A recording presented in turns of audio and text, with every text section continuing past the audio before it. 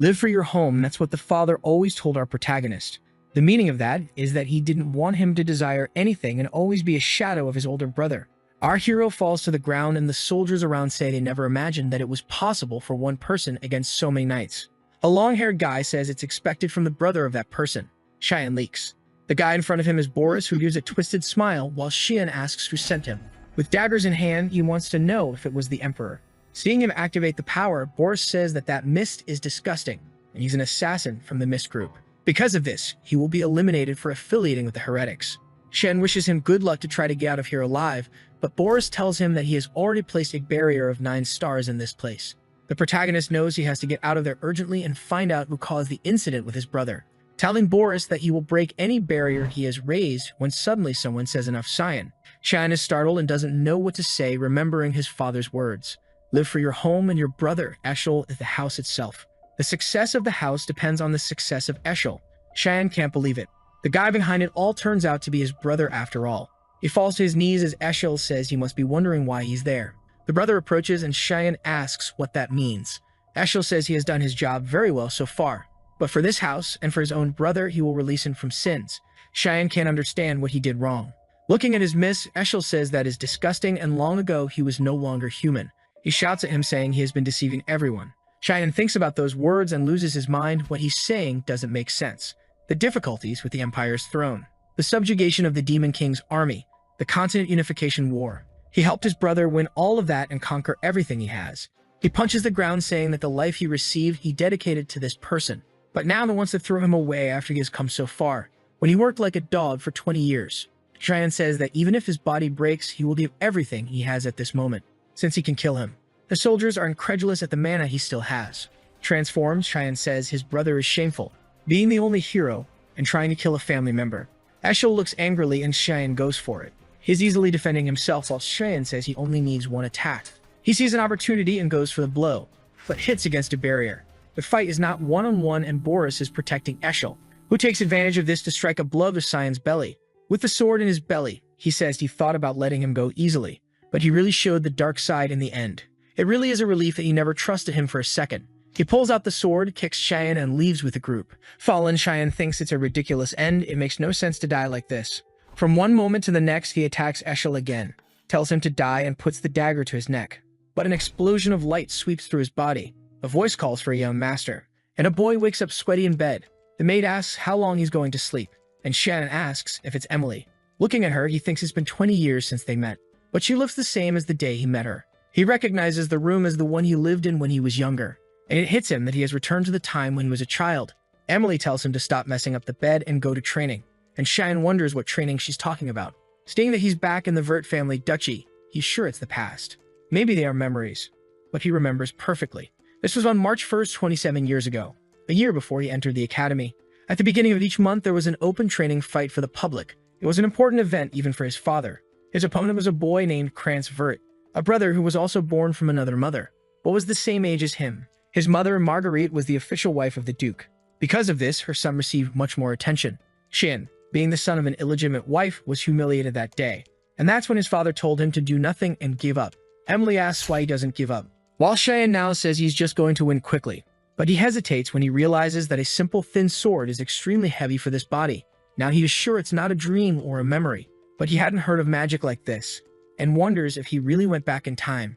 Krantz says it's incredible that he didn't run away, and when Cheyenne looks at his father, he tells him to start. The brother goes up asking where he's looking, and clearly he's confident it's going to be easy. But Cheyenne wonders why he's so slow. A step to the side and the brother cuts the wind. Krantz says he's a coward and comes to give another attack, but he takes a blow to the hand that makes him drop the sword. A kick to the shin and he writhes in pain, falling to the ground crying. The mother calls for the boy while the father seems interested. Seeing him on the ground, Cheyenne knows that if he puts the blade to his neck, it's over. But he remembers that in the past, this guy tormented him, and the bullying continued even at the academy. So now he has to end him so that he never thinks of doing something like that again. In this second life given to him, he will live for himself. The fight ended with Krantz being completely defeated. The Duke postponed the plans because he wanted to talk to Cyan, and even put one of the knights who worked for him to keep an eye on him. In the corridor, he sees Krantz's mother and is sure she's back from the infirmary. With a mischievous smile, Cheyenne asks if her son's okay. Duchess. She says he is shameless to say that after what he did to his brother. Cheyenne ignores her, saying it's normal for this to happen in training. The Duchess says that's why you don't talk to illegitimate children. Filthy mother, filthy child, and you should have stayed picking up trash from the streets. Cheyenne looks back thinking she crossed the line and wondering if he should kill her. But he smiles, remembering that he knows how to make her suffer gradually, and tells her he will enter the same academy as Krantz, and she asks what he means by that. He wants to know if she doesn't care about her son and his graduation. She frowns and goes to slap him, asking how he dares to say something like that. But the guard protects Cheyenne and apologizes to her. But the Duke calls the boys so they can't linger there. He stares at the Duchess and tells her they are leaving. She remains with a closed face but doesn't have much to say. And Cheyenne did this because he knows the Duke's order is absolute. And the night there was ordered to protect him. In the room, his father tells him to come in. Cheyenne enters and introduces himself. While he thinks that the last time he met this guy like this was 15 years ago. Duke Wallace Verdit, who tells him to sit. People call him the protector of the continent, the one who with his magical power and military strategies stopped the demon's attack. Even if a whole army of the Demon King wanted to kill him, all he wanted was peace for this continent. But that's just how he was in Cheyenne's memories. Someone who dedicated his whole life to serving people and being an admirable man. The first thing Wallace says is that he noticed he saw the sword and dodged. Cheyenne is confused. But Wallace says that when Krantz attacked him, he saw the trajectory of the sword easily and turned aside to avoid it, and asks when he learned this kind of fencing. Cheyenne is impressed with how attentive he is and says he learned it on his own. Wallace says that as far as he knows, Cheyenne had no interest in fencing or he was hiding his skills. The explanation says he didn't want to stand out too much, while Wallace says it's amazing that he defeated Krantz even acting like that. But he stops and then asks why he hit his brother like that in the end. Cheyenne thinks, is he recognizing me as someone strong? And then says he wanted to prove something. Wallace asks what he wants to prove. Our hero says that even though he is a brother, he wanted to prove that he is better than Krantz. The father begins to laugh and says it's amazing to have such a direct and clear answer like that. He hopes that Cheyenne will one day become a strong ally of Eshel. The name Eshel scares our protagonist, who wonders why he would want to be an ally of that guy. In the end, his father's obsession with Eshel hasn't changed at all. He clenches his fists without saying anything. And Wallace says there's no reward ceremony, but he can ask for something. Cheyenne's plan is very obvious. He wants to end everything that Eshel wants to do, so he tells his father that he wants something special. The maid asks if he really wants to go to the front line of war. He says yes and is sure, but she wants to know if he's out of his mind. He has no idea how terrifying that place is. It's full of demons, monsters, and creatures. In the west of the Old Empire, there's a place known as the continent's front line, a battlefield where an endless war against the demon army has been going on for 100 years.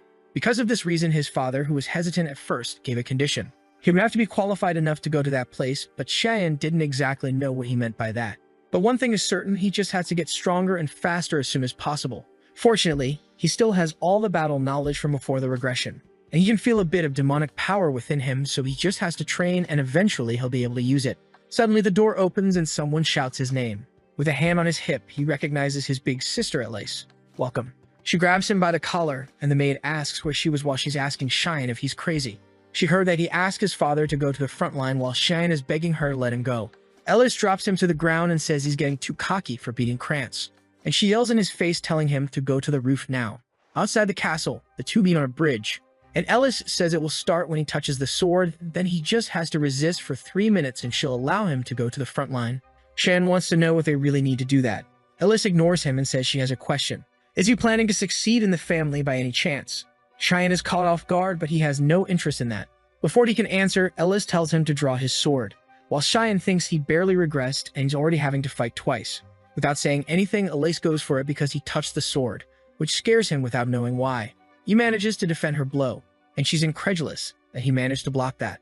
While Cheyenne is scared that she's really going all out against a brother 7 years younger, she steps back with grace and beauty, while thinking it's impossible for him to have blocked her long sword with that thin rapier. He's already gnashing his teeth thinking it's luck. She says he's apparently better than she thought.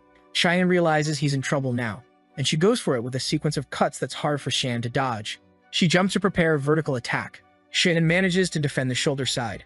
Her blade slips past his and ends up going straight for her neck. Ellis is startled and Cheyenne realizes he did something stupid. He spins his arm and they both step back. Standing on the pillar, he thinks it would have been dangerous. If he hadn't moved the sword, he would have killed her now. The assassination techniques he learned are all for instant death. He doesn't know how to fight without killing someone. But she wants to continue this for 3 minutes. It will be dangerous for her.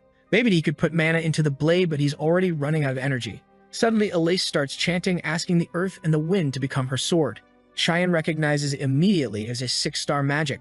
Elise's blade starts to glow with the activation of the water blade. Cheyenne is now crying she really wants to kill me. This wasn't a test.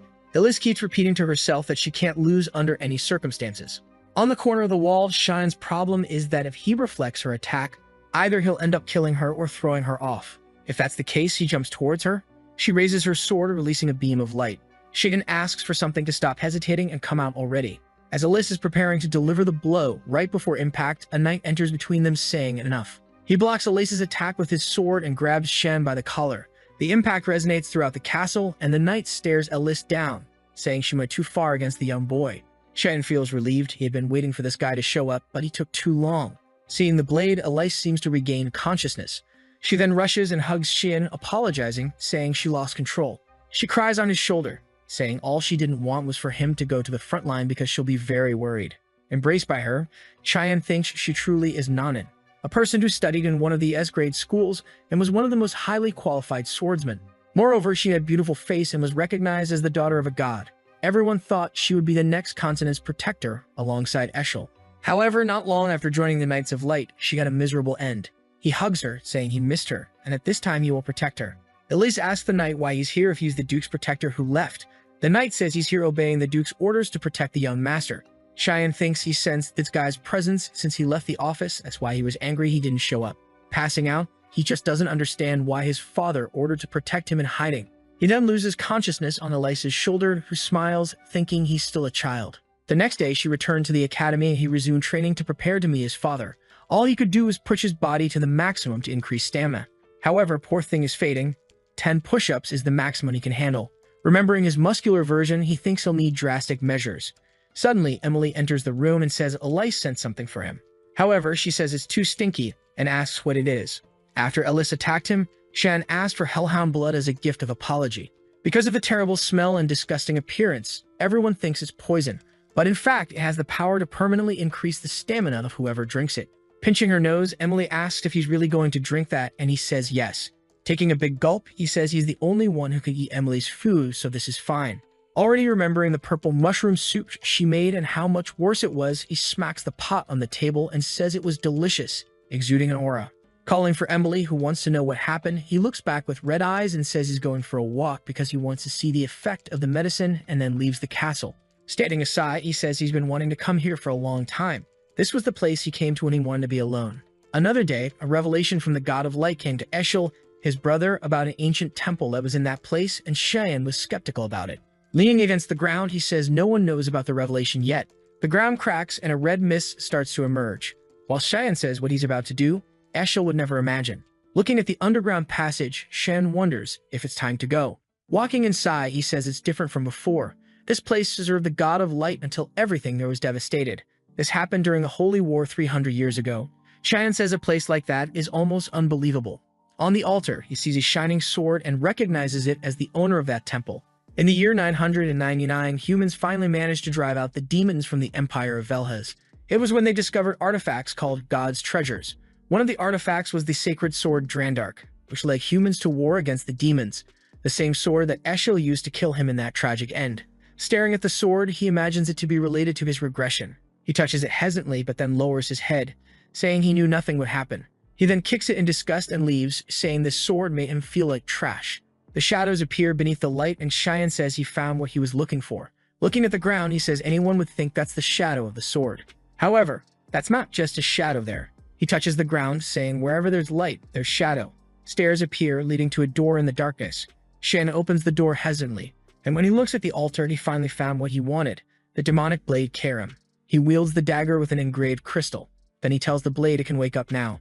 He continues cutting in all directions, already hesitant seeing that it seems to be sleeping. But it's quite thrilling to cut with the blade he used his whole life, really tasty. Suddenly, a shadow starts emerging from the ground, saying he was a very brave child. She asks Cheyenne if he doesn't know the meaning of taking that dagger, and he says it means it's his now.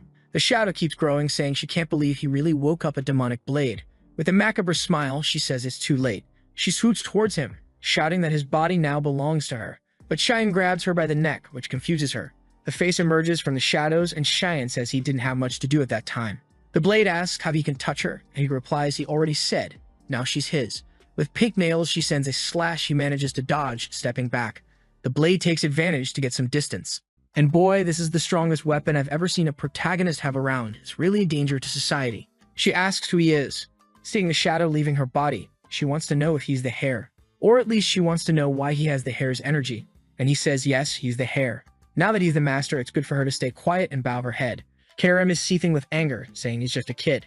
She attacks him, saying she won't accept this.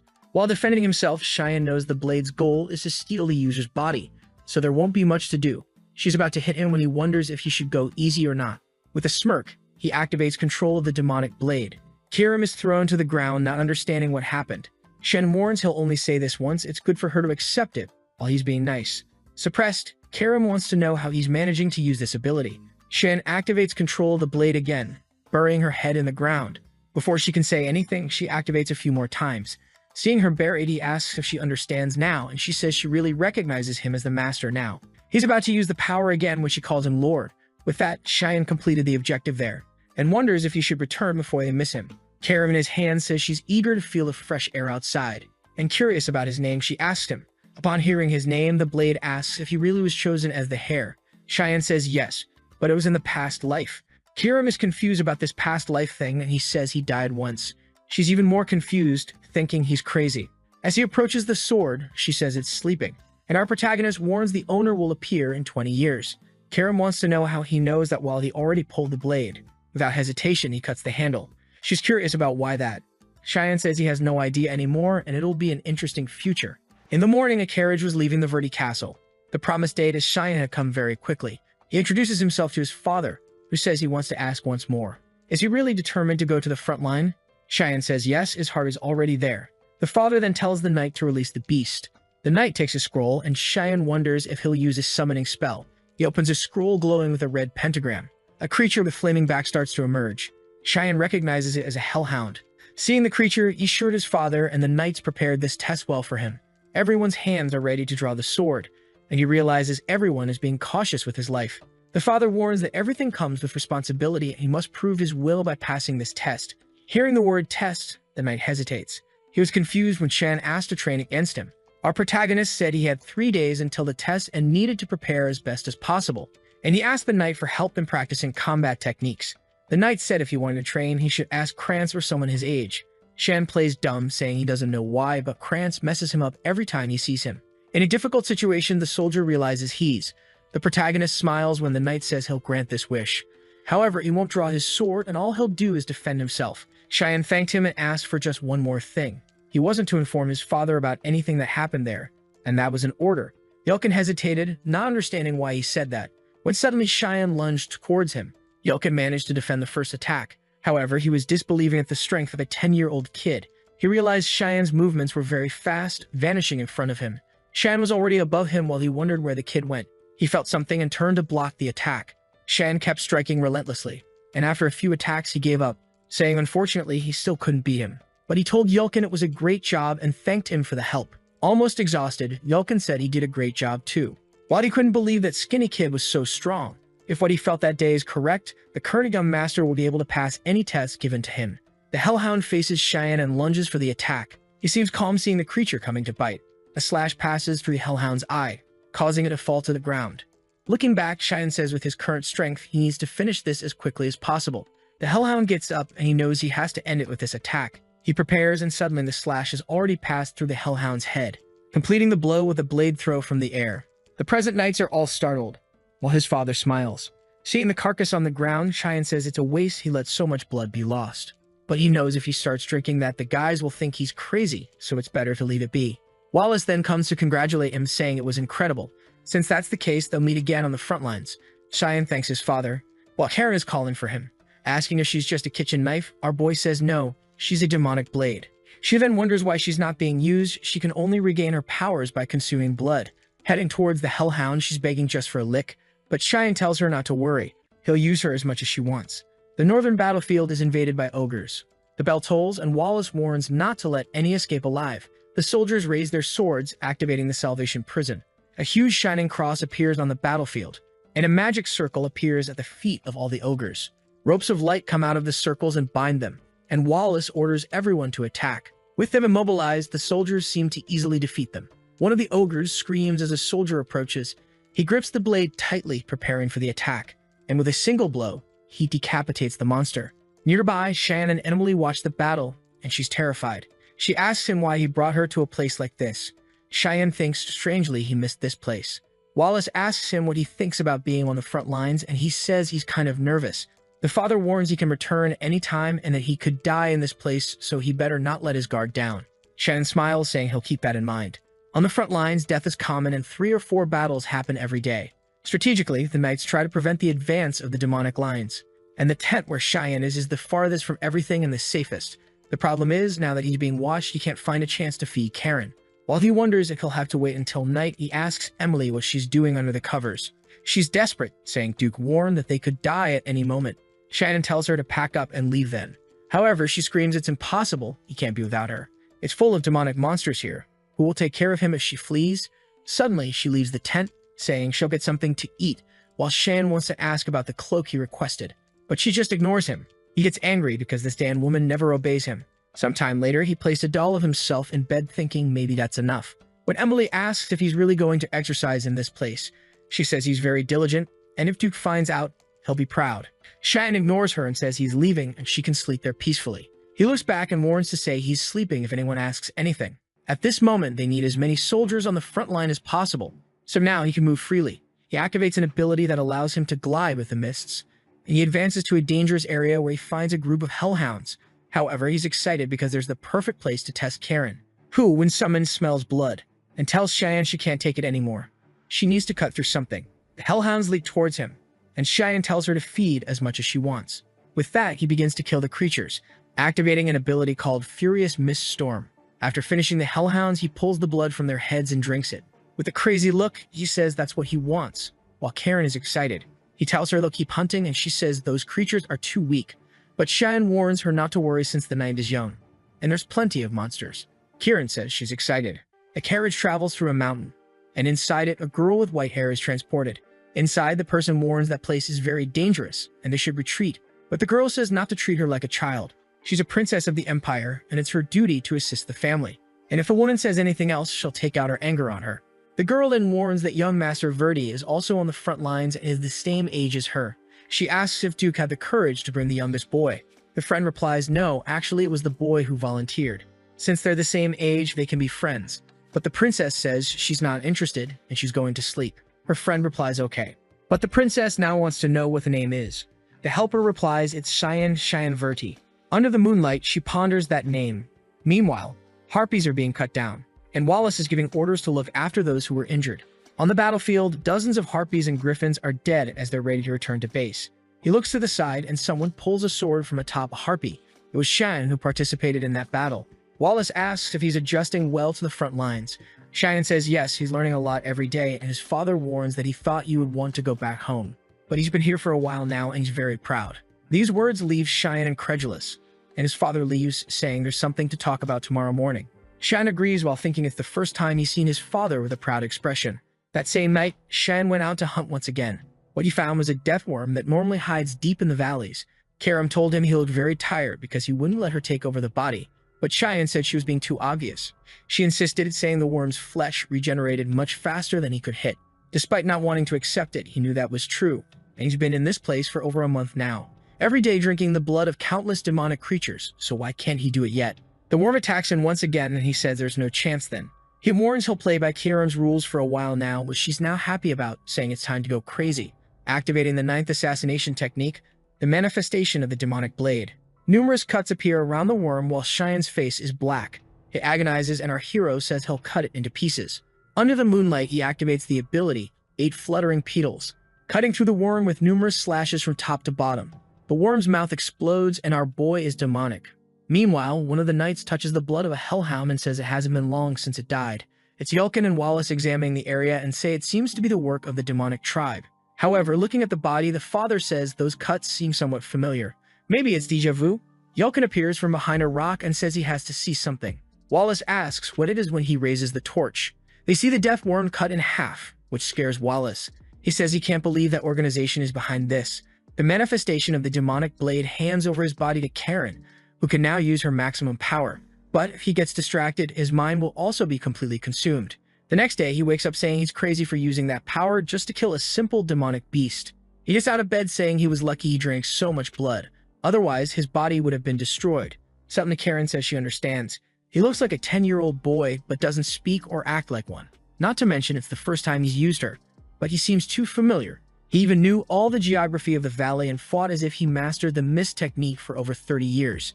Kieran remembers he said he died once, and now she's sure. He's a regressor, isn't he? Cheyenne says he had explained that very well already, and she just hadn't understood.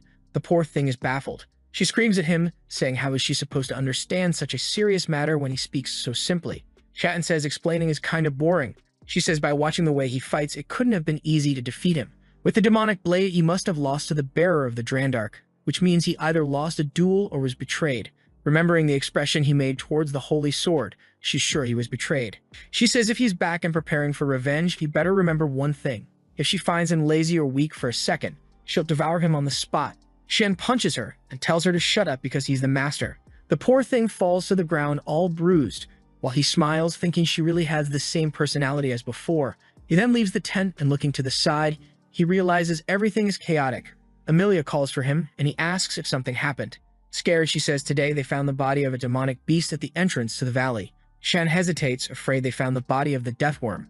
Amelia warns it's been a long time since they found such a high-level beast near the borders. Shen asks if there's anything else to say, and she gets scared. He asked again, did anyone say anything about me, any rumors? Suddenly, a knight appears behind, calling his name. It's Yulkin, who says the Duke wants to talk. Shen knows he's in trouble because yesterday when he was hunting, his father's group suddenly appeared. He had to abandon the Hellhound's bodies without being able to clean anything. All he didn't want was to attract attention before entering the academy, and so he presents himself in his father's tent. Sure, his father already knows everything. His father greets him while Shan hesitates about what he'll say. Wallace tells him to sit, and Shan frowns, wondering how he'll get out of this now. His father says he'll be direct and asks what he was doing last night. Sweating, Shan lies, saying he went to bed early. Wallace seems to believe it for a second, but finds it very strange since the cut on the wolf was very similar to his blade. Is he jumping to conclusions by thinking that? Shannon asks if something is wrong, while Wallace finds it unbelievable that a young boy has done something like that. Shannon calls his father again, who asks if he heard about what happened last night, and he warns that they still need to investigate, but it seems to be something from the Mist organization. Hesitant, Shen asks, Mist. His father explains that it's an organization that has existed since ancient times, and they don't know its goal. But they have massacred countless nobles under the pretext of purification. Only that suddenly they disappeared. The last time they were seen was 300 years ago, but the same mist was present at the Deathworm, and that residue of power is only left by those who venerate the god of the mist. In his speculation, whoever killed the worm belongs to the mist. Shan is impressed that he managed to track down an organization that disappeared 300 years ago with just that. Wallace says he doesn't know why they disappeared, but he tells him to be cautious and he will report it to the Empire. Our protagonist is relieved. It seems he will be able to escape suspicion. While his father thinks it doesn't make sense to connect such a young boy to all this, and he tells him that the discussion is over. And then he asks if he heard about the visit coming today. Cheyenne says he heard it was someone from the royalty. His father approaches, saying yes, and then he wants to ask him for a little favor. Sweating, Cheyenne is curious about this favor. A knight sounds his signal announcing the arrival of your majesty. Wallace and everyone on the battlefield bow and welcome the Emperor. The Emperor, who looks like a pale vampire, says hi to Wallace. He approaches him and says they are old friends, no need to be formal. Then he asks if the boy next to him is his son. Cheyenne introduces himself and says he's the youngest of the Vert family. The Emperor tells Wallace it's amazing to see that his son is on the front line. Really, his kids are extraordinary. The favor the father asked Cheyenne for was to introduce himself as his son, because in his past life he always stayed hidden and nobody even knew he existed. The Emperor then says it was the perfect time for him to introduce himself as well. A Shu descends from the carriage and she introduces herself as Erin Severus, the 5th princess of the Empire. Cheyenne remembers that she was known as the Unlucky Princess. One of the favors his father asked for was to escort the girl. He was confused because he wasn't very strong and wanted to know why his father asked for that. His father explained that it was just for him to keep her company since they would be entering the same academy and are the same age. Cheyenne remembers that in his past life he saw her at the academy while changing classes a few times. Wallace explained that it's always good to know someone from the royal family, and even though she won't be staying here for long, it's a good opportunity. Our protagonist thought he wasn't very interested, but he understood his father's intentions. He wanted him to have a relationship with her like his father has with the Emperor. However, Cheyenne says that his father chose the wrong person since that girl wouldn't serve his purpose. He sighs, saying he can't reveal the reason since only he knows the future. As inconvenient as it may be, for now he will have to follow these requests. As they walked with the troops, Erin asked why the lake was red. Cheyenne explained that it was the blood lake and there was no special reason for that color. The injured creatures jump into it to recover mana, and because of that, it has that color. Erin asks if it's red, then why are there a lot of monster remains, and Cheyenne says that's basically it. She then asks what's at the end of it. Cheyenne says there's a demon kingdom there, and she wants to know if there's a demon king there. Our boy warns that if the lake continues, she will find the king in flesh and bone. He's teasing her for asking such a silly question. Suddenly, they see a flash of light. A yellow smoke cuts through the sky, and Erin asks what that is. Cheyenne says a golden light means the entry of demonic creatures. She gets scared, asking if they've already arrived, while Wallace orders everyone to protect the Majesty and that they are going to the third outpost. The Emperor says he's disappointed, and Wallace asks what he means by that. The Pale One then draws his sword and says he's not here just for a visit, it's because he was already bored and missing the battle. Wallace lowers his head, saying he understands, and the Emperor tells his group that they will assist the eradication team in getting rid of the creatures. Wallace calls Shan to go too, who responds immediately. Erin is confused and asks if he's really going to fight against the creatures. He says yes, he's here in the background, but he always fights on the front line. She says she wants to go with him too. He questions what she's doing, while she says they're the same age, so there's no problem. But Cheyenne warns that the battlefield is not a playground.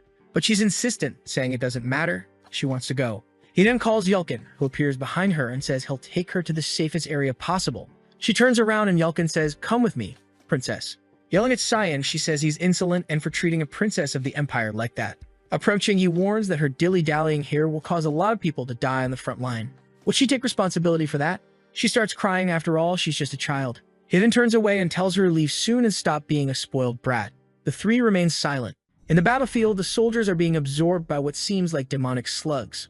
Wallace raises his sword and tells them to return to formation. He points in a direction and says they should protect the Majesty and kill all those creatures. With a war cry, the soldiers enter the battle. Dion Severos had two wives, one named Anna, who had already died, and another known as Cassandra, who was the current ruler of the Empire. The first wife bore two, and the second two more. But the fifth princess was born from a peasant woman, so everyone looked down on her. Still, she did not submit to anyone.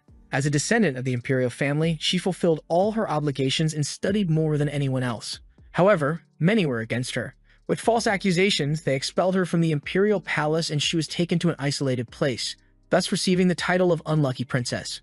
Karam asks if that's what he heard from his father in his past life. Cheyenne says when it comes to politics and reign, things are like that, while the electric slugs are being cut on the battlefield. Watching from afar the explosions, he recognizes that the Emperor is really amazing. He plants the sword in the ground and activates a sacred ray, easily defeating all the slugs around him. Cheyenne heard that this guy's magic reaches 8 stars. If he hadn't become Emperor, he would be the president of the Magic Council. Obviously, these medium creatures are nothing to him. A while later, Wallace and the Emperor are drinking together, talking about the old times. The Emperor talks about the current state of the Empire. In recent years, many nobles have been murdered and tension is rising. Wallace says this probably has something to do with it. The Emperor reveals that all the murdered nobles were considered corrupt officials, and a black mist is being found in all the crimes. Does he know anything about it? Wallace says that the followers of the Black Mist seem to have restarted their activities, since he also found something near the base. The Emperor says that could be the case, but they will have to investigate a little more. He even wanted to thank these guys for getting rid of these trash, but this is increasing the tension in the Empire too much. And there's something that particularly caught his attention. One of the nobles said that the 5th princess was involved in these incidents. Wallace asked, are people trying to connect her to this? The Emperor says he knows it doesn't make sense to blame a child, and asks Wallace to take care of his daughter if he dies. Wallace makes the oath of this promise, and the Emperor thanks him. That night it was raining in the tents, and Emily was asking if he really did that. Cheyenne just ignored it, saying he was leaving. But Emily wanted to know if he really said those things to the princess. This way, he'll never be able to get married, he'll live a lonely life. Cheyenne told her to forget about it. He was going out to train, and she asked if he was really going in this rain. He told her not to worry and go to sleep, only Erin was clearly already there. Emily got a scare and asked who she was. She lowered her hood and asked if he was going somewhere. But if he's not busy, she wanted to talk about something. Seeing the princess, Emily's eyes even sparkled. Erin asked how long they had been there, and Cheyenne said it had been over a month. However, he wants to know her reason for being there. She hesitated without saying anything, and both asked Emily to leave them alone, who was already smiling mischievously, and she left saying they should enjoy the tent. Cheyenne knows he's 40 and not at all interested in her. Erin apologizes for what happened that morning. Awkwardly, Cheyenne says he also acted wrong, and she laughs, saying she would have done the same. She says she knows he is recognized by those around him, unlike her. Cheyenne didn't imagine she had that kind of personality. She says she knows he goes to school and wants to be his friend. However, Cheyenne interrupts her, apologizes, and says unfortunately he can't help her.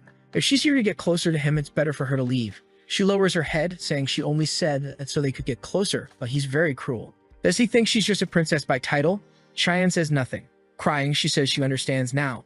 From his perspective, he can't gain anything by getting close to her and apologizes for wasting his time. Maybe she made a mistake thinking they could have a conversation, but he is completely different from Lord Eshel. Hearing that name gives Cheyenne a fright. He turns and grabs her arm, but she tells him to let go and asks why he's acting like that. Cheyenne asks her how she knows about his older brother. She says she met him when she visited the academy last year, and he told her to continue being that strong princess. Knowing his brother's nature very well, he knows it doesn't make sense for him to be giving advice. This means his manipulation has already begun at this moment. Cheyenne then says he'll give her some advice, but suddenly the tent starts shaking. Emily enters suddenly and tells them to run, but a pillar is almost crushing them already. The explosion happens and Emily is thrown from the tent. From afar, everyone sees a giant ogre and recognizes it as the young master's tent. Emily is desperate, crying for the two, while the ogre raises its club. The emperor asks what he means by that, and at night informs that the tent where Princess Erin was has been attacked by a high-level creature. He then orders to bring all the troops from the battlefront. While wanting to know who she encountered in such a dangerous place, the giant ogre continues to destroy the entire back part of the base, and hidden there, Cheyenne can't believe there's an ogre in that part, a type of creature that only appears in the depths of the valley. He's wondering if maybe it's his fault when Emily calls for him. She's crying, saying she thought he was dead. Remembering the moment of impact, he managed to grab Erin and dodge the blow. Obviously, someone who subdued the Demon King's army wouldn't die to an ogre. Erin asks if the knights will be okay, and Emily reassures her that everything is fine, and they are very strong. But she cries, saying if she weren't there, this wouldn't have happened. It's all her fault. The knights say it's okay, their duty is to protect them. Smiling, one of them says she can trust that they will give their lives. However, Cheyenne warns him to run, and an ogre's hand is coming from behind. The poor guy is crushed and coughs up blood. Soon he's lifted by the giant ogre who is on the backs of the two. Cheyenne tells the princess to stay on his back, and the ogre seems to smell something. He recognizes it as he thought, and these monsters are there because of him. He's going to tell Emily to grab the princess and run, but before he finishes, she already grabbed her and ran off. The poor guy thinks the girl is fast even when it's time to run away. The ogre is coming to crush him, and he won't be able to use the demon blade so that no one suspects him. He's curious why these creatures are hunting him and what smell they're sensing. Karam says to him that he's been drinking the blood of many demon creatures, and now for the monsters, he has a terrible smell that attracts them. Cheyenne gets angry. The damn sage knew this and didn't tell him. She smiles, asking if he forgot that all she wants is his body. He grabs her and tightens his grip, turning her into the dagger who wants to know what he's doing. Chen realizes he won't have an option. He'll have to go all out against this beast. He throws himself, saying he doesn't care, and the ogre comes swinging. With one swift movement, he manages to tear the creature's arm off. Then he appears behind its neck and slices it as well. The boy's got swag, and with just 2 cuts, the beast is lying dead on the ground. He says now it's just a matter of killing the curious ones. In front of him, there's a bunch of creatures that make Karam say she's very excited for this festival. However, he gets a shock when a demonic dragon appears. The dragon roars to the skies, and Karam tells him not to be afraid. It's still just a little one. Cheyenne immediately activates the manifestation of the demon blade. Pointing the dagger, he says it needs to devour him. Meanwhile, the army is facing the ogres that invaded the base. The Emperor and Wallace have just killed the last one, and he asks if there's any trace of the princess. Wallace apologizes, saying she was in his son's tent, and the Emperor says he must be worried about his son. He replies that no, he doesn't have to worry about that creature. The important thing is the princess. The Emperor is shocked. Wow, this father is cruel. Suddenly, someone informs them that they found Princess Erin, and she comes to speak with her father. He asks if she's hurt, and she says no, but he needs to hurry to save him. Young Master Cheyenne is in danger because of her. He tells her to calm down and explain properly. Wallace asks Emily if she's Cheyenne's maid, and she confirms. He then tells her to explain quickly what happened. Trembling, Emily explains that Cheyenne drew the attention of the creatures so the princess could escape. Wallace doesn't say anything, and one of the knights says he remembers the location. If they have the command, they can go there to rescue him. The Emperor yells at Wallace, wanting to know why he hasn't ordered them to go already. But Wallace says they won't go. The Emperor and Erin are shocked, asking what he's talking about. Wallace says the recovery of His Highness is the priority. If this place falls, the entire demonic beasts will invade the Empire. They first need to rebuild the base because that's how they'll prevent further losses. Emily then asks what they'll do with the young master. Wallace says the boy has already fulfilled his obligation by evacuating the princess, and that's how things work in the Vert House. The Emperor and Erin observe him saying that, while she thinks again it's all her fault. Suddenly, they hear a roar in the sky, and when Erin looks up, the dragon is passing by. However, she's incredulous when she sees our boy holding onto its tail and being carried away. In this world, dragons are the closest creature to the gods, besides being considered the most evolved living existence. Normally, it's an honor to meet such a noble creature, so why is it flying so close to these people? Eren screams for him, and the Emperor asks Wallace what his son is doing there. Wallace is silent, and the Emperor keeps asking why he's not doing anything. While up there, Cheyenne doesn't know what he's doing. He just wanted to drink a bit of blood, but now things have gotten complicated. As soon as the dragon appeared, he challenged it. He saw a bunch of weak monsters attack him and sent them flying to the front. He used the Furious Mist ability and cut through the entire battlefield. He approached the dragon and realized it really wasn't an adult yet. But the dragon prepared an attack and the boy got scared. The explosion happened and a laser cut through the battlefield. He managed to dodge, and by the dragon's head, he told it it's just a baby. So how does it have the courage to spit on him when they meet? He sent a slash that hit the dragon right in the eye. He was floating midair, and the dragon took advantage to attack him head-on. When he was about to be pierced, he smirked and activated the mist blade. Using the 8 fluttering peels to cut the dragon from various directions, the beast fell and exploded the entire ground. And he felt that it really was impossible to kill a dragon. His shoulders were already done. But now that on the ground, it's time for the final blow. The dragon flaps its wings to create distance, and Cheyenne knows it's going to use the laser again. However, when he looked, the dragon was fleeing in fear, flapping its wings. Cheyenne jumped towards it, shouting, "You won't escape, you coward." And that's how he ended up hanging onto the beast. The problem is that when he glanced down, everyone could see him. So how will he explain this? Karen asks why he's acting like a statue, and he asks if she doesn't see everyone down there. Karen was angry, saying that she'll have to use her now that she's invoked her. But Cheyenne says that if he does anything demonic, he'll be stopped. She shouts, "So what will you do, kid?" He says he's thinking and tells her to shut up.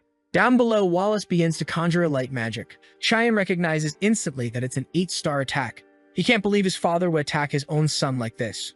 And that's exactly what he does as he raises his sword to the heavens. Cheyenne is desperate, wondering what kind of father he has. But the dragon descends toward the swords and starts dodging everything. He says it's good work by the dragon, congratulating his friend and telling him not to take it. The problem is another one appears behind him. Coming almost in his face, he already knows he can't dodge this one. It hits his leg where he was clinging, and Cheyenne is thrown. As he falls, he's sad, thinking he lost his lunchbox. While Karen is telling him to protect himself, he falls headfirst. Our guy says he can't use any mist technique. She comes at him, telling him to stop being cautious or he'll die like this. He tells her to shut up, he's thinking. In the end, he really won't die, and she can't believe he's going to do this. Until he has an idea. Down below is the Red River. He says he has no choice but there. Someone from afar observes the dragon fleeing and says it's rare to see such a sight. The guy behind him says it's just a kid who must have gotten lost from the group. The silver-haired guy points in a direction and asks if there are demons there. But the friend responds that there, in fact, is the human region. He looks at the horizon and gets curious, saying that dragons shouldn't be defeated by humans. Staying silent for a second, the guy with glasses asks if anything happened. He points, saying he feels a strange energy coming from that direction, almost familiar. The friend responds that they can go check it out. However, he's forbidden from annihilating absolutely everything out of boredom. He spreads his wings and says it's okay, he won't cause any trouble, and he flies off saying he'll be right back. Meanwhile, Cheyenne is emerging from the blood lake. He throws himself onto the rock, cursing up to the 10th generation, and he asks Karen if she's alive. Karen, all slimy, tells him not to talk to her. She's contemplating how to kill him.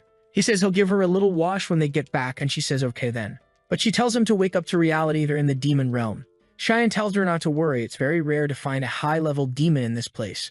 Someone behind him says he knew he would find something interesting. Cheyenne is startled. This is a voice I'll never forget. The demon behind him asks if he's a human, and Cheyenne knows he's the demon king Valkyrian. He remembers that in the past, this guy said the same thing, that Cheyenne was as if evil had gathered in one person. Valkyrian asks why he's not answering. Is he not human, by any chance? In an instant, he's on his back, asking if he really wants a fight. Cheyenne is startled and turns, but Valkyrian easily dodges. But he managed to cut a tiny strand of hair. Leaving him impressed, he says that indeed races have endless possibilities. Karen asks him who he is, and the protagonist replies that he's the Demon King. She says if he's the Demon King, he has no chance of winning. He knows it's impossible. The best option would be to escape from there. However, his hand is trembling and he wonders if he can do that. But he's surprised when Valkyrian tells him to relax. He thinks he came here to fight a kid, for God's sake, and lies on the ground saying, "Do you really think I'm going to hit a child?" Cheyenne is all confused there, wondering why this guy is lying down. Valkyrian says he will ask one more time if he's a human. Cheyenne says yes, and Valkyrian wants to know how he ended up there. Our protagonist explains that he was carried by the sea, and the guy says it seems to be his first time in the realm, right? However, he senses strange energy and asks Cheyenne what he is. He says he's just a normal human. Valkyrian says he says that, but it seems like he knows who he is. Our guy says it doesn't make sense. It's the first time they've met. Valkyrian stretches his arms, saying it might be because it's the first time he's seen a human too. He then asks why he came here while wondering why this guy is so calm. Valkyrian says he felt a strange energy while he was walking around. He says that as the Demon King, he needs to keep an eye on the lands he rules. Valkyria then gets up and tells Cheyenne to repeat what he said. Cheyenne says, "You're the Demon King who keeps an eye on the lands he rules." He points to his face and says he's not surprised. Now he's sure he's been seen somewhere. What kind of kid reacts like this? Cheyenne knows that the invasion of the demon realm is about to begin, but this guy is completely different from what he knew. What happened to change his attitude so much? So he asks him as the Demon King what he wants to do. Valkyrian smiles, saying he's quite reckless to ask something like that to the Demon King. And then he says it's obvious, right? As long as his subordinates are alive and eating, there's nothing else he can do. But everything changes if someone wants to change that. In that case, he'll end them all. That's his simple obligation as the Demon King. For a moment, Cheyenne felt the same demonic aura from the guy who attacked the Empire the first time. Somehow, he has to prevent that from happening. He then asks Valkyrian if he wants to make a deal and asks what it is. Cheyenne says that in the future, something will happen to him, an incident that will put all his subordinates at risk. Valkyrian asks him to explain properly the nonsense he's talking about. He explains that he doesn't know exactly how it will happen, but it will be an incident that will become the catalyst to start the war against humanity. Valkyrian crosses his arms, asking if he really thinks he, the Demon King, would attack his land. And Cheyenne says that's why he wants to make a deal so that no matter what happens, at least he won't start a war. Valkyrian says he has no idea what he's talking about, but if he accepts it, what does he gain from it? The protagonist says that no matter what happens, he will help the Demon King. Approaching him, Valkyrian says he seems to know something. He's sweating, and Valkyrian asks him his name. After introducing himself, Valkyrian says he will keep that promise as the King of Demons. He flies off, saying it's good for him to keep his as well since this is a deal. And he smiles, saying it's now sealed. After contacting the Demon King, some knights found Cheyenne. Seeing him emerging from the Red Lake, they said it was a miracle he was still alive. And with that, he received the title of the one who survived the demonic dragon. He was then taken to the monastery on the front lines, a place used as a military hospital. Cheyenne asks someone to repeat what they said. Erin is hesitant to say anything. She holds back and shouts, asking if he wants to be hers. The poor guy is confused, not understanding what she means by that, but he says he's not interested. She obviously gets startled. She starts crying again, saying it was expected. She really is the fifth princess with no power at all. Cheyenne in bed is thinking she's really starting to annoy him. He knows Princess Erin is the weak link in the imperial family, and the way she's risking it, her end is obvious. The problem is he can't shake off the idea that his damn brother is behind her death. He then says she's right. Currently, she really can't offer any benefit to him. She has no possession, takes a hit. Besides, it's extremely risky to get involved with her politically, takes another hit. But he says he'll take care of her until she figures out what's necessary. She asks if he's really going to do this. Cheyenne says yes, it's a promise, so she doesn't need to worry. She gets up, saying she understood that when she manages to turn things around, he recognizes her power. She points at him, saying she doesn't know when, but she will make him recognize her power. He says he's very eager, while thinking she was depressed just a second ago. Before leaving, she says there's one more thing, and thanks him for surviving. Then she leaves, and he stays silent. In the depths of the camps in a forest nearby, a hooded guy looks around. He takes a square in his hand and smiles, saying that now it's almost done. A voice asks him, "Reynold Crimson, was that you?" He can't move his body as if he's being held by invisible chains. The person behind him says it's a small dimensional box, and considering the timeline, it was before it was commercialized. This box can hold anything as long as the person desires. From behind, Cheyenne says that's the masterpiece created by the Magic Council. He observed the guy for a whole year smuggling things from the Empire. He grabs the box, saying he'll take it now. Magical Knight of 7 Stars, Reynold Crimson, who asks who he is. Seeing him, he recognizes him as Cheyenne Verret. He throws the items from the box on the ground while Reynold wants to know how he found out about it. Cheyenne ignores him, saying he must have an informant to know where to be at the right time. Reynold keeps insisting he has no idea what he's talking about, but Cheyenne says he can't lie because the blood of those creatures is already being sold in the Empire. That's how the Lice sent him that Hellhound blood gift. The guy is sweating, wondering who informed this kid and what's happening. He has no idea how Cheyenne trapped him, but as long as he can move a bit. And then he extends his hand, using a fire magic to kill Cheyenne. He gets startled, and the explosion comes towards him. Seeing the smoke, Reynold says it's a good thing he took this seriously. You really can't underestimate the son of the Verts. Then he finally relaxes. But suddenly his hand is cut off. He screams in pain and can't understand what that mist in front of him is. Seeing Cheyenne, he can't believe he belongs to the mist. But he grabs him by the neck and throws him against the tree. Cheyenne gives him 2 options: either he admits and dies peacefully, or he doesn't admit and dies in agony. In the trading area in the western part of the field, people are organizing some boxes. They see there are 2 potion boxes and are excited. They're just curious about how much is in that big box. But upon opening it, they both get startled. It was just Reynolds' head. From the mountain, Karen asks if he's really going to let the other guys live. He says yes, that's enough as a warning. These guys always smuggle demon items into the Empire. The items then reach the Magic Council, a place where people did any kind of madness to understand magic. Cheyenne says what they're going to do with demon blood is unthinkable, so they need to be separated. Karen says in this new life he's only living for others, but he says he's only preventing other people from using demon blood. In the Empire, in a certain mansion, Eshel is receiving a letter, and he finds out that Cheyenne has just gone to the front line with his father. There's a succulent girl in bed. This bastard is a villain but knows how to enjoy life. She asks if this Cheyenne isn't the younger brother of another mother. Eshel says yes and says that Kid is trouble in several ways. So we'll have to go there and leave a like on that video. That way he helps Mamoru produce some juicy content for his viewers, activate the cheeky little bell, and I'm out. You guys remember that the previous chapter ended with his brother saying he'd have to take a look at Cian. Some suitcases are piled up, and Emily celebrates that they're finally out of the front line. She's sure the Academy will be a much calmer place than the front line, while Shan knows it will be scary. The Academy isn't quite the place Emily's dreaming of. In fact, it's a cruel place where lives are destroyed by political interests, a place dominated by envy and greed, where strangely enough studies aren't even a priority. But Emily's there dreaming, saying she'll find a Getchit instructor, and Cyan starts to realize she's going to follow him at the Academy. Sometime later, he's back in the duchy, having fun. He hears a sound and looks to the side. It's Krantz, startling him. Everyone's asking what he's doing there. Cyan tries to say hi, but the boy has already run off. Karam asks who that idiot was. He says it's Krantz, but he doesn't care about him. Karam says his brother is the complete opposite, and he says it doesn't make sense because his opposite is someone else. The door opens and he's back at the mansion. Only this time, all the servants greet him. Stan remembers that they didn't even look at him before, but now, their courtesy is insignificant, probably his father's doing.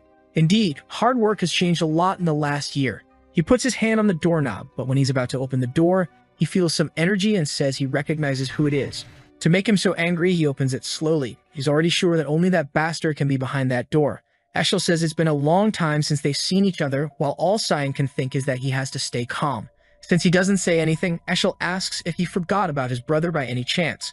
What Cyan's trying to do is stay calm, while Eshel says maybe he forgot since he last saw him when he went to the Academy. But Shan's already got red eyes, realizing he won't be able to stay calm. Already preparing a dagger in hand, he's sure he'll kill him now, but Kiram holds his wrist and warns him, and if he doesn't want to have his skull smashed, he'd better control himself. Besides, killing him now wouldn't be fun. With that, Shan calms down and greets his older brother. Eshel then asks, "Do you remember me?" Shian says it's impossible to forget a brother's face. Eshel pets his head, saying he's very happy. He was worried his little brother wouldn't remember him. It's a relief. He even heard that his little brother's fencing has improved drastically, and soon he'll be helping House Vard, or even better, he'll be helping him on the battlefield. Shan says it's true and he's very eager to help his brother in battles. Eshel stares at him and says he's very relieved to hear that, as the reason he came here was just to find him.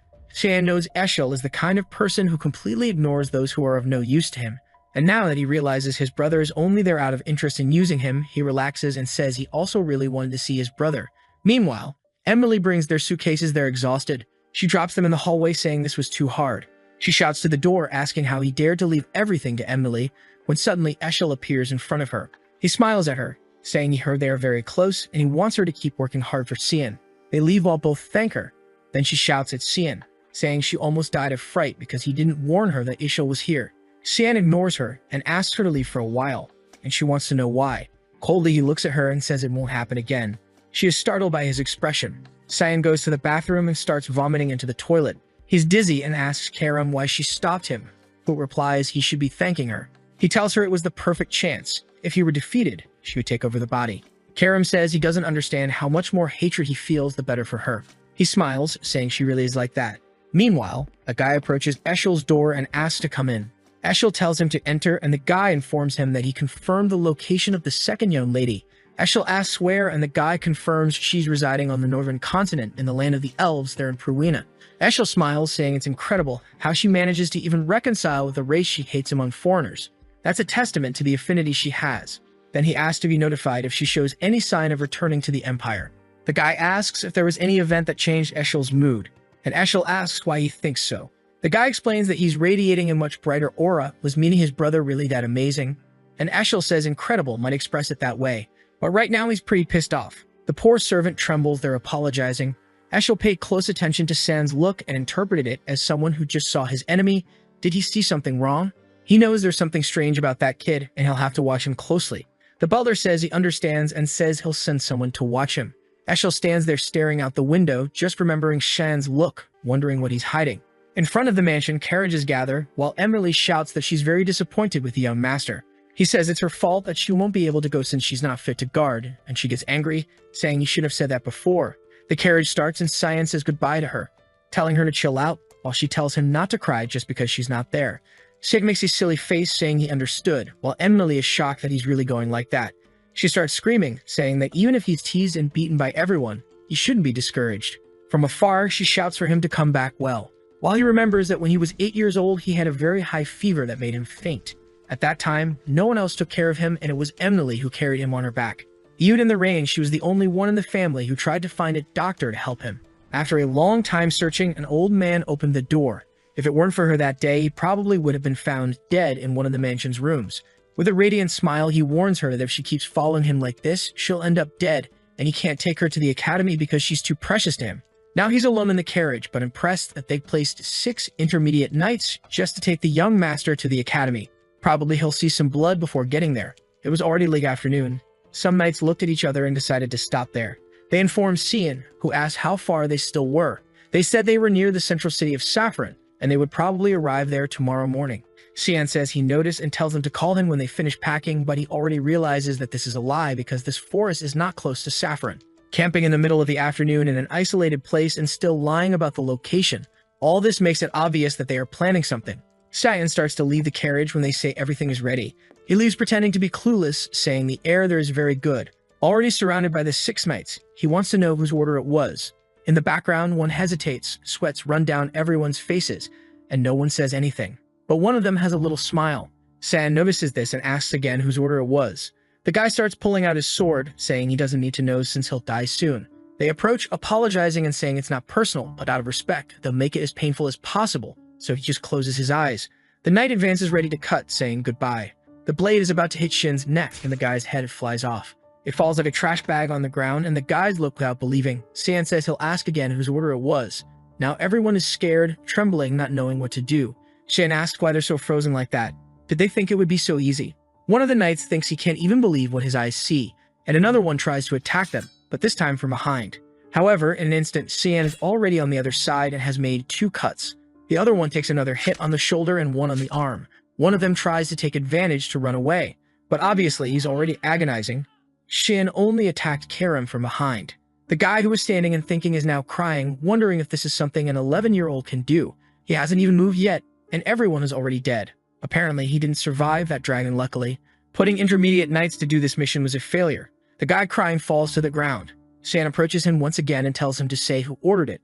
The guy warns the moment everything was the Duchess Margaret's doing. Shen feels a bit awkward. He didn't even need to do anything against the guy. He already said everything. The poor guy is crying, trembling, right? Why did he speak? The following the carriage is moving and he's taking Shan calmly up there. And he explains to Cyan that it seems it was the young master Krantz's doing. He somehow asked his mother to prevent Shan from bothering him at the academy, and apparently this whole mission was the result of that request. Cyan remembers the fool who keeps running away and is behind this. He really will have to give him a little help at the academy. The guy then calls Shin a little embarrassed, and asks what will happen to him now. Is he going to die too? Cyan says he doesn't seem very attached to his life. The guy says he knows they were trying to kill him, so it doesn't make sense that he wouldn't die. Cyan tells him to at least drive this carriage properly so he can have some use alive. The guy understands what he meant and thanks Cyan, who says they seem to have arrived right in the central city of Saffron. A vase attacked on the ground. Margaret is asking how they found the 6 dead. The butler informs that this is the case and that the young master Xian arrived in the city of Saffron 10 days ago. Margaret angrily asks the butler said there wouldn't be any problem. So what happened? The butler apologizes, saying they underestimated the boy, and she says it's impossible for a 10-year-old kid to have killed so many people. The butler says he probably had help from someone they didn't know. But it's alright, they just have to send an assassin to infiltrate the academy. She says enough. And if he finds out it was her doing and he mistreats Krantz because of it, already remembering that Xian asked if her son needed to graduate. Biting her lip, she says enough. It's better not to do anything else before things get complicated. Also, no one can know about this incident, so it's best to eliminate all those affiliated with it. Eshel's spy listened to the whole conversation. It's been 10 days since Xian left Saffron. Brian has been playing his role as a servant all this time, and he knows that news of his survival must have reached the mansion. However, at this rate, he'll probably reach the academy without any problems. He'll have to start wondering if he'll have to get rid of Brian, who suddenly opens the little window with a smile, saying they've arrived. Sand says, "All right, you got it." That city brings memories to him. It can't be said they were good memories, but this academy changed him a lot. He presents the coat of arms of House Vert at the reception. A bit excited, the girl says she'll register him. Yes, everything's fine. They'll receive his room too, and everything will be fine. Sand notices that she acted somewhat strangely. Is there a problem? Then she hands him a letter with a golden key. He startles and asks if she gave him the right one. Ryan lets the suitcases fall to the ground and startles. When he wonders if this is the place he'll stay, the royal dormitory, the best there is. But Shane remembers that in his past life, this didn't happen to anyone. This means that someone's influence is there. He asks Brian if that was the last suitcase. Brian affirms, saying he brought everything. Sam puts his hand on his coat, saying that now they're at the academy and he's finished bringing the suitcases. Brian's job is done. Brian's sweating, saying, "Hey, wait a minute, kid." With that, they throw a bag of coins into his hand. He startles and asks what it is. Sand says it should be enough for him to start over wherever he's going. He advises him not to return to the mansion or he'll die. Brian stands still for a moment without saying anything. Suddenly, he kneels and says that he, Brian Kendrick, the official knight of the old, would like to serve young Master Shan until the end of his life. Shan asks if he really is a knight. Brian says yes, but he's not very good, so he's more of an assistant, really. However, his father once said that for a not-so-talented knight, if he found someone he could trust, he shouldn't hesitate. Shan says it's nonsense. Brian is confused, asking what he means by that. Shan asks if he's not afraid of being betrayed later. Brian says that even if that happened, he wouldn't mind, and Shan warns him not to do anything like that. Leaving through the door, he says it's a hassle. It's an entrance ceremony, so they'll go straight to the exam. Brian, sweating a bit, says it's okay. The academy's dean and a girl talk about how there are many talented people this year. All the students are gathered in a room. In the middle of the room is a girl surrounded by an aura. It's a Rin Savelru. Magical grade of 2 stars, a physique grade B, and a light element of 52%. Another guy named Set Shaharkin is a 3-star mage with a physique grade A and an earth element of 71%. Scratching his beard, the old man says these kids were incredible, but this boy is invert. Magical grade 1 star and a physique grade S, darkness element 92%. The academy instructor, Sirika Negriti, says that even the girl named Elise Vert, who is considered the daughter of God, had a water element of 88%. The old man says it's interesting how the person everyone thought had an untouchable talent was surpassed by his brother. He is the chancellor of the academy, Kundal Quizzle. However, Sirika says his element is darkness, and the director says that due to the nature of darkness, some people really don't manifest it and waste any talent. But he tells her that Xian received a royal dormitory. She says she heard about it from the other instructors, and he says it was an order from the emperor. It seems Xian saved Princess Erin, who was with him on the front line of some demon beasts. The emperor seems to have even been thinking about marriage. The 5th princess, who was excluded from the throne line and the Verdi family, which has always been the cradle of talented warriors. The instructor asks what she thinks will happen, and Sirika replies that if this happens, it will accelerate the revolt happening in the empire and maybe more blood will be shed. The director says for now they can do nothing but observe whether this child will become a hero or a disaster. Walking down the hall, Xian is thinking about the 92% because in his last life it was 80%. Was it because of the blood of the demon beasts he drank? Walking down the hall, he sees someone. It was Krantz, who startles, saying Xian looks odd. The chubby one behind him asks if this is a boy who's been treating him like a slave. The chubby one looks at him and asks if it's true that he doesn't even know who his mother is. And Xian recognizes this boy as the son of a Marcus Popper Penneron. In his past life, he also stood by Krantz tormenting him. So it's very good to have found them together like this. The chubby one tells Krantz to get out of the way. That boy there needs to be crushed. Krantz is sweating, saying it's better not to do that.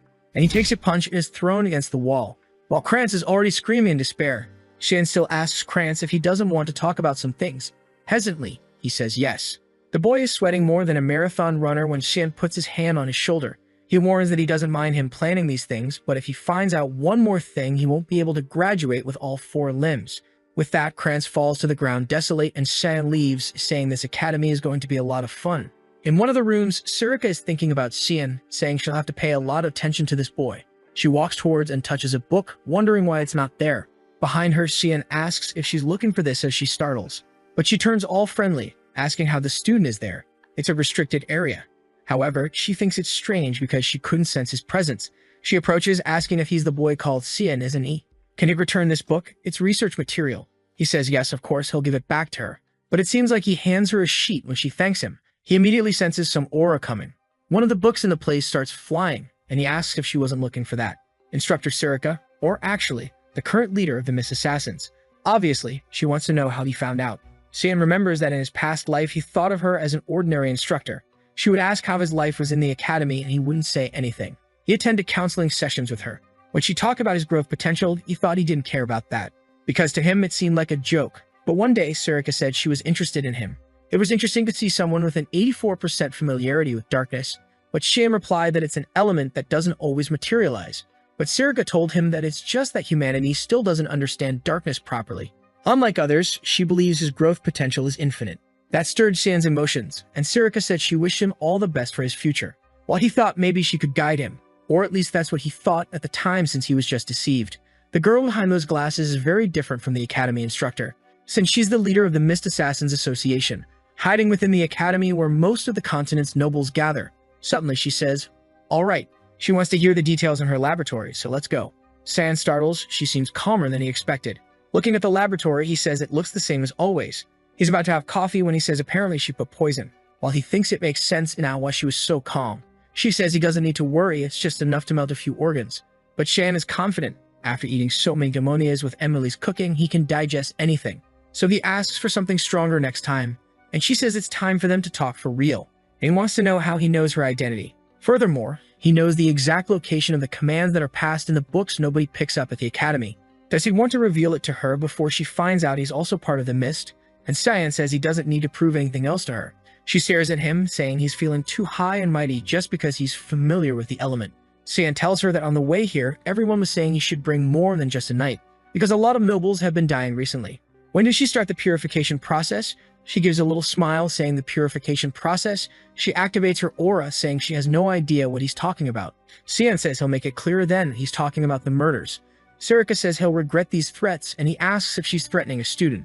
Suddenly, she kicks the table and throws everything at him. Karam seems scared, asking if that's how she's going to act, and punches the table. She's already behind him with a dagger in her hand while he says he's already approved his identity. She goes for it, saying that as the leader of the association, she can't not know one of the Mists. She tries to make a cut, but Sian dodges. She goes for it again, saying he won't escape. Sian pulls Karam, thinking he won't have anything to do, and defends her attack. He says that since she doesn't believe him, he'll have to show her. And he starts attacking her, causing her to defend and retreat. Sweating, she asks if this blade is what she's thinking. The weapon that can only be wielded by those who have been chosen. Karam's demonic blade. Sian asks if she finally recognizes him, especially since the Mist must be working right now to find her. Sarika wants to know how he knows this. Sian tells her that the hair she's been searching for is right here in front of her, in a certain street in ruin. In an isolated house, someone uses magic to open a padlock. It was Sarika with Sian, who says he doesn't seem very impressed with the hideout of the Mist being right here. That one is the way to the altar he wants so badly, so he can go alone. Sian walks through the tunnels. That's a subspace created by the powers of the god of the Mist, and because of that, it's much longer than it seems. But he remembers perfectly the direction he has to follow, and each of the traps present. Suddenly, some guys attack him from behind, and he says this reception ceremony is very excessive. He defends against some attacks and retreats backwards. The guys throw a lot of mud at him that he has to defend against. But one of them almost dies and has to defend himself too.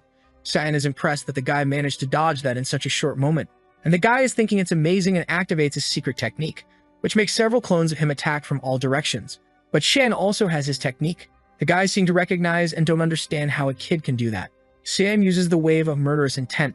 It's a technique exclusive to those who have been assassins for a long time. It allows you to instill deep fear in everyone around you. The guys can't even breathe and all fall unconscious.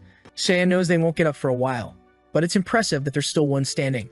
Is he some kind of executive? He then activates another ability, and the guy goes for it. He manages to defend against the attack, but the guy nullified his ability. The mask is thrown to the ground, and she says she can't hold back anymore, Sianvert. He stands there confused, not understanding. It's Lady Sarika again, saying she wants him to show his true power. He uses another technique, the savage attack, and sends her flying backward. She says he seems interesting. How can he use two assassination abilities so easily? She wanted to see his potential, but the boy is already running. Sian knows she has something called a desire for combat.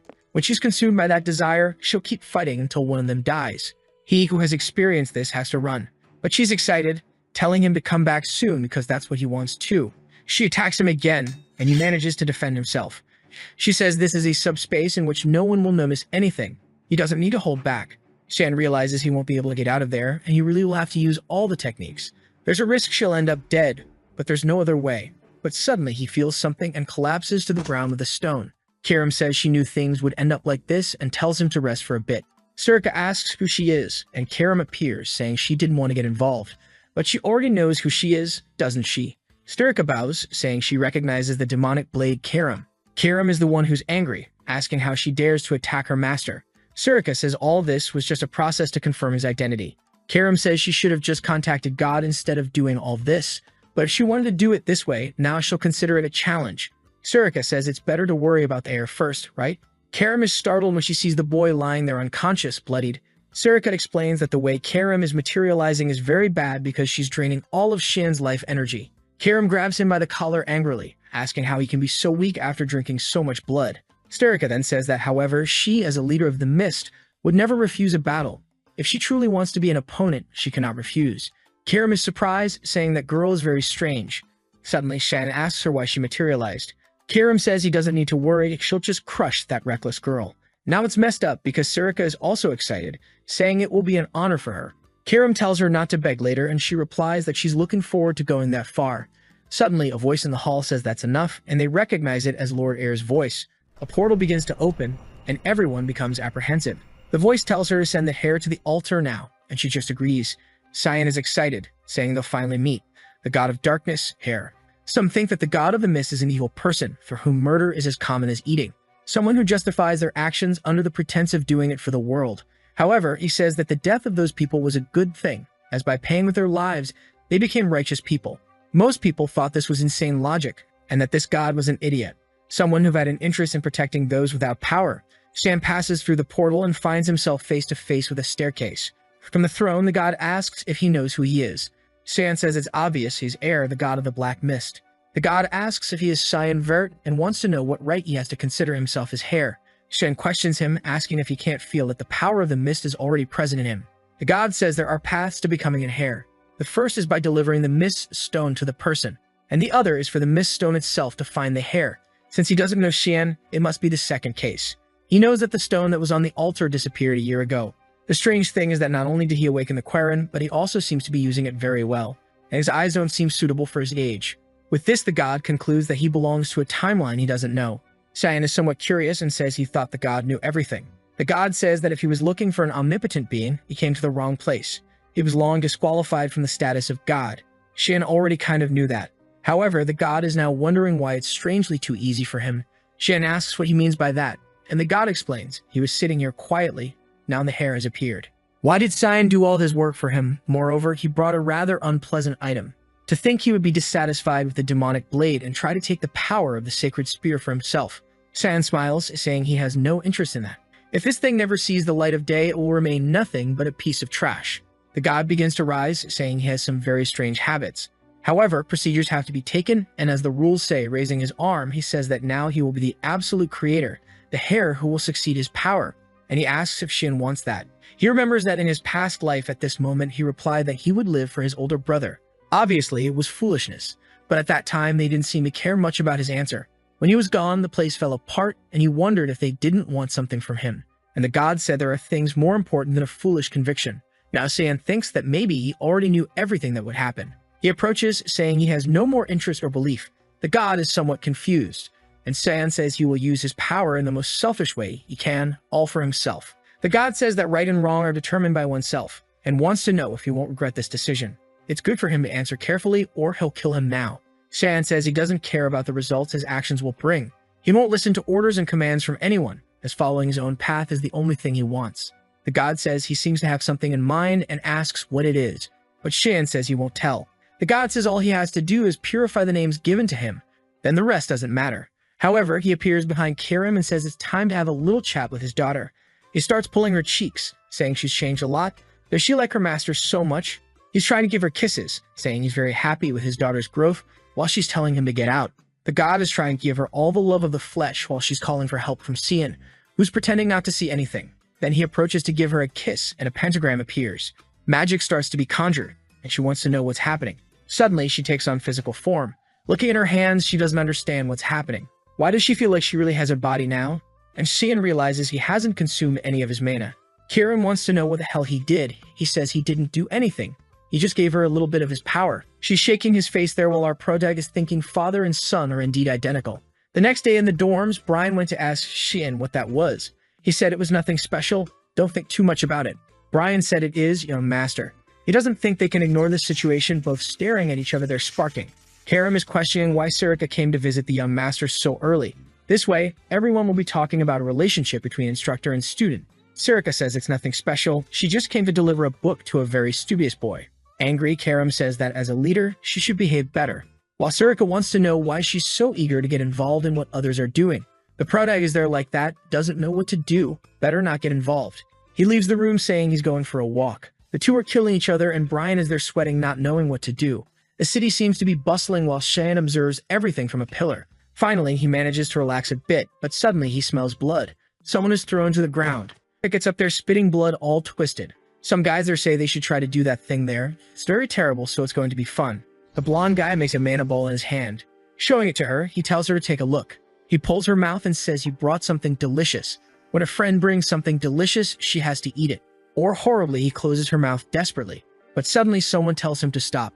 One of the students was about to hit a boy with an orb, when Aaron told him not to do that and that it was shameful for a noble to act like that. The blonde guy turned around and warned that he was the son of Duke Rumil, Barrett Rumil, and who she was. She introduced herself as the princess of the Empire, Erin Sevelru. The guy smiled, saying it's her, and he wondering who she was. The famous fifth company of the Empire, Miss Erin. He comes face to face, saying it's an honor to meet her. Erin says she's not here to meet him, and that he better explain this situation. He's in front of her. The guy says it's okay. The best thing is to ask the kid. Looks at him and says he speaks up. He's kind of scared. Grabs him by the collar and asks if he's okay.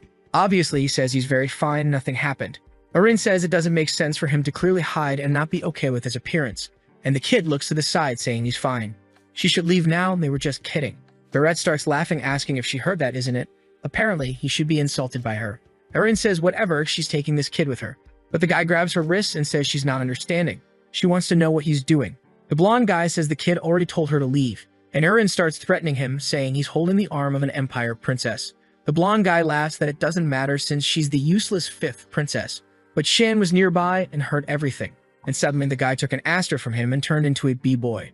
Erin blushes when she sees Xian, who's more curious about Reshmus being that kid in front of him.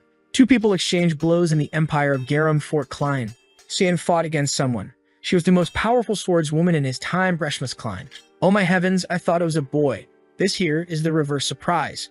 You think it's a buddy or a big buddy? She originally belonged to the UCF Empire, but for some reason she joined Gurren's reign after graduating from the academy, and even changed her nationality. Xian defends himself from the thrown attack. He's surprised when she jumps cutting. He disappears and appears behind her. He gives her a hit in the warrior's spine that falls crushed to the ground. I thought they were training, but in fact he killed her as an order from the Empire. The order was to kill her in a covert way, but she found him and they had a sort of official duel.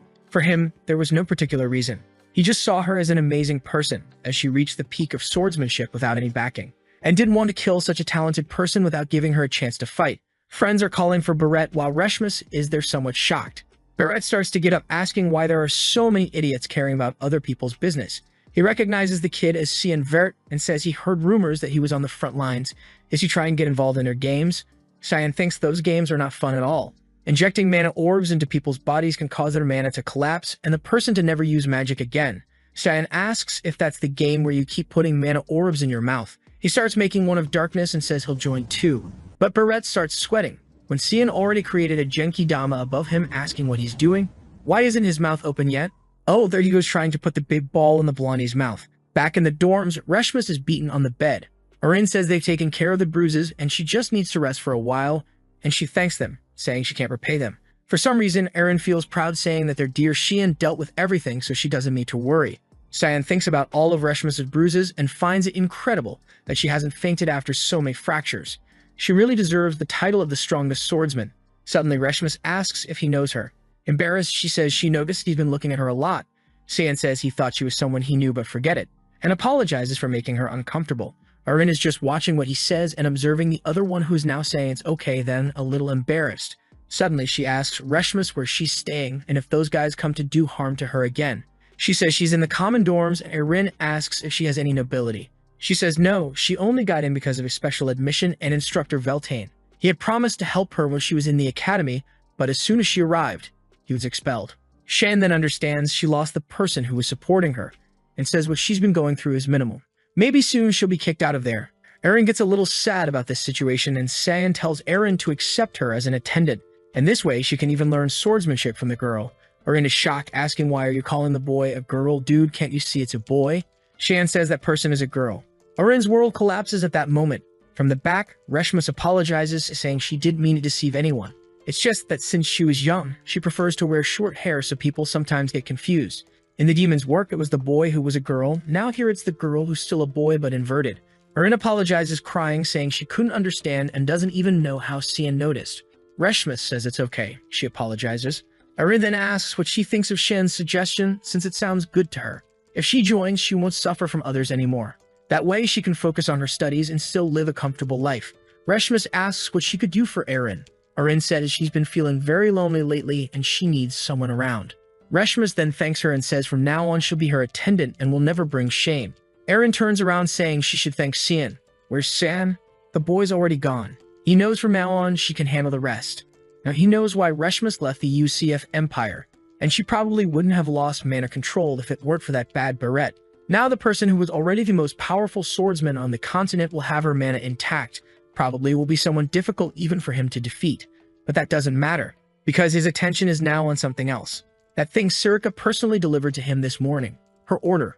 My first chance to help the association with a like on this video, guys. And you guys remember that the last chapter ended with our boy saying he was more interested in what he had received. With the card in hand, he thinks that this is going to be quite difficult for a first challenge. However, he remembers that when she handed it over, she said she believed in his potential. The problem is, if the missions are already starting off this hard, he doesn't even want to think about what he'll have to do in a few days. Suddenly, though, he hears something nearby and an explosion out of nowhere. Shin wonders if the monster has invaded the academy. However, what appears is a 3-meter-tall musclehead asking if he is Cian Verdi. A bit embarrassed, our guy just questions if the man knows who he is, and he answers yes. The man claims to have the level of a magic 1, but physical level of S, and he knows very well that Cian Verdi is the youngest in the Verdi house. Man, this guy's name is Seth Shaharkin, and he's 11 years old. I'm just like Cian, not understanding how an 11-year-old kid has so much muscle and is so tall. Seth starts flexing his biceps, talking about what he's heard about Shan's exploits. From killing creatures to surviving an encounter with a dragon. He also heard that the boy received an evaluation of a rank S physique, something even he himself couldn't achieve. And that's why he wants to challenge him to a fight. That's when Cian seems to recognize this guy. All because of the mark on his chest.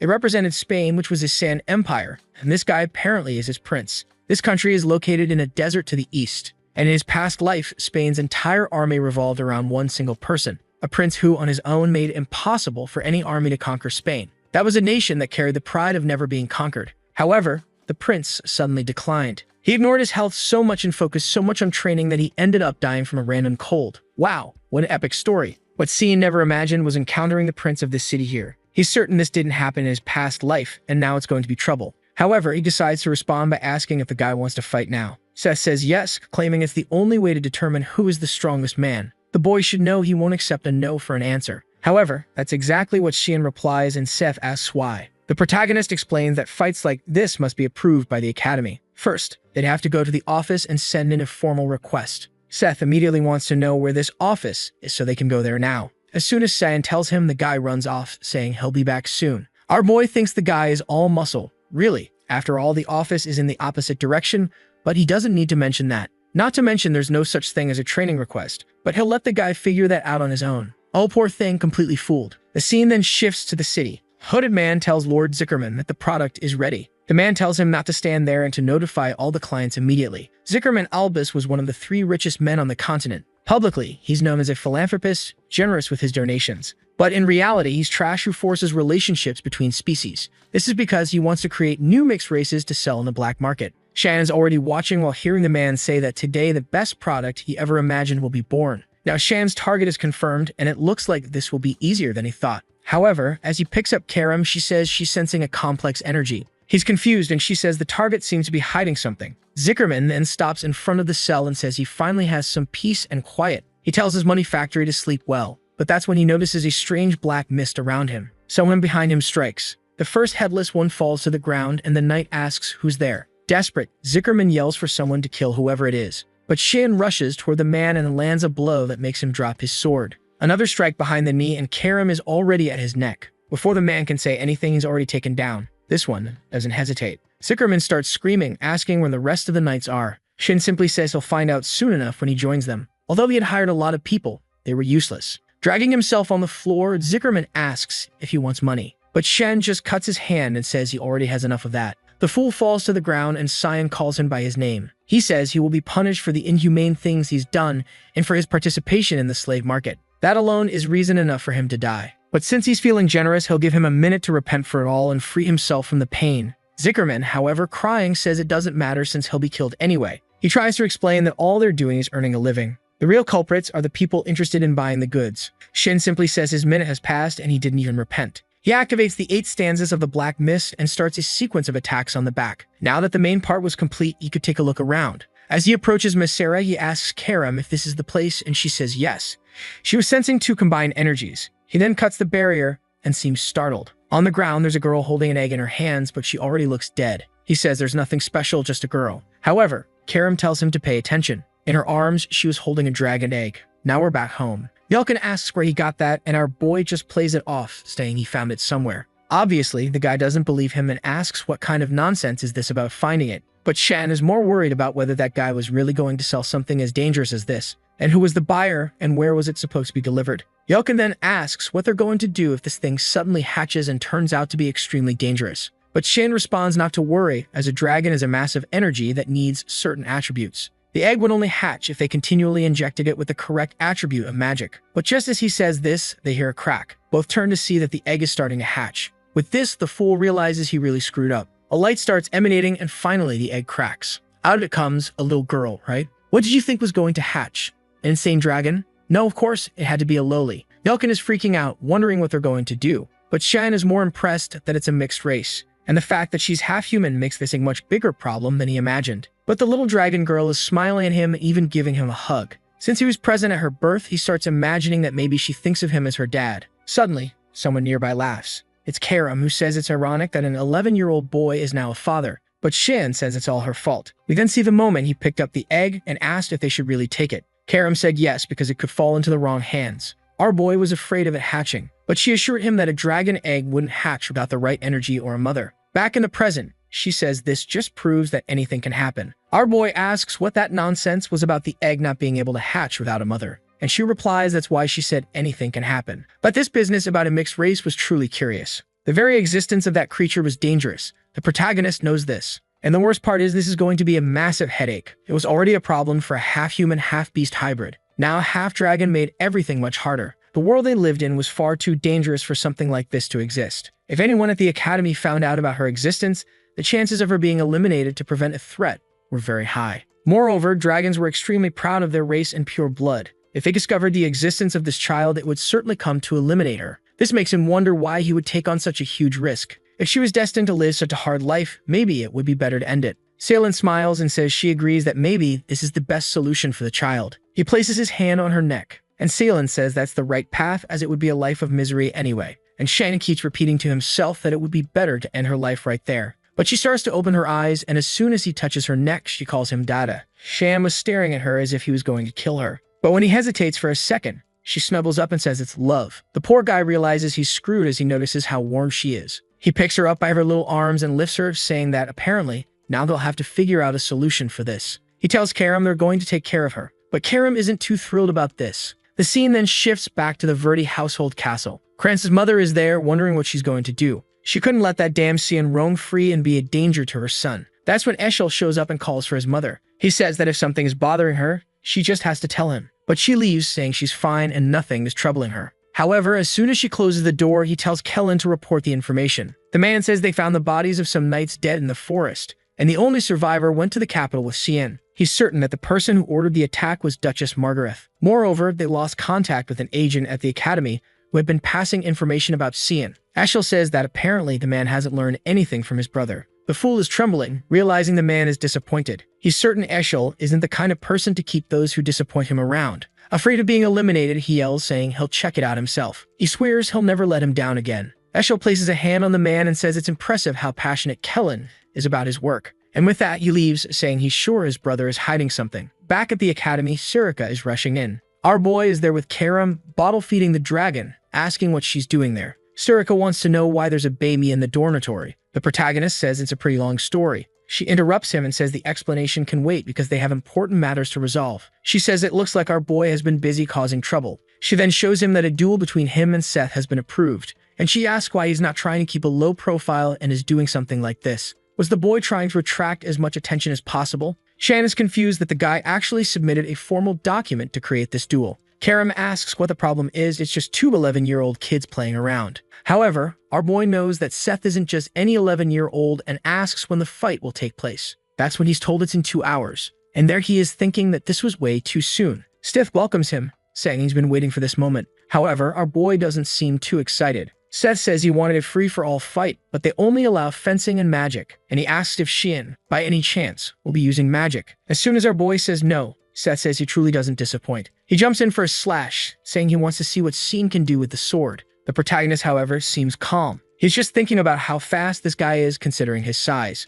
But attacks that rely purely on physical strength are easy to avoid. With a simple sword movement, Seth's attack is deflected to the ground. Shan starts to move, saying that an opponent like this is defeated with sophistication and precision. However, the prince says he won't give him any chances. A swords clash and Seth feels the pressure in his arm. Shen was able to use a good amount of his strength to counterattack. And how is he blocking such a big sword with just a rapier? Suddenly, Seth is behind him and goes for a hit to the back of his neck. But out of nowhere, Cyan sheathes his sword and grabs the fool by the legs. The poor guy is confused, wondering if this bastard has eyes on the back of his head. But when he's about to hit the ground, he manages to place his hand down and barely saves himself. He uses the momentum to almost land a kick on Xian. Seth is impressed that the guy found a counterattack in that situation. The audience is wide-eyed, wondering if these two are even human. Seth is just smiling. He starts laughing, saying that he really was defeated with the sword. But now he's going to put everything on the line and do whatever it takes to win. Shan says he's looking forward to it, but he's thinking this is going to be exhausting. However, Seth insists, saying he hopes Shan will also come in with everything he's got.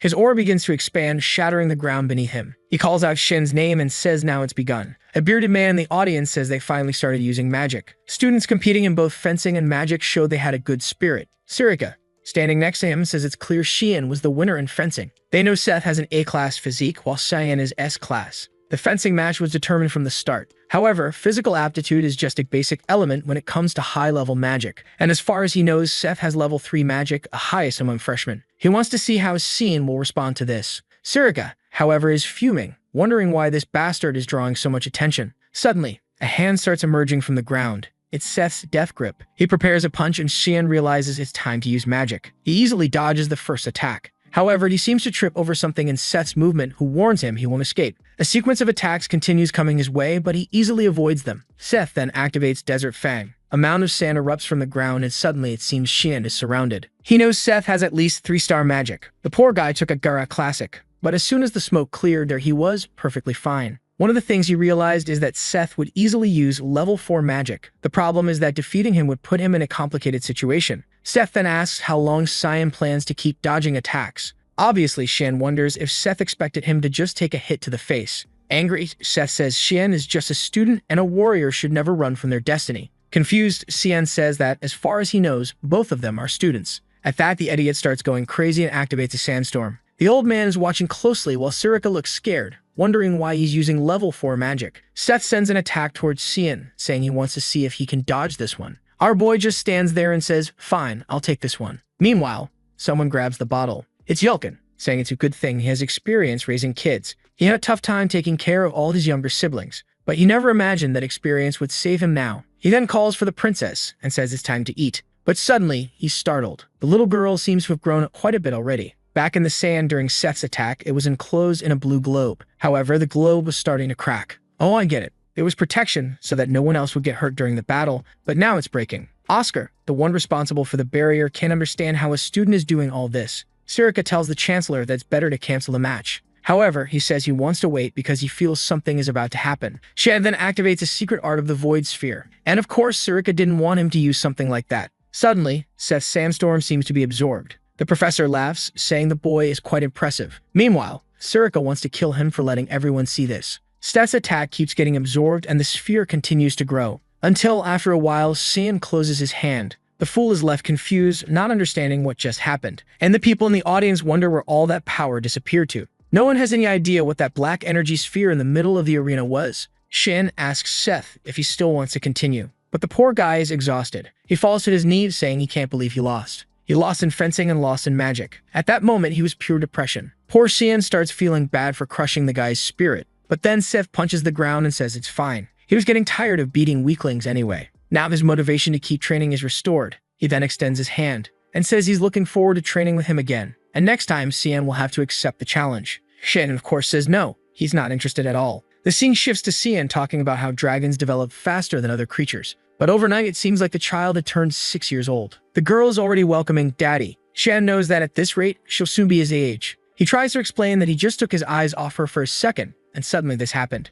Man, he knows it's going to be tough to raise her there. Someone mentions that there will come a time when he won't be able to hide her anymore. It's Sirika, who says she can help hide the magic sword. But a dragon like this is something completely different, especially since he keeps drawing attention to himself like today. Karim is lying on the couch, peacefully sleeping, not wanting to deal with anything. They're just looking at the little dragon girl, saying she's growing terribly fast. How did she get this big while he was out fighting? Sirika then says she knew he was up to something. But bringing a creature like that home is completely different. Our boy tells her not to worry because Yulkin said he'd take care of the girl. Besides, the place already has a barrier, so she and Karim wouldn't be detected. That's when Sirika hands him a letter and says this will only be possible if he stops causing trouble. Our boy looks at it and says it's a pretty bad reward for winning that match. But she just leaves the room, telling him to stop getting into trouble. It would be terrible if he ended up angering a certain someone. Yulkin then asks what it was, and our boy says it's a warning. They want to expel them for bad conduct. The little dragon girl says that can't happen to Daddy, otherwise everyone will end up begging on the streets. Shan is confused, wondering when this brat learned to say things like that. He pets her and says they don't need to worry for now.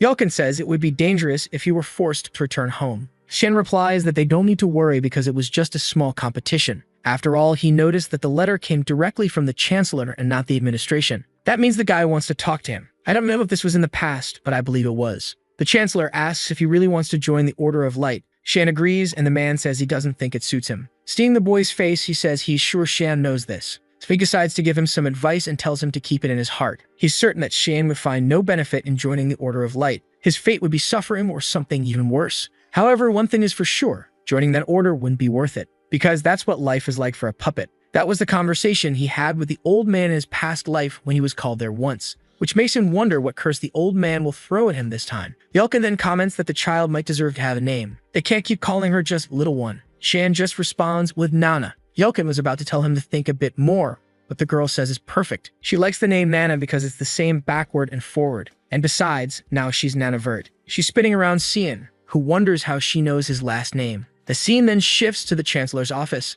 He's thoughtful and impatient because of Xian verdict. He already knew the boy had great potential, but he saw him absorb a rank 4 magic attack all by himself. Someone with that much power is something to be feared. But the strangest part is that Xian didn't even seem to be trying, which makes him wonder what this boy is truly capable of. Shan knows that Candle was the teacher of Emperor Dione and Princess Diana. He's one of the few 9-star mages on this continent, and after Princess Diana's death, he decided to dedicate himself to cultivating new talents at the Royal Academy. But what confuses Xian is that he always saw this man as a pacifist. So why in his past life did he suddenly get involved in the Empire's throne affairs? He stops for a second and is sure of it. That guy was as treacherous as ever. Knocking on the wall, he notices it has a barrier. Not just a barrier, but a 9-star one, even though he knew Sam was coming. It seemed the man wanting to test him, and Shan was ready to pass that test. Candle was smiling, curious to see how the boy would deal with the barrier. All right, fine, Shan mutters as he crashes through the window. He lands in front of him and calls out to the Chancellor, introducing himself as Xian Verdict, a first-year student. The old man notices that the boy did the obvious,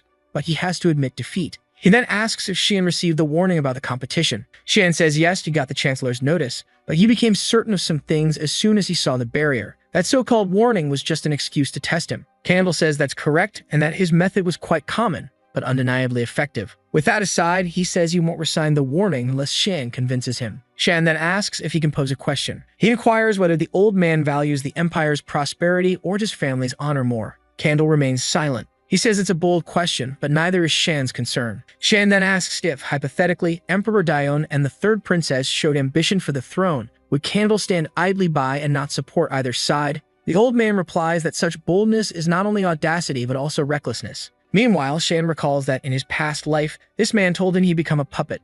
But at this moment, Candle was no different. Shan remembers that in his past life, the Chancellor played an important role in helping Prince Luenel ascend to the throne, a prince known for his violent nature and for killing all his siblings. The day the Chancellor questioned those deaths, he was imprisoned for treason. Now Candle slams his hand on the table and says it doesn't make sense. He asks Shin if he truly believes that the peace built over the past 100 years could crumble so easily. He felt the boy was talented, but apparently he's just an ignorant child. Shan ignores the insult and says that both Candle's daughter and the second princess have already died from illness. Furthermore, the third and fourth princes are forces that cannot be ignored. And Empress Cassandra's faction is beginning to hunger for power. They would stop at nothing to seize control of the empire. After all, the peace in this land is barely holding together. And when it all collapses, it will also mean the end of the academy. Candle is stunned that an 11-year-old knows the entire current political landscape. It then asks what Shan's intention was in saying all this.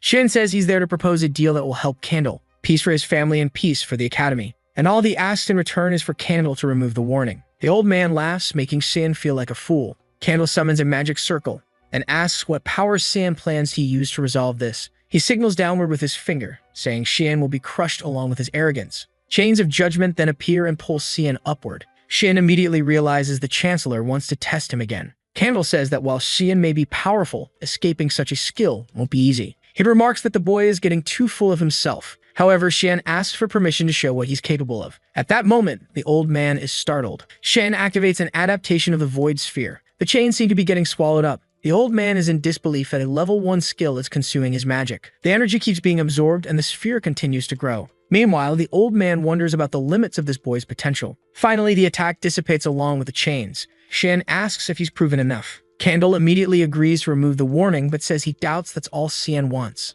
Our boy says it is because all he wants is for there to be no problems at the academy. The old man asks if he's sure, and Shan says yes. The truth is, Shan really doesn't want to see the academy collapse again. Meanwhile, in the city at sunset, someone mentions they bought a lot of sweets, but that's what happens when there's a child at home. It's Yulkin, who's happy just imagining Mana eating all of it. Suddenly, he feels a chill. The place is eerily quiet and he assumes it's just his imagination. He slowly walks, looking around, until he senses a presence in the shadows and demands it show itself. Someone steps out of the darkness and Yulkin is so startled he drops the sweets. Man, I thought you'd react, but the poor guy just disappeared. Shan had promised the Chancellor that he'd attend all classes after leaving the meeting. But at this moment, he's tired and bored. It's tedious to study things he learned over 30 years ago. Since he doesn't have any missions to do, he considers going to train. But then someone appears behind him, asking where he thinks he's going. It's Erin, who says the lesson isn't over yet. Shan lies, saying he's just going to the bathroom. But she calls him a liar because she knows that's not the direction to the bathroom. Meanwhile, a guy named Resimus is standing behind her, calling her Lady Erin. Our boy then asks if she's allowing him to address her by her personal name. She tells him to stop changing the subject but says yes, but only in private. However, she wants to know why Cian is still so formal with her. Our boy responds that since she's royalty and he's just a simple citizen of the Empire, he can't be too familiar with her. Someone then approaches in the middle of their discussion. He calls out to Erin, and suddenly she looks startled. Shin glances to the side and sees a guy on the stairs, saying it's been a long time since they've seen each other. It's Brother Fabian and Brother Nerobian. Apparently someone really likes Bien. Erin greets them, and they ask why she's surrounded by commoners or if those people are her servants. Shan knows these guys from House Nefello always belittle the princess. Then they ask if he's the so-called boy San Vert. Our boy simply says it's a pleasure to meet them and introduces himself as the youngest of House Verdi. The guys reply that he doesn't need to introduce himself because they saw the duel, and it was incredible. Surely he'd be invited to the next social gathering. They say they should talk more and shouldn't remain strangers. Shan notices that Erin is being completely ignored. The guys place their hands on his shoulder and tell him this is an opportunity few people get. Erin just stands there silent, until Nerobian puts his hand on her shoulder and says that obviously someone like her shouldn't get any ideas. The so-called princess should know her place. As the guys leave, Resimus asks if they really are princes. Erin confirms they are and remarks, as the saying goes, blood is thicker than water. But Shan says he doesn't think that's what's happening in this situation. To them, it's clear she's worse than a stranger. Water or blood are insignificant when it comes to power. That's what she needs to understand. The fact that they act so coldly toward her shows that they have some fear or apprehension. He tells her not to be shaken by it, but the poor girl is already blushing. Our boy leaves while she stands there, blushing from his words of encouragement. Back at home, Nana is messing up the bed. But Shan finds it odd that neither Karam nor Yelkin is around. Karam then appears, asking if he doesn't see that the little girl is sleeping. Then she asks what he wants from her. Our boy tells her to find Yelkin. She looks confused and asks if he thinks she's some kind of dog to go hunting for him. But suddenly, she starts sniffing the air. She says she smells blood. In a nearby alley, Yelkin is thrown to the ground. The attackers laugh, and a blonde man says he should have responded as soon as they called him. Now things had gotten complicated. It's ironic that the boy only had one night and he was so bad at his job. The man then announces that it's time to cut Yelkin into pieces and deliver him as a gift to their master. He could thank his boss later. This was the price he would pay for messing with Barrett Rumil. However, from the ground, Yelkin simply says, "All right." The guy is confused and asks what he means. Even while battered, Yelkin tells them to just get it over with. Barrett then tells everyone that apparently Yelkin has lost his mind. It's time to finish this by killing him. But suddenly, from above the alley, someone asks what they're doing. "Man, if it's who I think it is, I guess you're all headed to your next life." It's him and Shin with Karam in hand, saying that apparently this was Rumil's doing. From the ground, Yelkin sees it's our boy. And upon seeing the state of his friend, Cyan says, "Looks like they beat up my poor boy." Barrett, however, seems excited that Sand showed up on his own. This was exactly what he had planned. Shin simply replies that he's looking forward to seeing what Barrett will do. He charges at the men, activating the 8th stance of the violent barrage. It's a tap to one guy's neck, a flick to another's forehead. Everyone in the alley starts getting thrown around. Barrett can't believe that all the men he hired couldn't beat this kid. What kind of monster is this, he wonders. He starts cursing Cyan Vert and says he'll kill him. But before he can use his spell, he takes a knee to the stomach and is thrown far away. The poor guy hits the wall and Sand says Barrett hasn't changed one bit. He asks if tormenting the weak is really so fun for him. Barrett, however, says what he does in his free time is none of Shan's business. And he asks, "What are you going to do, kill me?" Shan remembers that in his past life, this guy, the eldest son of House Rumil, became the strongest figure in the kingdom of Garan. He was an infamous figure who beat his own servants to death and burned small animals just for entertainment. Until one day, his madness crossed the line. He mercilessly killed a classmate and claimed he was just practicing magic. This exposed him, and the Purge Squad gave Shan a mission to eliminate him. But that day, Shan would never forget what he saw upon arriving at that mansion. In the man's basement was a pile of servant corpses. Naturally, Shan tortured him to give him a painful death. But even while suffering, the man kept smiling and telling Shan to just end it. That was because he was already bored with his own games. Now Shan realizes that killing that guy in the past wasn't a punishment for a monster like him. After all, he had already done everything he wanted. It was an entirely inadequate price considering the lives he had affected. With this, Shan grabs Barrett by the mouth and summons a mana orb. Barrett asks what he's doing, and warns that Shan won't get away with this because he's the future of the kingdom of Garan. But Shan just grabs Barrett by the throat and says he sure loves to talk a lot. He warns that Barrett's biggest mistake wasn't insulting him. He could say whatever he wanted behind his back, but what he should never have done was hurt one of Shan's servants. Barrett starts writhing in pain on the ground. A strange purple aura begins emanating from him, and someone is observing everything from above. Oh, it's Exhal's informant, who says he urgently needs to report this. Surely this would interfere with his plans. But then Sirika places a knife to his neck and says she found the one tailing her boy. Our boy approaches Yelkin, who apologizes, saying he brought shame to his lord. Seeing him beaten up, Cyan thinks it's pitiful to see the poor guy in such a state. He then asks why Yelkin, as his servant, involved himself in a fight he knew he couldn't win. Was that his idea of loyalty?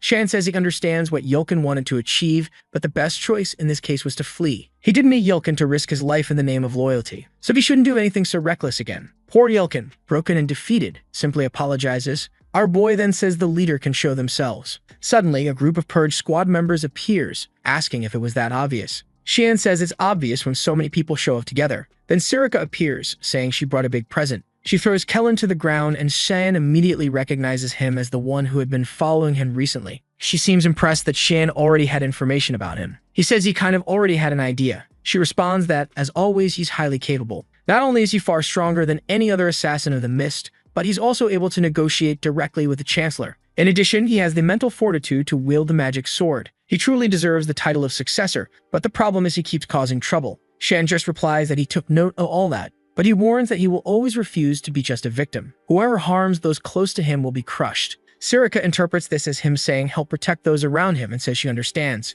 She then says she's leaving and trusts the successor's decisions. But before that, she reminds him not to forget to deal with that person. Kellen then asks what Sam plans to do with him and if he's going to kill him. But Shan says he's learned that death is too easy. Desperate, Kellen says that if Shan thinks he's going to talk, he can forget it. But Shan replies that he already knows Kellen is the right-hand man of Eshel. The poor guy is left wondering how this brat already has that information. But Shan remembers Kellen very well from his past life, always by his brother's side, and the envy he felt when they were close during the wars. However, considering everything, Kellen really is a problem. Perhaps the best option would be to kill him now. The problem is that doing so would send certain information to his brother, which means it's time to use this guy to execute his plan. Kellen, desperate, asks what Shan is doing. Shan activates a psychic clone creation. A cloud of mist begins to pour into Kellen's mouth and eyes. The scene then changes completely to a castle. A man rushes in and attacking her in. She manages to parry and says he'll have to do better than that. But the man appears behind her and places a sword at her neck, announcing his victory. Eren tells him to stop calling her Your Highness and admits she really can't beat him. He apologizes to Your Highness,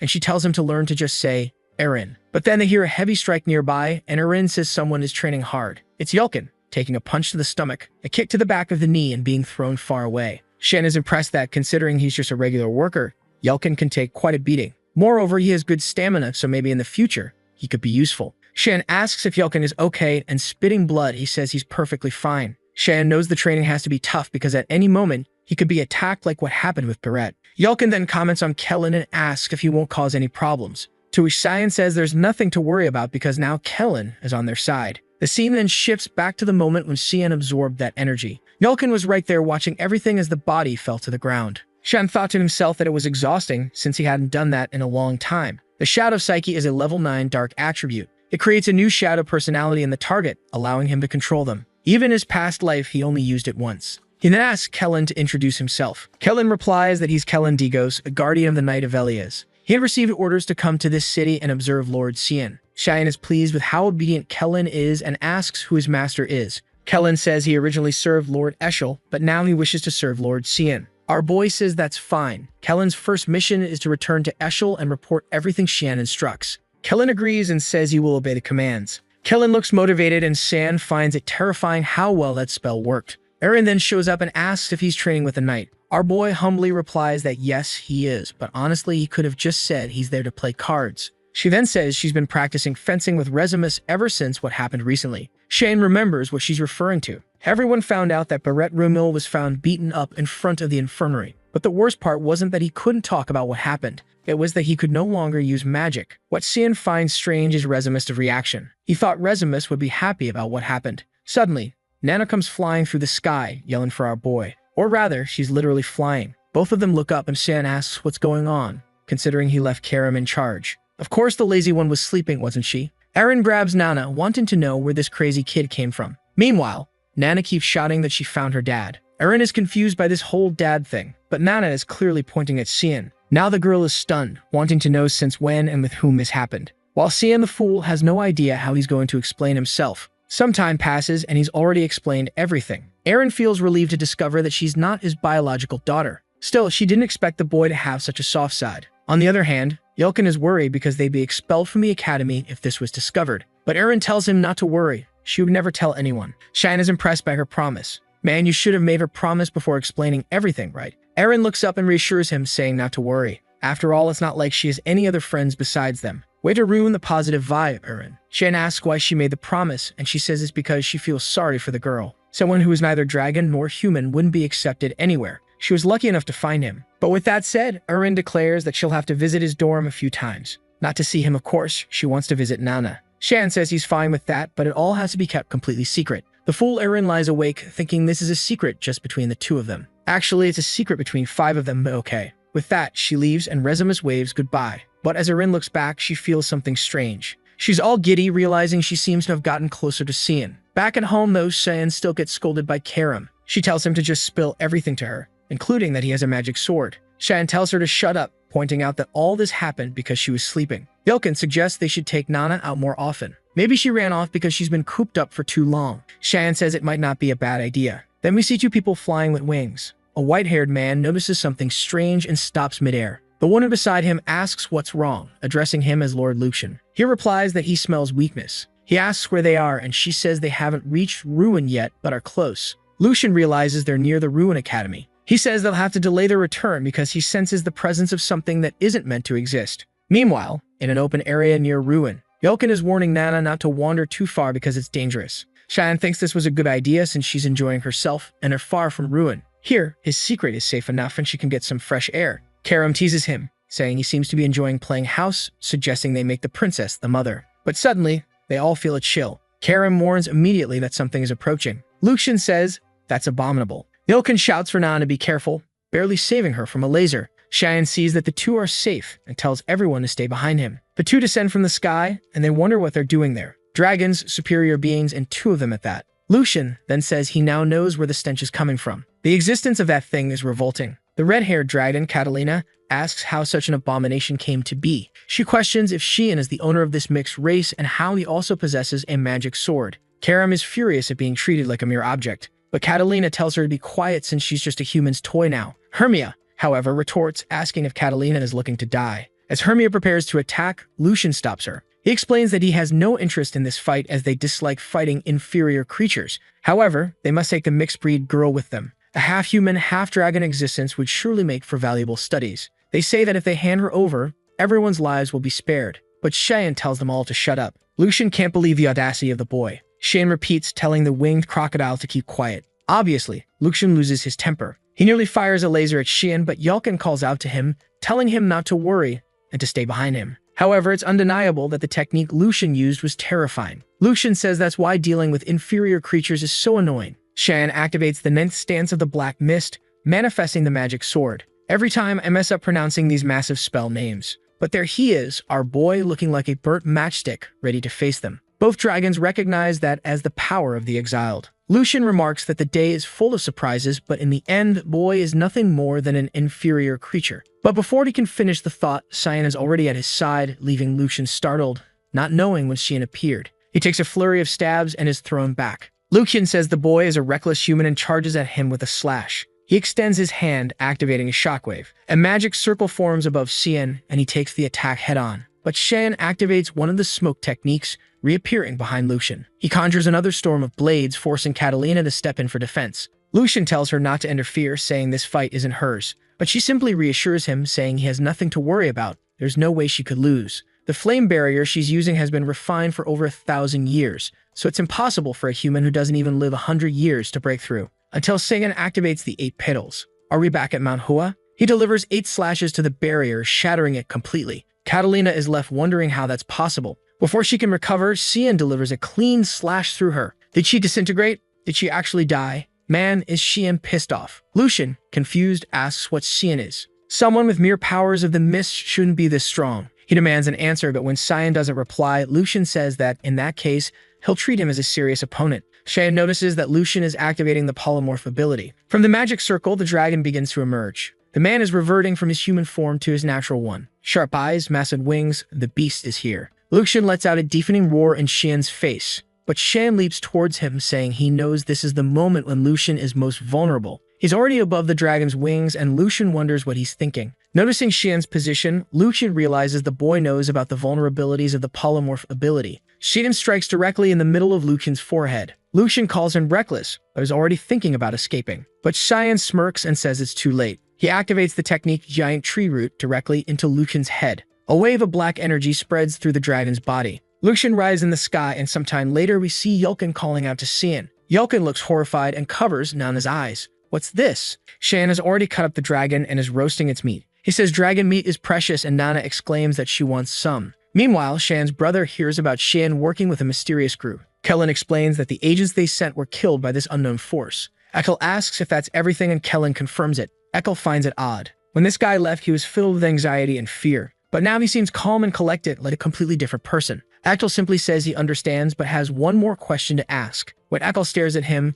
Kellen realizes Ekel has caught on to something. Suddenly, Kellen places his hand on his chest and says, "May the grace of Lumendel be with me." Ekel smiles and thanks him for the response. He tells Kellen not to worry too much, but advises him to be cautious. Kellen, however, knows there's no turning back now that Ekel is starting to suspect him. At the very least, he needs to ensure he doesn't become a problem for Cheyenne. As he leaves the room, Kellen runs into a maid. He remembers that she was the girl who took care of Cheyenne. He asks what she's doing there, and Ekel replies that he invited her. He asks if her name is Emily, and she confirms it. Then Ekel says he wanted to ask her for a little favor. "Girl, you better run while you still can." Meanwhile, at the dragon's base, someone asks if it's true that Lucian and Catalina disappeared. Another confirms that their energy vanished, and now there's a gap in their ranks. But it's strange for the energy of an 8-star dragon to vanish like that. Judging by their empty stones, it's clear they were likely defeated. However, upon flying over the area, all they found were remnants of a battle. One of them asks how it's possible for someone to kill those two and leave no trace of magic. The green crystal says it's only possible if the killer has the dark attribute.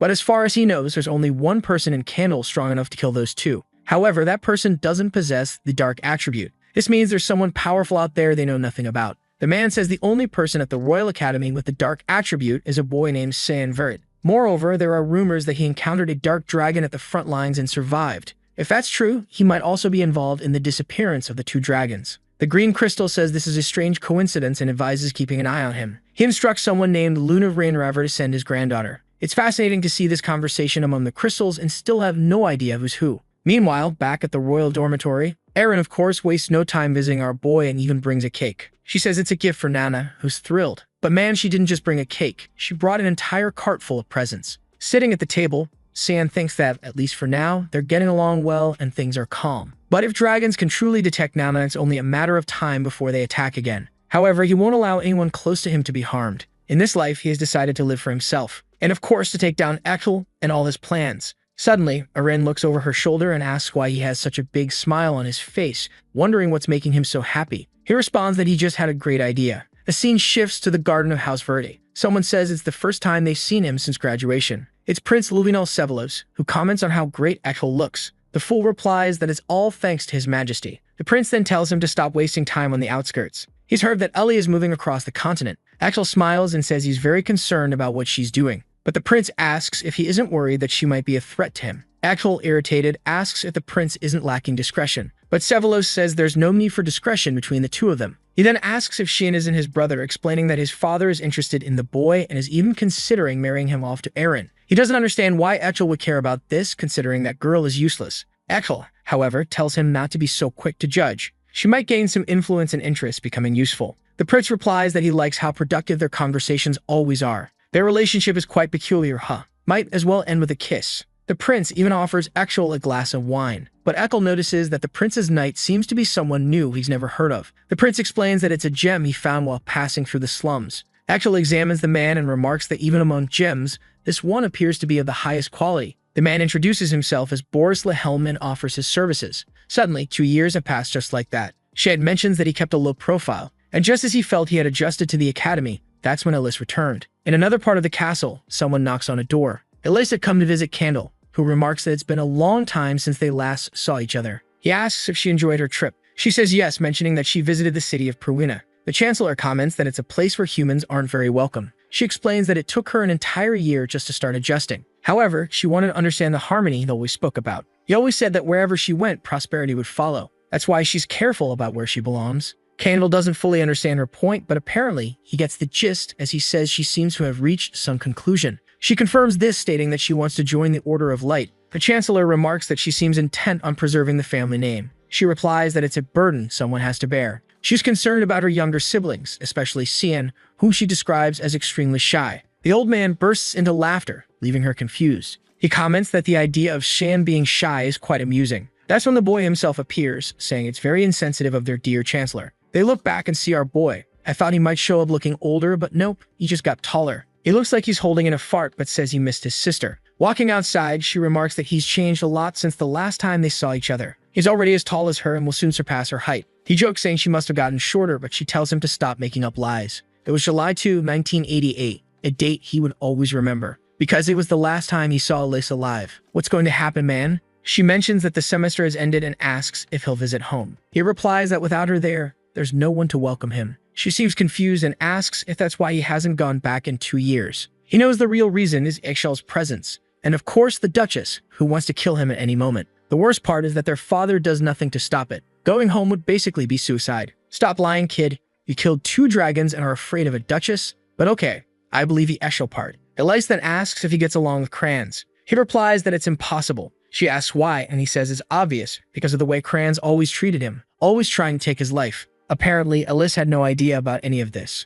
Yelkin steps forward and confirms the information. Shen explains that Yelkin is his guardian. Poor Elise just now realizes this, thinking he was just some random lunatic following them around because he was so weak. Sometime later, she finally understands what happened. She mentions that while all this was going on, she was in Pruina, completely unaware. Shan tells her not to worry as the problem was created by the Duchess and Crans. They are the true villains. But Elise's expression changes. He asks her what's wrong and she suddenly snaps out of it. Shan then asks Elise if she's told anyone else about this and she says it's all in the past. Crans never showed any remorse. Suddenly, Elise pulls him into a hug. She cries, saying he doesn't have to carry such a heavy burden alone. Whenever he needs, he can count on her. Shan says that from now on, he will protect her. But suddenly, she says she can't stay any longer because something has come up and she needs to handle it. However, she tells him to take care of himself while she's away. At this moment, Yelkin feels something strange. Elise gives him a tight hug, thanking him for taking care of her brother. Yelkin was about to protest, saying he doesn't take care of this troublemaker, but Shan quickly tells him to stay quiet. Some time passes and it seems like Elise is leaving.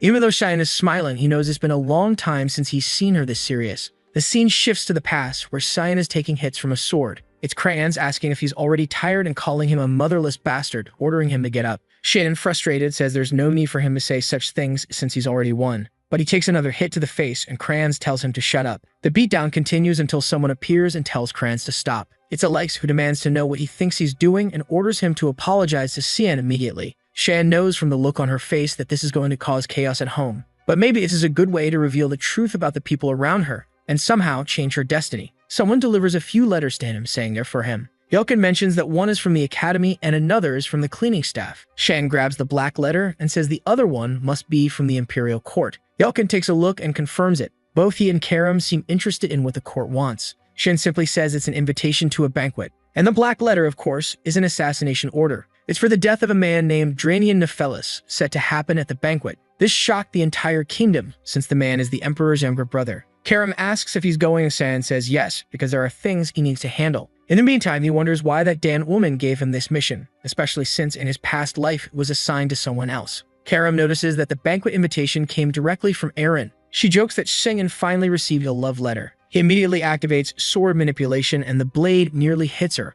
making her fall face first to the ground. At that moment, someone calls out, saying, "Dad, I'm hungry." Yelkin looks shocked and Shan asks what's wrong, but his own expression changes immediately. Let's not mention it, but yeah, she's grown. That's all. The scene shifts to the exterior of a castle, where someone runs to open the door. It's Miss Elise, apparently arriving at House Vert. The butlers comment on her return, but she just wants to know where the Duchess is. The Duchess is calmly reading a book until she hears a loud knock at the door. Elise storms in, and as the Duchess greets her, saying it's been a long time and asking how she's been. Elise raises her hand and slaps her hard across the face. Everyone is shocked, and a butler asks why the guards aren't doing their job. From the floor, the Duchess asks if Ellis has lost her mind. But Ellis responds that it's the Duchess who should be asking herself that question, especially since she tried to kill Cian. The Duchess is alarmed that Ellis knows about this. Of course, she denies it, claiming she'd never do such a thing, and asks if Ellis has any evidence. Ellis says that by asking for evidence, the Duchess made everything perfectly clear. As the Duchess orders the guards to act, she continues screaming, asking what they're waiting for, and commanding them to restrain Elise. The guards leap toward Elise, apologizing as they go. Well, this isn't going to go well for them, is it? Elise dodges the first one and knees him in the neck. She activates a spiritual magic called Undyne and takes them all down. The Duchess trembles as she watches all the guards fall in the blink of an eye. She tells Elise not to come any closer and asks why she's doing this. Elise simply responds that Shan's guardian already confessed everything. He admitted to receiving orders to kill the boy 2 years ago. The Duchess claims it's ridiculous for Elise to act based on the words of a mere servant, but Elise tells her to shut up, saying she will have to face the consequences because everything will be reported to their father. Her time is up. With that, she walks out. The Duchess, however, thinks to herself that the foolish girl still doesn't understand anything. Uke Williers had no interest in anything except that one child. She immediately sends word to him, saying she knows about the assassination attempt and asks what the problem is. Surprised, Ellis tells her father that one of his children almost died. The Duke says he won't make any excuses. He simply believed Cian would survive. Elise protests, saying it was extremely dangerous as Cian was just a child fighting 6 knights. He only survived thanks to one of them deciding to protect him. The Duke laughs and asks if she truly believes that false knight saved Cian. That man was nothing more than a simple worker. Elise questions whether he's saying Cian killed all those knights by himself. The father steps closer to Elise and remarks that she knows very little about her little brother. He hands her a letter and tells her to take a look. She asks what it is, and he explains it's an invitation to the imperial banquet. He wants her to attend in his place. It would be a good opportunity for her to relax and stop worrying so much about Cian. He's much stronger than she imagines, and soon she'll realize it. Bang, the door shuts in her face. Elise walks through the corridors, wondering how she's supposed not to worry about her 13-year-old brother. That's when someone calls out to Miss Ellis. She brightens up upon seeing Cecilia, who welcomes her back. Cecilia rushes over and hugs her, asking how she managed to stay away for so long without even writing a letter. Cecilia Lean is a knight from the elite squad of the Order of Light. From the beginning, she's been Elise's supporter, teacher, and friend. Elise then asks Cecilia what she thinks about a change of scenery. It's time for the two of them to head to the Imperial City. The scene shifts to a carriage. Inside, Nana is gazing out the window, exclaiming that she sees a little deer. The boys keep insisting that she learn how to hide her tail. She concentrates for a moment, and everything seems to disappear. Shan thinks to himself that at least his life is a bit easier when she can hide everything. He asks if she remembers what he told her. She responds that she does. Right now, she's just his maid. Still, he's nervous, sure she's going to cause some trouble. Then they hear something outside. Shan asks Yelkin what's going on, and Yelkin reports that there are some mountain bandits. Man, look at these poor fools. Kids, just go home. This won't end well for you. Yelkin, go deal with them quickly. Nana asks what's happening and San tells her it's nothing. Before the bandit can even say anything else, Yulkin has already taken one down with a neck strike. The rest of the gang shouts for their leader and leaps at Yulkin, but he remains calm, activating a sequence of consecutive slashes. Ah, I know this reference. Is he about to go bald? He sheaths his sword, and all the bandits are dead. Now he's a force to be reckoned with. With that, Cyan tells him to get back in the carriage and Yulkin announces that they're leaving. Elsewhere, someone slams a sheet onto a desk, saying it's the list of all the banquet guests. Sirika thanks her and is asked if the plans shouldn't be postponed. Sirika responds that no, they need to go through with this because the man must die. The woman is curious about why there's such urgency to kill Drania Nephelis. Sirika explains that he's a vile predator who uses his power to target married women. The sooner he dies, the better. And to top it off, he's her fiancé. What a plot twist. Sirika then notices someone unusual on the guest list. A person with such a fragile body that they rarely attend any classes, but an extremely rare genius with proficiency in 20% of all attributes. Lunav River, the granddaughter of the master of Guren's Academy of Magic. Sirika knows Lunav has been hidden from the world like a precious gem. So why is she exposing herself at this banquet? Her aide explains that it was Master Regents himself who sent her. Sirika isn't pleased, unsure of his plans. What she knows for sure is that something is bound to happen at this banquet. Of course, right? Especially since she's planning to kill her fiancé. Well, not her. She's sending our boy. The scene shifts to the city as the group arrives. Accidentally, Nana bumps into someone. A man starts scolding her, asking what she thinks she's doing, until she apologizes and asks what's wrong. Man, if you knew her age, you wouldn't be smiling like that. He takes off running. Nana remarks how nice everyone in this city is, while Cyan just wants her to stay away from that creep. But it's clear Nana's problem is that she doesn't suspect anyone. Then Yulkin points out her eyes, asking Shan to take a look. Shin immediately notices trouble. Her pupils have turned black and she says she's hungry. When that happens, she starts emitting an aura that makes her easy to locate. Cheyenne tells Yulkin to get her to a restaurant immediately. Yulkin grabs the girl and rushes off. A while later, she's already devoured about 80 plates. Saiyan comments that at least he brought plenty of money, but then he feels a strange mana in the air. Someone approaches, saying it's a pleasure to meet him, and asks if he's the boy named Saiyan Verit. Here we go again. Shen is confused that she knows his name and asks who she is. However, she just ignores him, sits down, and asks if he doesn't mind. Our boy. Tell her. Answer already. She then introduces herself as Luminov and says she's a new student at the academy. Cheyenne thinks he's heard that name before. He says he doesn't pay much attention to juniors, which is why he didn't know her. She says it's expected since no one is as famous as him. Meanwhile, Nana is asking Yulkin if she's a friend of Cheyenne, and he replies that he has no idea, but she doesn't seem very friendly. Lunav remarks that it seems, given he's hanging out with a knight, he must be an employee and is quite close to both. He had a much more caring personality than she imagined. The protagonist just responds that he sees no reason to eat separately from them. However, he's already noticed that even though they just met, she's praising him way too much. So what's her real reason for getting close to him? At that moment, Lunav asks if he's going to the Imperial banquet. He says yes and asks how she knows that. She replies that it's obvious when someone from the academy comes to this place. She says she's happy to know they'll meet again at the banquet because she's also invited. At that moment, Cheyenne realizes she must have some form of nobility at the very least. Suddenly, she stands up and says she, unfortunately, has to leave. But he better remember the name Lunav. And with that, she departs, asking him not to forget. That's when Cheyenne seems to remember this crazy girl. She's the granddaughter of the Grandmaster of the Magic Academy, which makes him wonder if that man sent her there. He remembers that in his past life, Lunav died extremely young while still a student in that place. Some said it was because her body was very delicate, but others were sure it was due to the experiments she endured at the Magic Academy. The problem now is that he's getting involved with a lot of people he didn't know in his past life, which means things are going to change even more in the future. And it also makes him wonder why it seems like so many people are involved in this banquet. Sometime later, Rin is fixing her hair. She looks at Resimus and asks how she looks. Kay gives her a thumbs up, saying she looks amazing and the best version of herself yet. That's because she wants her to make up her mind already since she's tried on a dozen dresses. But she grabs another one, saying she's still not satisfied. Resimus then says she's sure Cheyenne would already like this one. She turns around asking what her dress has to do with Cheyenne. Resimus just replies that it's obvious since she was the one who sent the invitation. The poor girl is blushing, not knowing what to say, until the maid arrives with a gift from Prince Lunel. Rin seems a bit confused since it's not like her brother to do something like that.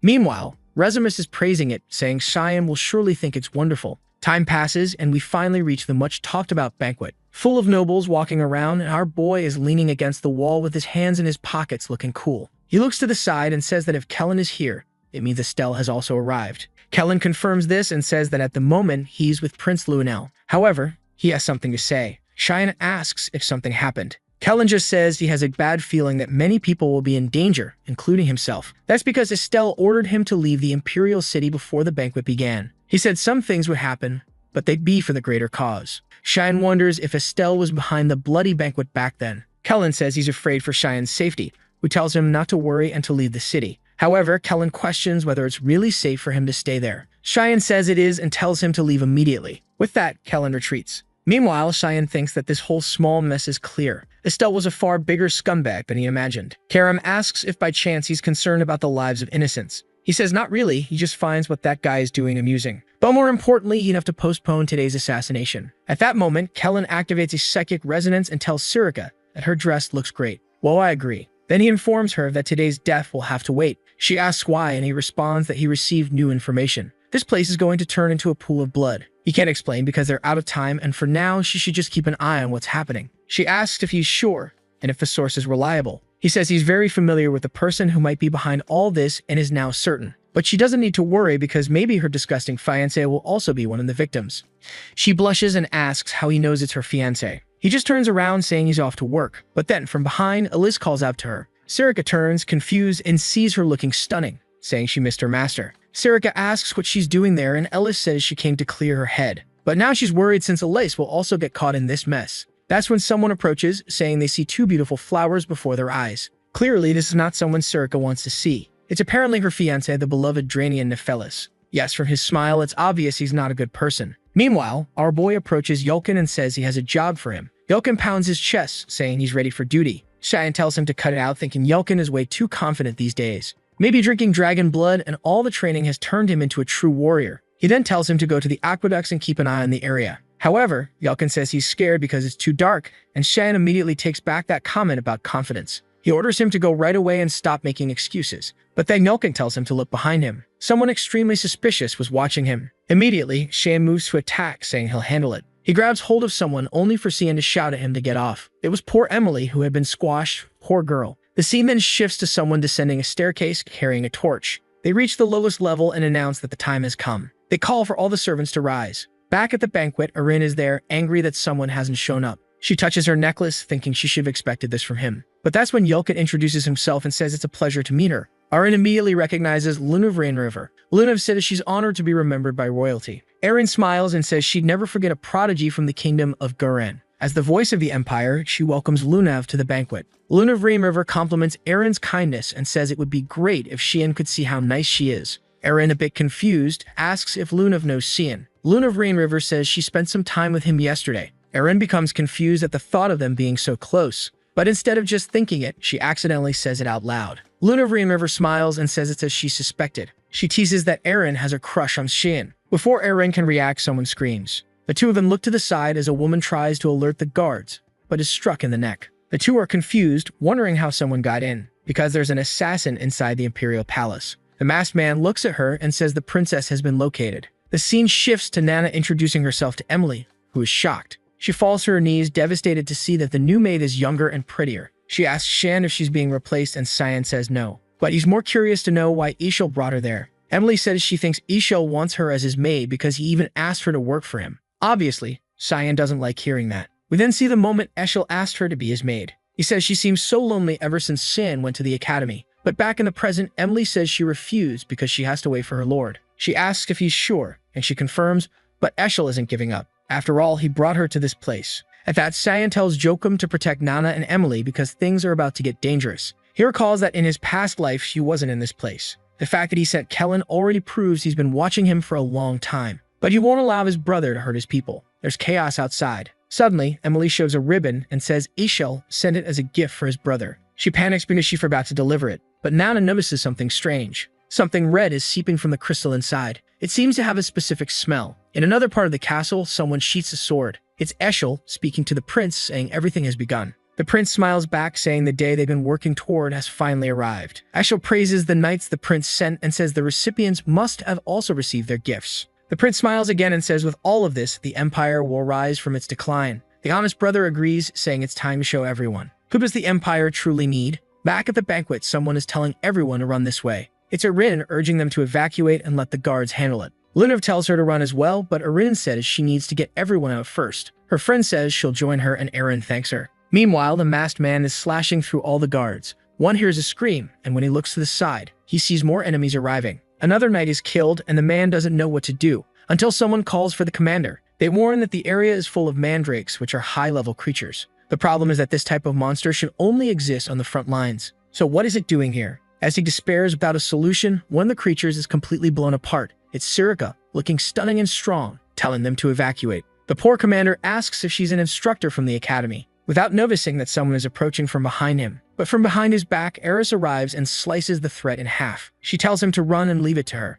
Now that's true girl power, folks. The general tells all the knights to run and help those who are evacuating. However, the mandrakes keep attacking and the two prepare themselves. That's when another one runs past them from behind and they realize they're being ignored. The attack is heading straight for Erin. Sirika warns that the princess is the target. Just as Erin is about to lose her head, the general saves her. He orders everyone to protect the princess. But, oh boy, some blood splashes onto her face and she starts crying. Here comes the sadness. Oh, it's just the general. We don't care about him. Poor guy. But Erin is upset that Captain Morris has died. She begs Morris not to die. She notices he died with his serious expression intact. She begins blaming herself, saying it's all because of her. Meanwhile, Lunav casts a water explosion. Combined with a wind explosion, it creates a tsunami. Erin is impressed that a second-year student can use fusion magic. Lunav says it's too late for that guy and Erin needs to evacuate immediately. She's a bit sad, but the mandrakes are closing in, and it's better to run. The guards urge her to leave quickly, assuring her they'll handle it. They wouldn't let the captain's sacrifice be in vain. Lunav starts yelling at her to start moving.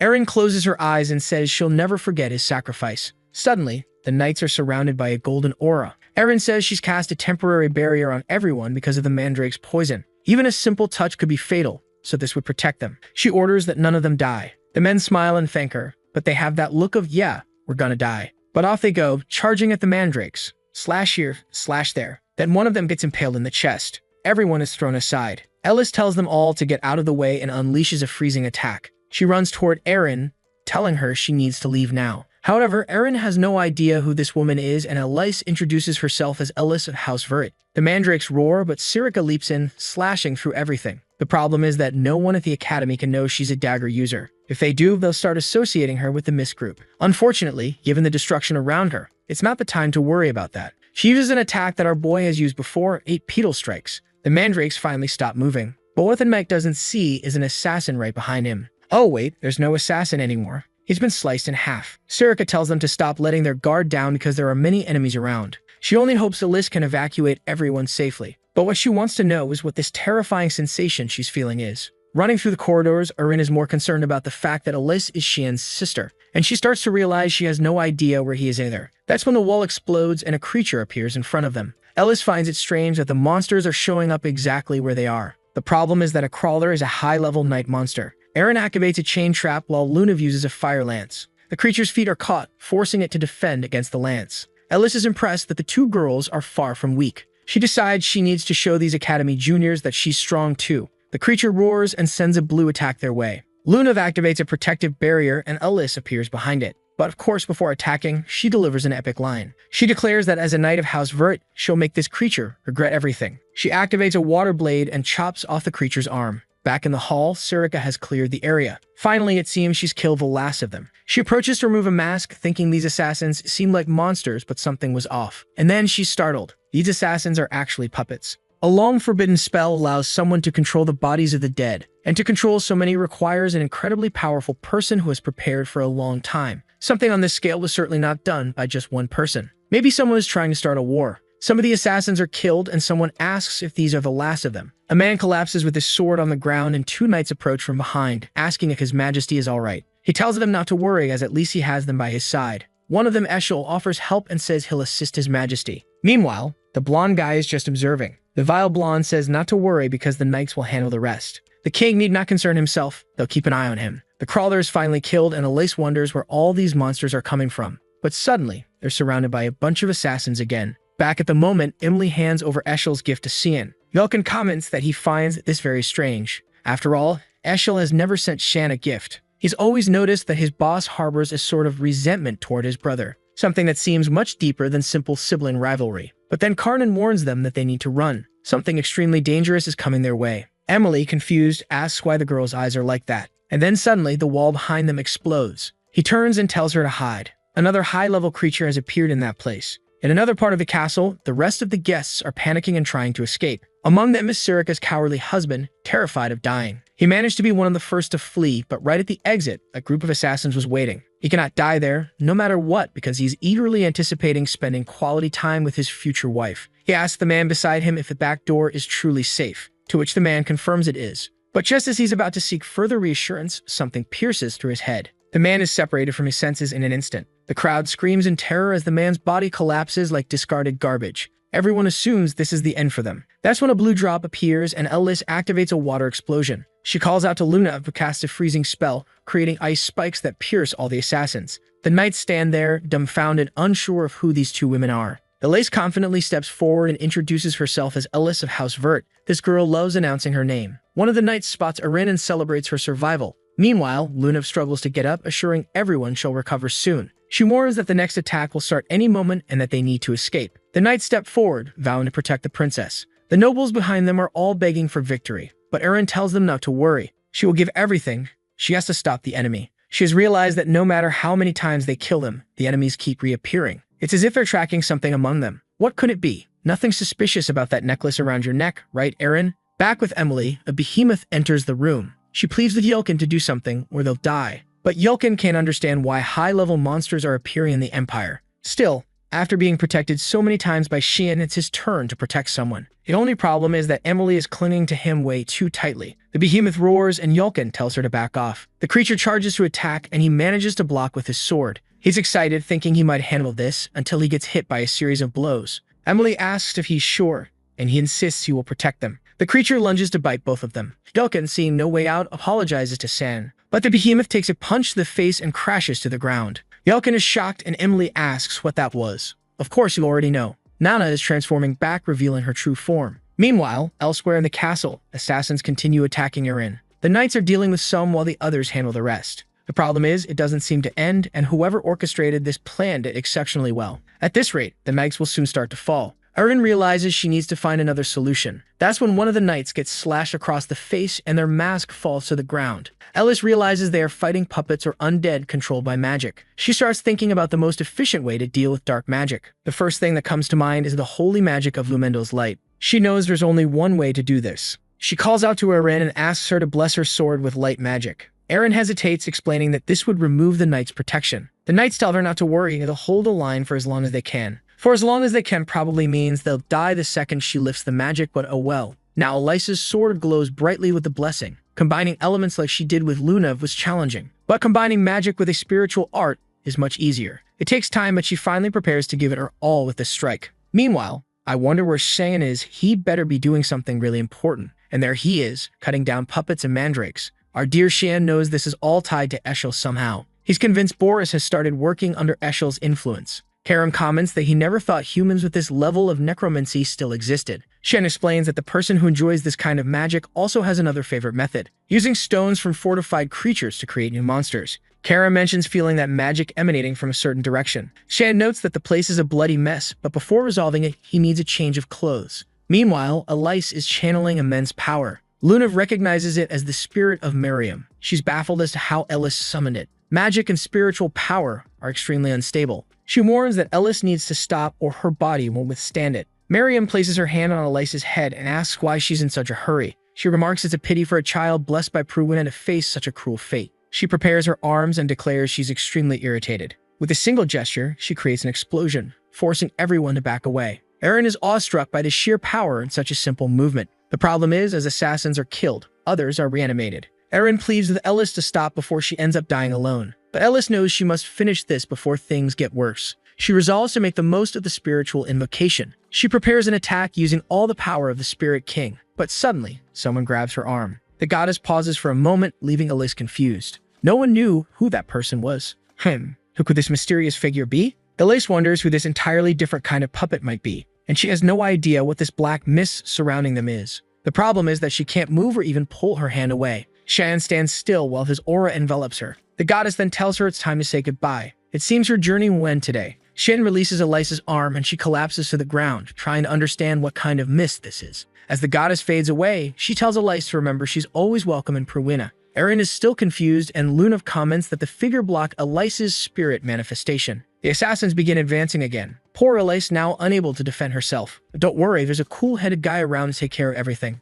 Now Erin realizes the man in front of them isn't an enemy. Cyan continues cutting down enemies until he pauses for a second. As he suspected, the creatures seem to be following the scent of something coming from the princess. He asks Karam if she senses anything unusual in the area. Karam mentions sensing something magical from Lunav. Shan asks for something else, and Karam finally says there's a magical creature's energy emanating from the princess's necklace. He tells her he'll need her help as he moves forward. Shan slams the ground, creating a spatial distortion. A domain of mist begins spreading outward. The puppets start disintegrating into smoke, and the knights are alarmed as the space around them shifts. As the creatures attempt to advance, they become trapped in the ground and seem to die. Elise notices the mist is consuming the puppets. In a matter of moments, the entire area falls silent, as if nothing had happened. Erin is puzzled at how someone can handle so many creatures at once. That's when she notices Lunav on the ground. Just as she considers helping her, Shan appears behind her. Everyone turns to address the princess, but she already has a knife to her neck. Erin feels a strange familiarity with this mysterious figure. He strikes the necklace, risky given its location on her neck. Everyone screams for the princess, but suddenly he vanishes. He reappears beside Lunav, and Erin panics. She orders him to step back and casts a light ray. The attack hits him directly, but he merely turns into mist. Shan then leaves a message telling everyone not to worry because he has no ill intentions. He assures them that the creatures won't follow anyone anymore since the jewel has been destroyed. He instructs everyone to head to the front entrance, which he has already cleared. A knight approaches Erin, asking if she's unharmed. She's more focused on figuring out who that person was, but reassures him that she's fine. She then asks about Elise and Lunav. Both are getting up, and Elise suggests they hurry to the entrance. She decides to figure out who the stranger was later. For now, the priority is saving the girls. However, Lunav, with her magical sensitivity, seems to recognize Mr. Xian. Back with Nana, the behemoth lies defeated on the floor. Emily is trembling, questioning whether Nana could truly be a maid. Yelkin admits he has no idea since Nana has never done anything like this before. Not only has she killed the creature, but she was also devouring it. In Shan's past life, rumors surrounded the banquet's true purpose. Many believe it was orchestrated by Princess Erin, desperate to inherit the throne. But now Xian understands that the necklace given to her by Eshel was part of a grand scheme.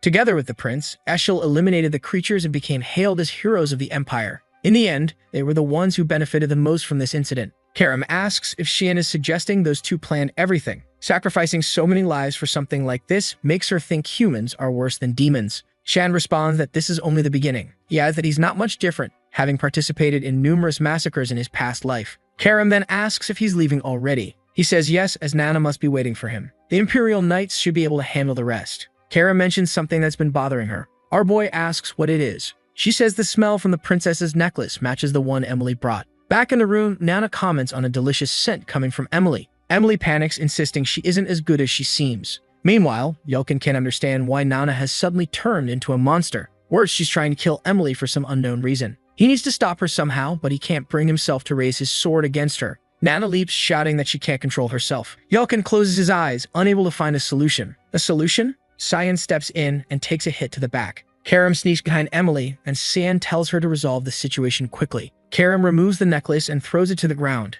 Before Emily can react, Karam crushes it underfoot. Karam commands Nana to wake up and return to reality, reminding her that her lord is there. Slowly, Nana reverts, confused about what just happened. She sees the destruction on the boy's back and asks if she caused it. Shan reassures her, saying it's fine, it doesn't hurt, and it wasn't her fault. However, she collapses to the ground in tears, crying that she didn't want to do this. Yelkin and Emily are at a loss for words, while Shan simply tells them they should leave since the place is in chaos. Meanwhile, Prince Sevelis is wondering what's going on. The hallways were supposed to be swarming with monsters, but there's no sign of them. The king comments that the creatures have vanished, and Sevelis celebrates, saying they're incredibly lucky. However, Eshel has already noticed that something is off. That's when they hear someone calling for their father. It's Erin and her group emerging safely. From Eshel's clenched jaw, it's clear he's not pleased. Erin embraces her father, expressing her relief that he's safe. She then notices her brother Lunel standing nearby. The king explains that it's thanks to Lunel and Eshel that they were able to stay safe. Sevelis comments that it's good to know Erin didn't die. Erin responds that she feels the same way.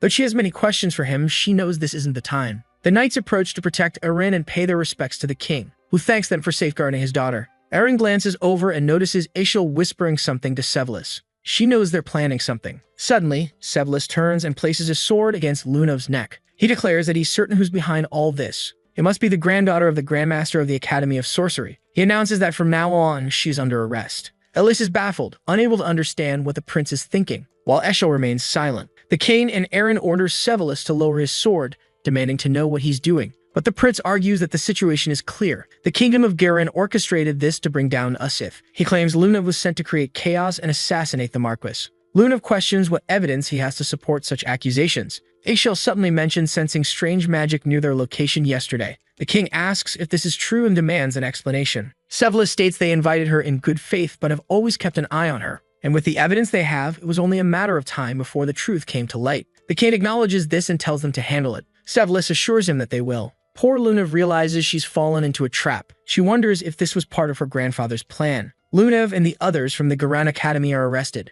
Meanwhile, Resimus, who had been separated from the group during the battle, is with the noble knights. The next day, a funeral is held in the capital for all those who died in the massacre. Although Shan significantly reduced the death toll compared to his past life, the day is still remembered as the bloody banquet. Sometime later, Elise is applying bandages to Shan. Shan tells her she doesn't need to, but she insists, saying it's the least she can do. She expresses relief that he managed to escape the monsters, which were incredibly dangerous. She also mentions that if it hadn't been for that man, she wouldn't have survived either, but she's curious about who he was. She remarks that the man was strangely the exact same size as Xian.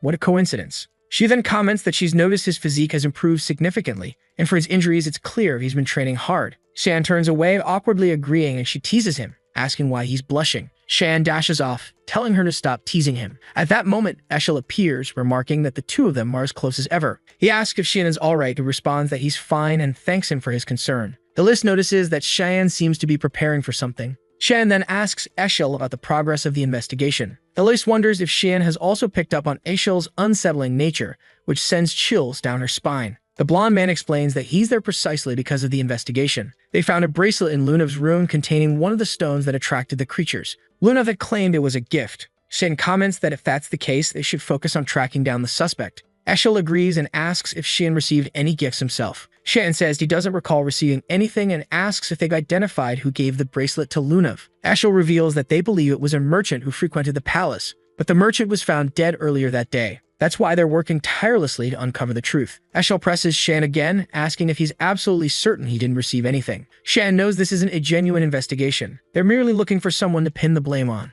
Elsewhere, Emily sits on a bench when a man approaches her. Shan knows she's in danger. Back in the room, someone complains of a headache. It's Xian. Ellis insists he hasn't fully recovered and needs to rest. She tells Eshel that Shan has a back injury and is losing a lot of blood, so he should go to the infirmary. Eshel agrees and excuses himself, but Xian states again that he has no memory of receiving anything. After all, anyone who tried to get close to him wouldn't have survived the massacre. Eshel thanks him for the answer, thinking to himself that he's lucky the girl didn't deliver the item. At least it spares him the trouble of eliminating another person. Yet at the same time, it frustrates him because Xian was supposed to die at the banquet. Alice suddenly calls for our boy Xian and gives him another smack on the back, ordering him to lie down. But then we see blood dripping onto the floor and a maid asks why he's doing this. She says she did everything he asked, delivering the necklace to the princess. She pleads, swearing she won't tell anyone about this. The man replies that this is why her role ends here. And now he must complete his task to finish what's been started. After all this preparation only fills him with anger. He delivers a clean cut and tells her to rest in peace.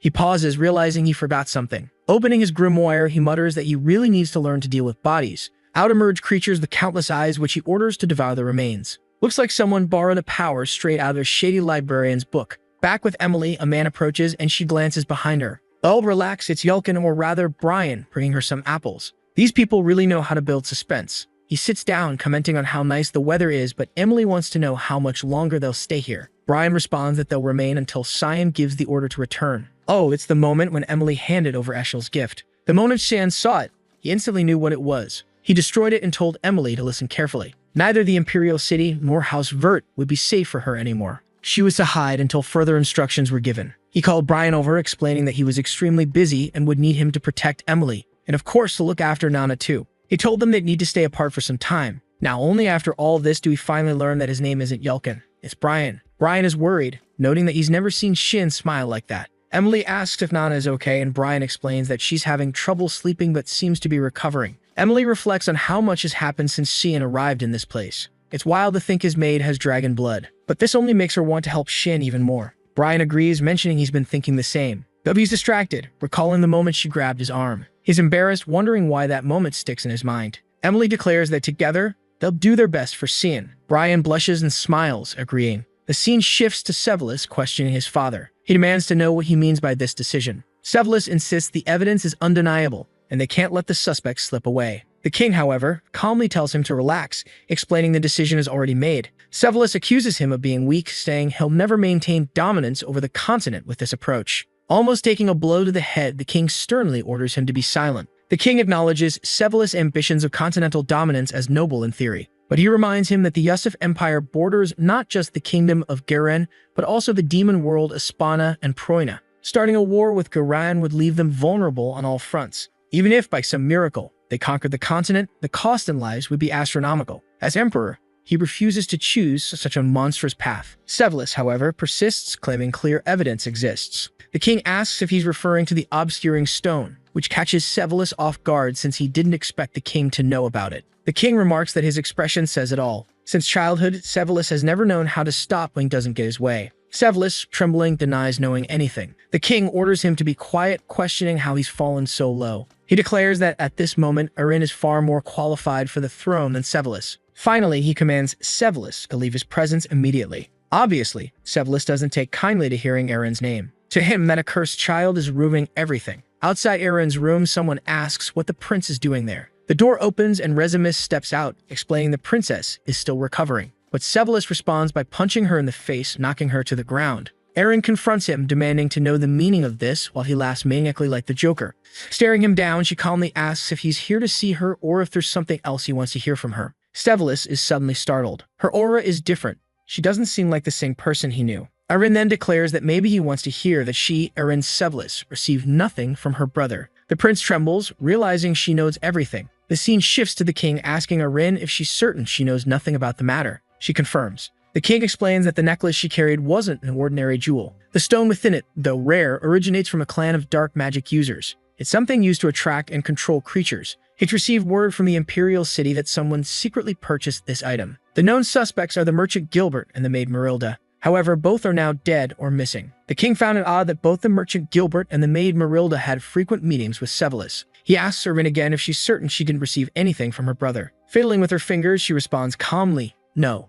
She didn't receive anything from Sevelus. However, she comments that now that they've found the source of these stones, Luna should be released. She asks her father to free the girl who saved countless lives at the banquet. The king agrees and tells her she no longer needs to worry about it. Erin knows that if she reveals Sevelus was the one behind the necklace, the lives of those around her will become much more dangerous. The king might not execute Sevelus, meaning he'd remain alive and capable of harming those close to her. And she's tired of standing by while the people she cares about suffer. Back in the present, she asks Sevelus if he's satisfied with its outcome. He replies smugly that yes, he is. Exactly as she said, he never gave her anything. Erin affirms this, stating that's exactly what she told their father. Sevelus then questions her tone and suggests that if anyone overhears, they might think he's done something wrong. He mockingly suggests they so shut the mouth of her friend. Erin simply replies that it's unfortunate for him, but she has a visitor now. Sevelus asks if this person is really so important, and she says, yes, more important than you. Enter Cian, who apologizes for overhearing the conversation. Caught off guard, Sevelus didn't sense him at all and wonders why he's here. Shin, with his usual aloof demeanor, says he overheard everything. Sevelus demands to know how long he's been eavesdropping. Shan responds nonchalantly that he doesn't have much presence, so he's been standing there the whole time. Sevelus snaps, saying he's not in the mood for games and calling Shan bold for speaking to a prince in such a manner.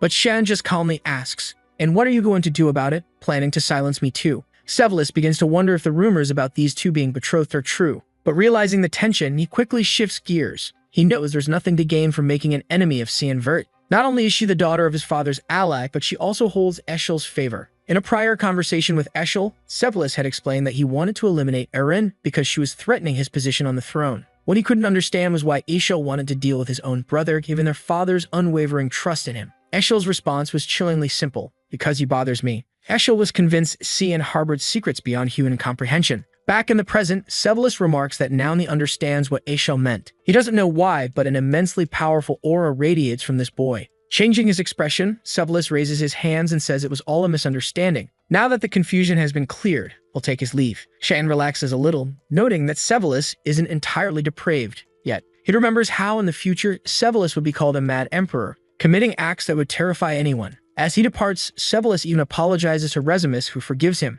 asking only that they be more careful in the future. Finally, the door closes. Erin curses her damned brother and thanks Shan, but Shan says it was Erin who handled everything. She smiles and says she only acted confidently because she knew he was nearby. Shan sits down, claiming he's just tired of standing. Erin adjusts her hair nervously. mumbling that it's okay if that's the case. Resemblance is baffled that Cyan doesn't pick up on the obvious, while she commends how composed he was before the prince. Cyan starts to leave, saying that now Severus knows their allies, Eren won't face as many risks. Resemblance bids him farewell, realizing that he only came for business and is already gone. The scene shifts to Severus questioning Eshel about what they're going to do next. Severus swears the plan was perfect, but the people they wanted dead are all still alive. Worse, he's lost his father's trust entirely, and to him, he was supposed to be the sacred savior of the Empire. A voice cuts in, saying the plan wasn't entirely a failure. It's Boris reporting for duty. He apologizes for the delay, explaining that he was handling a mission for Lord Shelley. Severus mentions hearing that Emily has gone into hiding and asks what this fruit business he referred to is about. Boris admits they underestimated the people surrounding Princess Erin. Severus fumes, accusing Boris of suggesting they should reflect on their actions.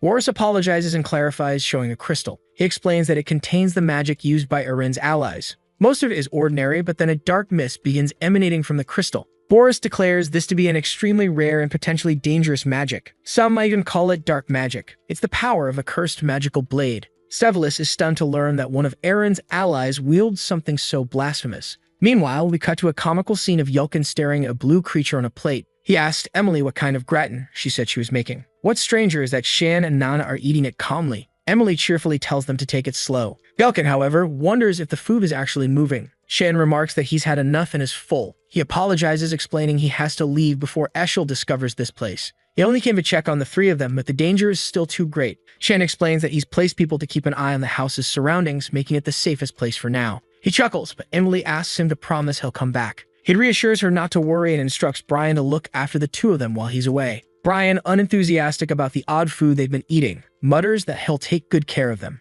Outside the house, Surika appears and sarcastically comments about his free time for strolls. She demands an explanation. The bloody banquet, her fiancé's death. How did Cyan know all of this would happen? She warns him to be careful with his answers, as she might end up becoming his enemy. She asks again, who exactly is Cyan Verde? Shin simply replies, why does it matter? The Marquis was already a target. Surika retorts that it matters a great deal, as he could be a spy for another organization. Shan asks what she plans to do if that's the case. She unsheaths her sword, declaring the answer is obvious. She lunges at him, but Karam intercepts the attack. Surika demands to know if Karam will really stand in her way. Karam reminds her of the last time they fought, warning that she won't let anyone touch her master. The two immediately reignite their rivalry, both vowing to defeat the other. Karam conjures a red energy sphere, saying she'll show Surika something interesting. Surika, excited, readies herself, saying she's prepared. Karam unleashes the unyielding black mist, which seems to chase Surika. Surika dismisses it as useless, boasting that she can dodge anything, but the sheer explosion rattles her confidence. She realizes that being hit by it would mean instant death. She admits it's better for Karam to remain in her sword form, as otherwise she could be far deadlier. Karam grins, declaring the warm-up is over, and it's time to get serious. Surika grins back, ready for an all-out fight. Before things escalate further, Xian activates sword manipulation, slamming Karam into the ground. Karam whines, asking to continue her fun, but Cheyenne commands both of them to stop. He reminds them that their commotion undermines the point of his hiding. Surika admits he's right and advises him to relocate. Cheyenne tells them to clean up and closes the door, leaving the two standing there with dumbfounded expressions. Inside, Cheyenne announces a change of plans, instructing everyone to prepare to leave. That's when a voice greets him. It's Lunov. She comments that it seems his family has grown since the last time. Shen, surprised she bypassed the mist barrier, asks how she found them. Lunov explains it's just a simple talent of hers and assures him no one else knows she's there. She asked about the commotion outside, but Shan dismisses it, asking why she's there. Lunov responds that she came to thank him. Shan shrugs, saying he didn't do anything deserving thanks.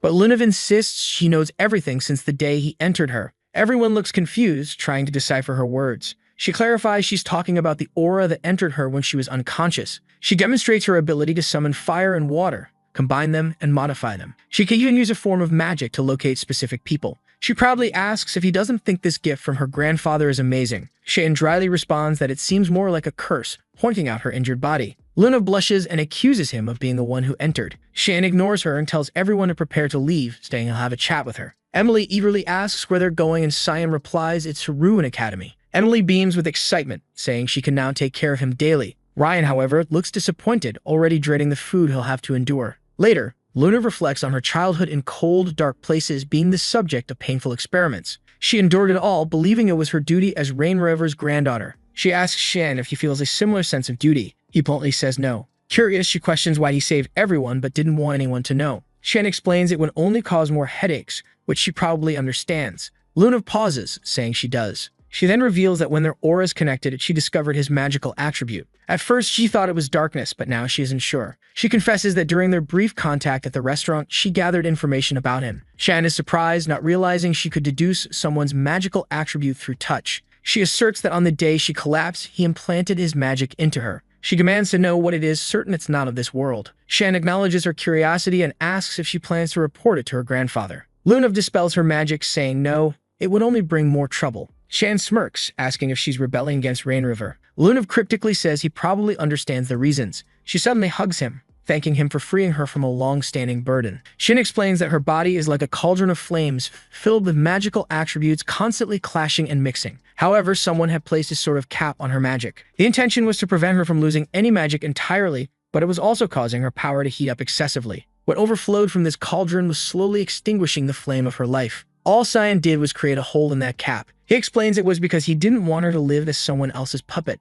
Still, he tells her there's no need to thank him. If she has nothing else to say, she can leave and keep their secret. But of course, she shouldn't overexert herself, it would be dangerous. Luna simply thinks to herself how adorable Cyan is. As she suspected, Cyan is a genuinely good person. Meanwhile, at the Garen Magic Academy headquarters, her grandfather slams the table, demanding to know what they're saying. The butler informs him that Luna has been exonerated and released. He asks if they should file a petition against the kingdom of Yusif. The grandfather replies with a resounding no, saying that's not the issue. Instead, he wants to know how she had the audacity to stop anywhere else before returning to him. He declares they must find a like this video that helps. And you guys remember how last chapter ended with that old dude saying it was time to find Luna. Meanwhile, our boy was on the carriage ride back home. He wanted to know why Emily was so excited, and she said it was because she could finally go back to serving him again. She thought it was kind of weird though, right? Especially since she heard that servants weren't allowed at the academy. He explained that the headmaster would probably make an exception for him. But we already saw the headmaster and he made it clear, no way in hell. Our boy tried to argue, saying he'd make sure no one even noticed her and all he really wanted was to bring Emily with him. The headmaster asked for a good reason,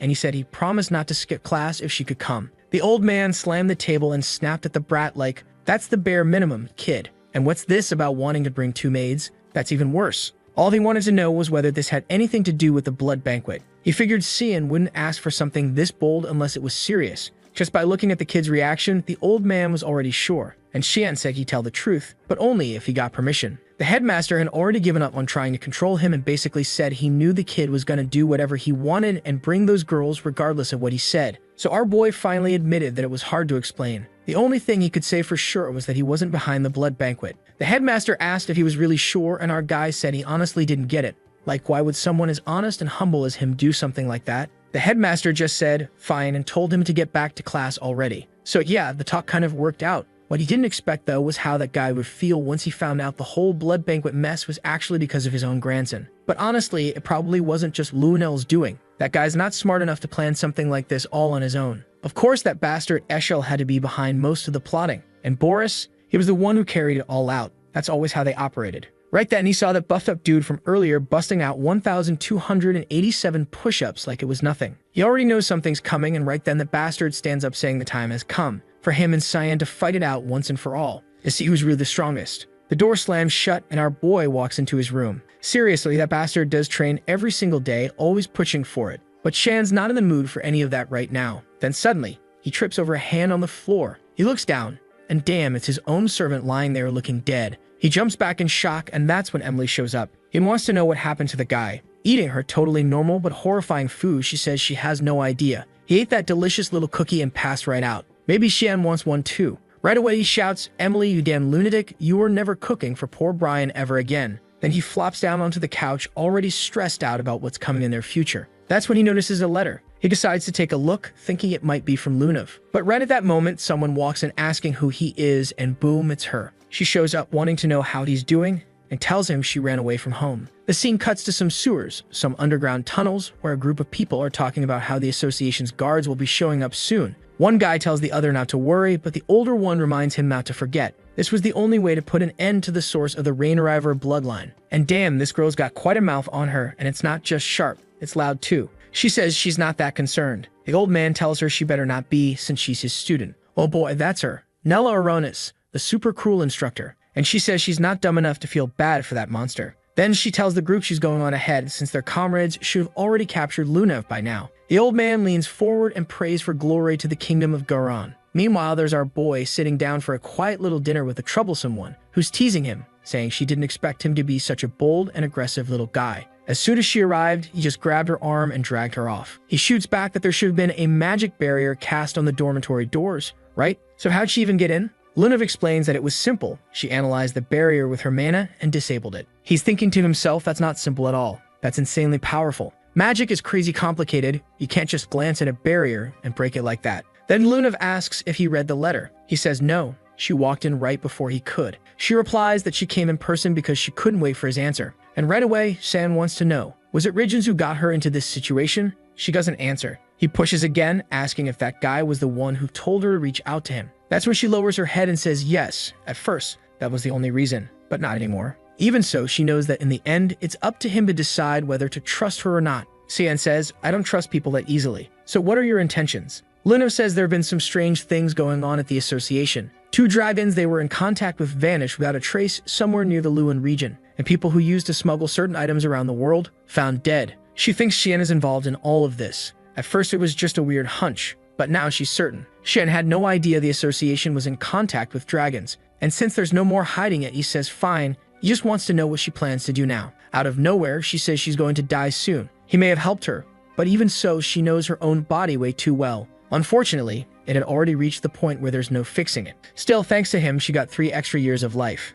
Xian says none of this makes sense. Why is she so calm? Why isn't the thought of dying so soon getting to her? She just smiles and says it's okay, as long as she can feel something. Xian's losing it. He stands up and says none of this is his problem anyway. She should get back to her room and he's already on his way out. She asks why and he just says he doesn't want to get involved in that kind of situation. She just waves goodbye and says she'll see him later. And just like that, he's gone. Even Karam asks if it's really okay to leave the girl there like that, but Xian's certain it's the best thing to do. The Garan Association had been keeping an eye on them for a while now, and sure enough, Lunev says she thought her escape plan had been solid. Turns out they showed up way earlier than she expected. That blonde guy calls out to her right away, telling her it's time to go. Mr. Ridgens is looking for her. She doesn't react, and the guy asks what's wrong. She looks at him and says that usually it's Victor who comes to get her. So who is he supposed to be? He says Victor's busy today, and that's why he came instead. They're from the 6th security branch. But Lunev isn't having it. She calls him out, saying she was lying. There's no Victor. Then boom, she uses a wind skill and bolts, trying to figure out who these extremists are that came to snatch her up in broad daylight.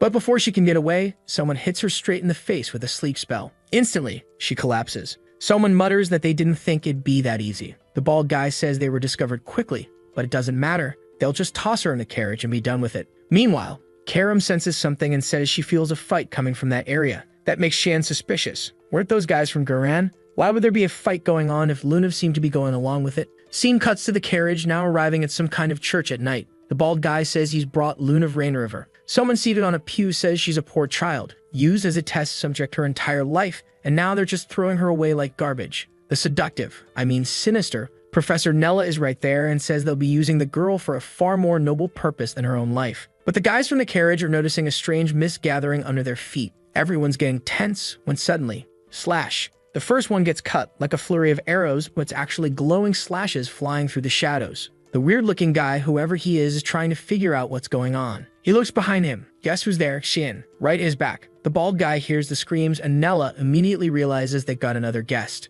She tells Ralph to show them what happens to anyone who gets in their way. Ralph, the bald one, steps forward and says he'll silence them all. Outside, Karam comments that it went way smoother than she expected. But Xian says nah, this won't be quick. There are much stronger people inside that cathedral. Then Ralph shows up from a distance and says Xian's not bad for a kid, but is he really alone? Xian answers that he is. Not like that guy seems to be though. Right then, the bald guy launches an attack. Xian notices his energy is similar to Lunev's, but even more unstable. Ralph declares he doesn't need anyone's help to beat a child. Meanwhile, Nella shows up and asks if Ralph's finished, but her expression changes right away. There he is, her guy lying on the ground face first, completely wrecked. Xian just asks if the last one has arrived, but first, he wants to know why they're trying to take Lunev. That crazy professor says you won't charm any girls interrogating them like that. But Xian's already focused. He noticed her first attack had a unique blend of elements. This woman probably had something similar to Lunev's abilities. Then comes a lightning bolt wrapped in flames, but he dodges it just in time. The important thing is he's found the perfect person to interrogate. She's trying to figure out how he's deflecting all her attacks with just a dagger. But in the blink of an eye, he's already in her face and says, "Got you." But that sly little thing used an aerial jump and put some distance between them. Realizing the kid was dangerous, she knew she couldn't leave him alive. She immediately tried to fire off a charge blast at his back, but Karam, watching closely, saw it and said she'd gotten distracted. That's when Karam grabbed her by the shoulder. The spell still tried to activate, but it missed. The blast tore through the ground, the church, everything, and Cian realized she had a ton of mana. Now she was immobilized, but still saying she wouldn't reveal anything. Karam told her to stop struggling. No human could break through a heart-bound restriction like that. Then Cian stepped closer and told her to just spill it already. Who gave the order to kidnap Lunev? And how many of you are still out there? Nella just laughed and said he was a funny kid, because he'd be finding all that out real soon. They were all coming for him, and they'd meet again, in hell. She was putting on a whole dramatic act, but Karam was right there calmly pointing out that this was just the reaction caused by a heart restriction. Shen already knew what that meant. An artifact that kept the user's mana sealed in the heart. That's why she couldn't transfer mana through her body. Now he was sure Lunev had something similar going on. While the woman was trying to figure out how they figured all that out without her saying a word, Shen made a comment. This twisted organization running these experiments, they saw it as the path to evolution. That made her shift completely. Now she wanted to know who he was to know all that. He said she could figure that out for herself in hell. She started begging, saying she couldn't die like this, but too late. Boom, right to the gut. In his past life, Shan had found documents in a Garen lab. One's describing how to use a certain artifact called the heart restriction, and how it was used to control different experiments. He also knew how to destroy the item when it failed to work. Now with it in his hands, he could tell it was still active. Karam asked what he was going to do with it, and he just told her to take Lunev out of the carriage. Told her to obey, otherwise he'd have to take control of her by force. The student noticed, yeah, this guy's little weapon here was getting way too disobedient. Still, she laid the girl down. And here he goes pulling some crazy moves, saying he's never tried this before, but in theory, it should work. He shatters the crystal, presses it to her chest, and says if she's got something like that embedded in her heart,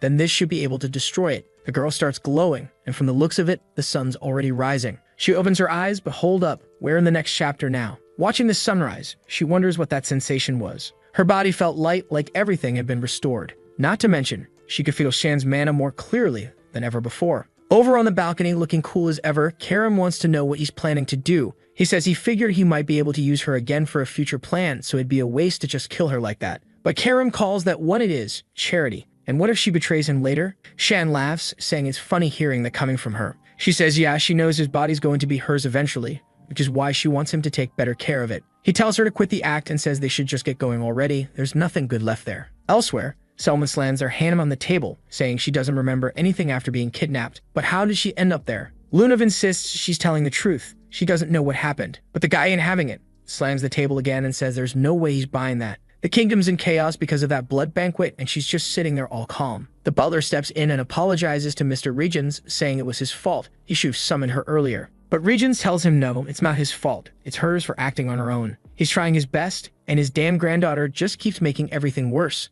And just when he thought he was going easy on the butler, nope, he lights his own arm on fire, saying he knew all along the man had betrayed them. And from the looks of it, the guy had been trying to hurt his granddaughter too. The poor butler tries to beg, saying it's all a misunderstanding, that he just wants to explain. But Regent simply responds that just hearing him talk is sickening, that ignites the guy's body in flames and blows him up. Yeah, this guy is not right in the head. Started out all calm and proper, then stood up and just blew the man to pieces. Lunev stands there, hand over her mouth in shock, while Regents coldly says that man was one of the people who ordered her kidnapping, and now he wants to know, what has she learned about Cian Verde? Lunev realizes he's asking that even though he already knows the answer. Still, she decides to stick to her line. She says she didn't learn anything special. He steps closer, asking what exactly she means by nothing special. She says she was late, ended up meeting with him, tried to talk, but yeah, just like she said, she didn't learn anything unusual. Then he puts his hand on her shoulder, cue the dread, and says that's not the answer she was supposed to give. She better tell them right now what that boy is hiding. He's a Verge. Regents is sure something's not right, or someone is helping him. Lunev stares him down and says the boy only has a guardian knight and a useless maid.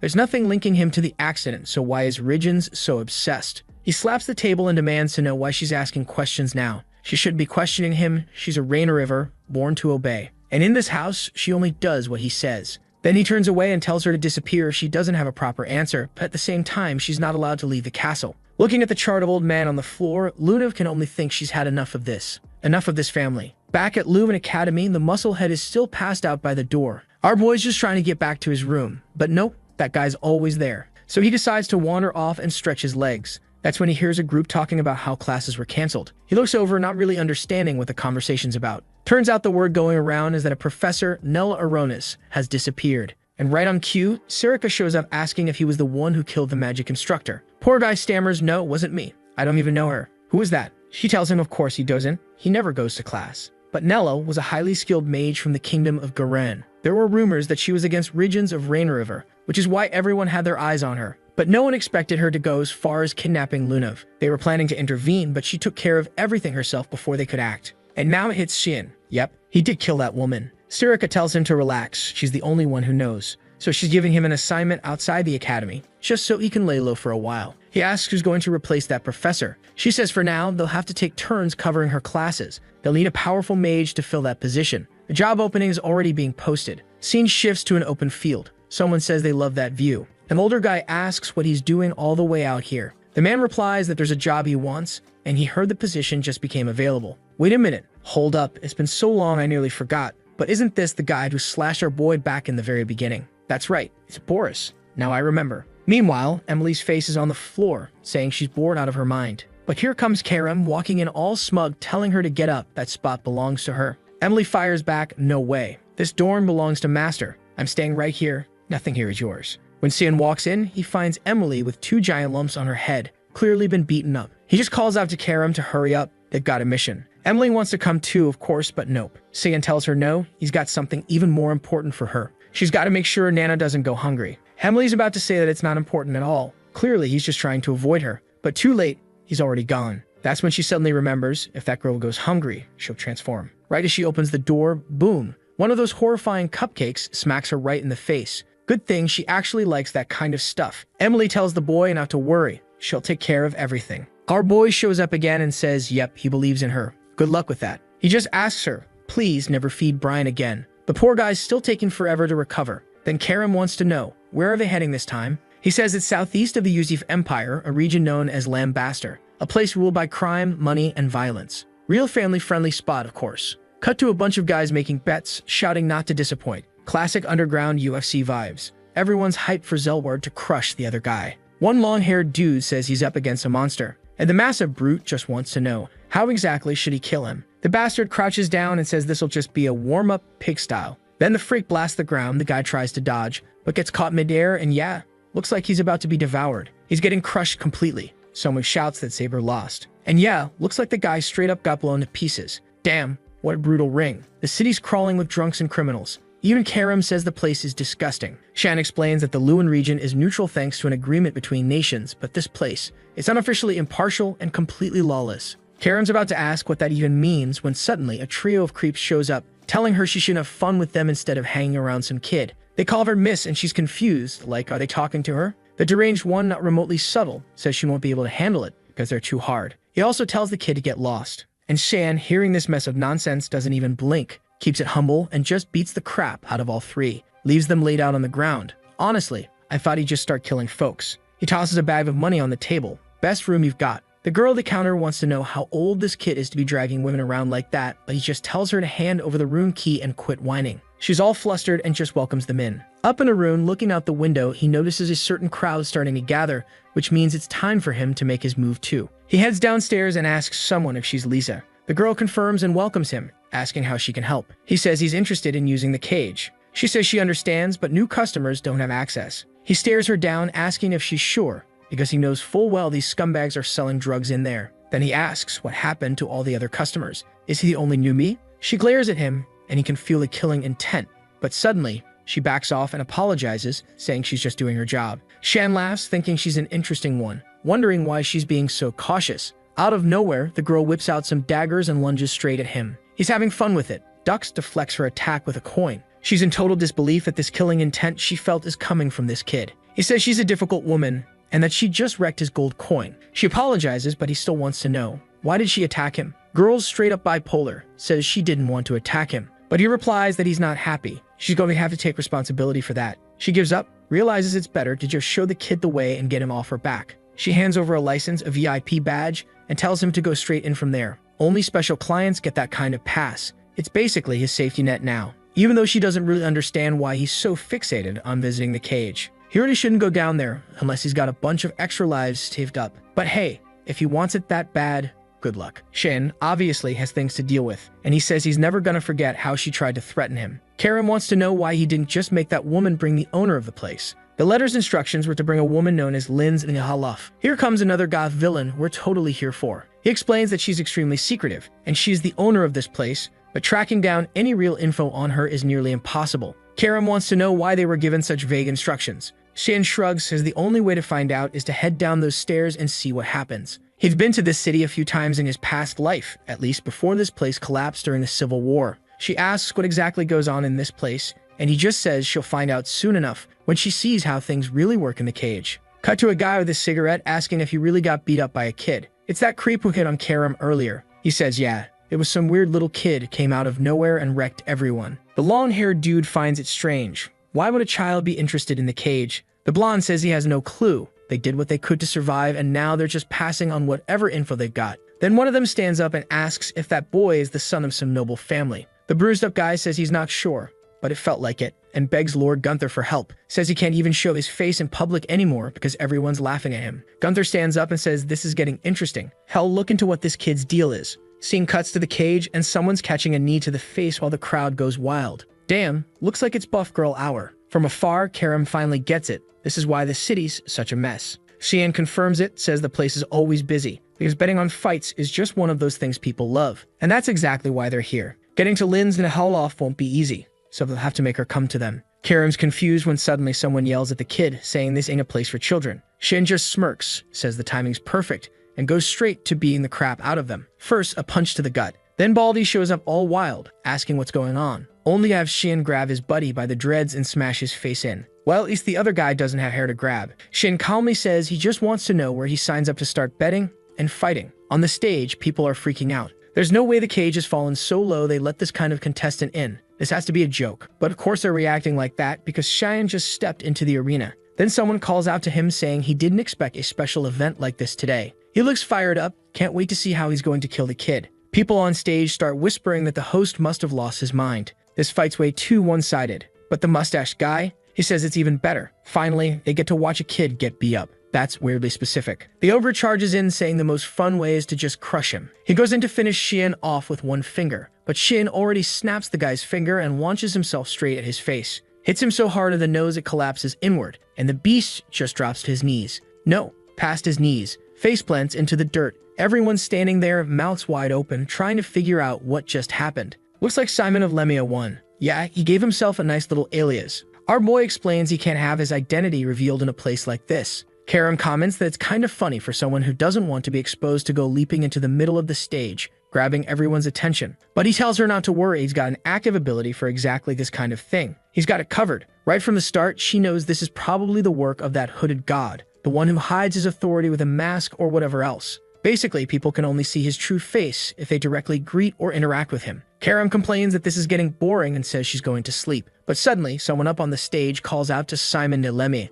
It's Gunther. He says he's accepting the challenge and tells him not to disappoint. The scene cuts back to the inn, where the girl at the front desk is trying to figure out what's going on. Then boom, one of the girls from the red light district steps in and gets straight to the point. She demands to know where that boy who stirred up the chaos is. She knows he's there, so they better hand him over now. The girl at the front desk says she has no idea what this crazy lady's talking about, but Delkia just warns her it's gonna get ugly if she makes her whole crew act. She better stay out of a problem that landed right on their turf. But the girl at the desk stands her ground, pulls out her little weapon, and says she won't tolerate any threats against her guests. That's when Delkia gives the order, everyone move in. And the front desk girl is still wondering what the heck that weird kid did to cause this much of a mess. Just then, Cyan shows up and calmly asks if they're looking for him. The girl's shocked. She didn't even notice him appear. He walks right up to the blonde and tells her to deal with him and to stop threatening the girl. But something weird happens. Delkia suddenly starts seeing him like he's some sort of prince, apologizing to her for being rude. He starts to explain that someone provoked him, but she grabs his hand and says it's fine.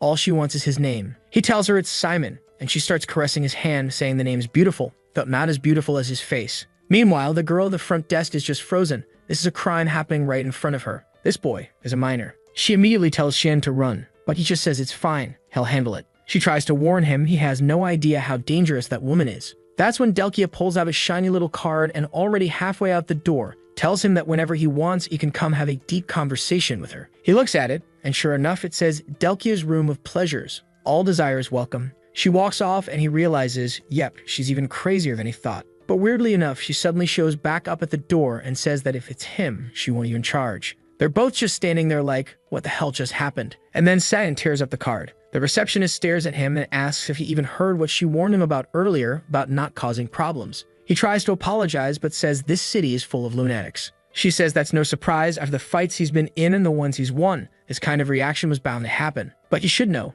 he's not going to win that kind of fight in Delkia's room of pleasures. He just looks at the stairs and says he's not thinking about that fight, he's leaving. And just then, another gothic villain-type woman appears, saying it's good Delkia backed off. The receptionist turns her head, and there's Linz Nihaloff, the owner of the cage. She tells the receptionist to stay close and keep an eye on that boy. The receptionist is okay. She'll treat him like any other VIP customer. But Linz isn't convinced, says she saw the girl giving the boy advice. The receptionist says it wasn't anything personal. It's just that he's a kid. Gunther suddenly steps in and says she's underestimating that boy way too much. This place is already falling apart, and maybe it's time for a full renovation. Lynn said she was the one who called Gunther there. The receptionist wants to know why. Lynn says it's because she wants her to arrange a fight between Simon and Gunther. That seems to hit a nerve. Apparently, this kind of match is forbidden because Gunther was kicked out of the cage a long time ago. But Gunther walks right up and says himself he wants a fight with Simon Nilemia. Scene shifts again to the red light district, where someone's shouting behind a door saying that this isn't what she wants.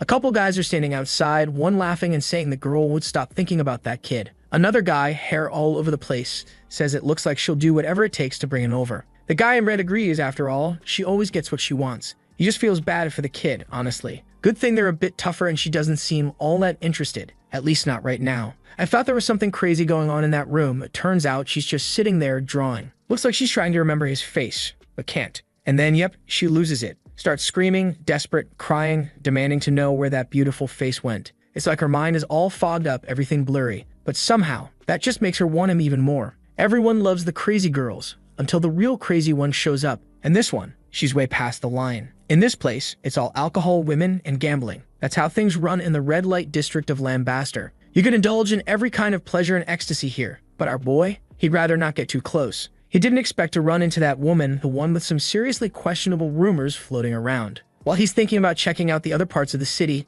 someone bumps into him, knocking a bunch of books to the ground. He looks down and asks if she's okay. The little girl, looking all cute and nervous, apologizes politely. He finds it weird, doesn't get why she's apologizing so much. Wait, hang on. At first it looked like she was carrying a Bible or something, but no. It's a box full of cigarettes. He asks again if she's okay. She says yes and thanks him for his mercy. He tells her to cut that out, hands the box back, and asks if she's selling this stuff. She says yes, they're exotic cigarettes from the Grey Merchants Union, and asks if he wants to buy one. He says nah, he doesn't smoke. Still, something feels off. He's never even heard of this Grey Merchants Union. She explains that if she's lucky, she can sell all of them in the western alleys of the red light district tonight, then head home before sunrise. And just like that, our boy gets a little soft, can't help but feel bad. The girl clearly doesn't have an easy life. He pulls out a gold coin and asks if that's enough to buy everything. She finds it strange, asks why he wants them all if he doesn't even smoke. He shrugs and says, starting today, he's a smoker, then hands her a second coin. Her eyes sparkle, and she runs off all happy, thanking him like crazy.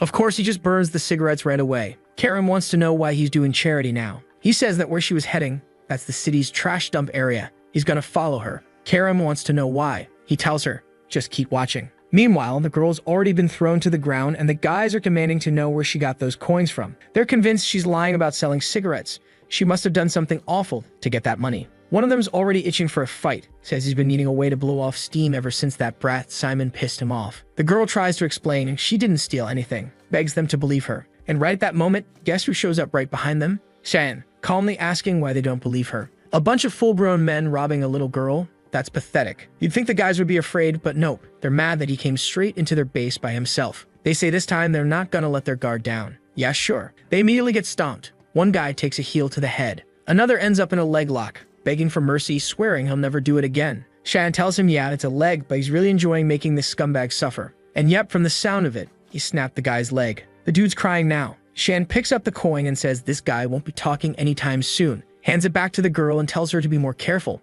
Don't let it fall again. And right then, guess who shows up? Gunther. He says this Simon kid is seriously impressive. Shin finds it odd. This guy shouldn't even know who he is. not with that special item he's got equipped. But Gunther says he already figured it out. He must be Simon the Lemmy. Pleasure to meet you. The name's Gunther Lictus, and he runs this whole district. Shan says it's actually great that Gunther showed up. He was about to question those guys, but they all passed out. Gunther looks over and says, yeah, those bastards are completely useless. The bearded guy starts to say something, but before he can finish, boom, Gunther blows his head up, says that was his way of helping out. The little girl's shaking and San tells him that killing him wasn't really necessary. Gunther apologizes, but he's just excited. He just came back from a meeting with the owner of the cage and he's itching to fight the kid. And just like that, San realizes this guy knows Linz Nihalof. Then boom, Shan's already launching a strike, but Gunther blocks the knee. Gunther's a little confused. How the hell does a scrawny 50-kilo kid have such a heavy hit? But hey, he wanted to fight. Let's go. He swings a punch and Saiyan flips over it. The hit still cracks the ground beneath them. That's when Saiyan figures it out. This guy's got some kind of strength enhancement.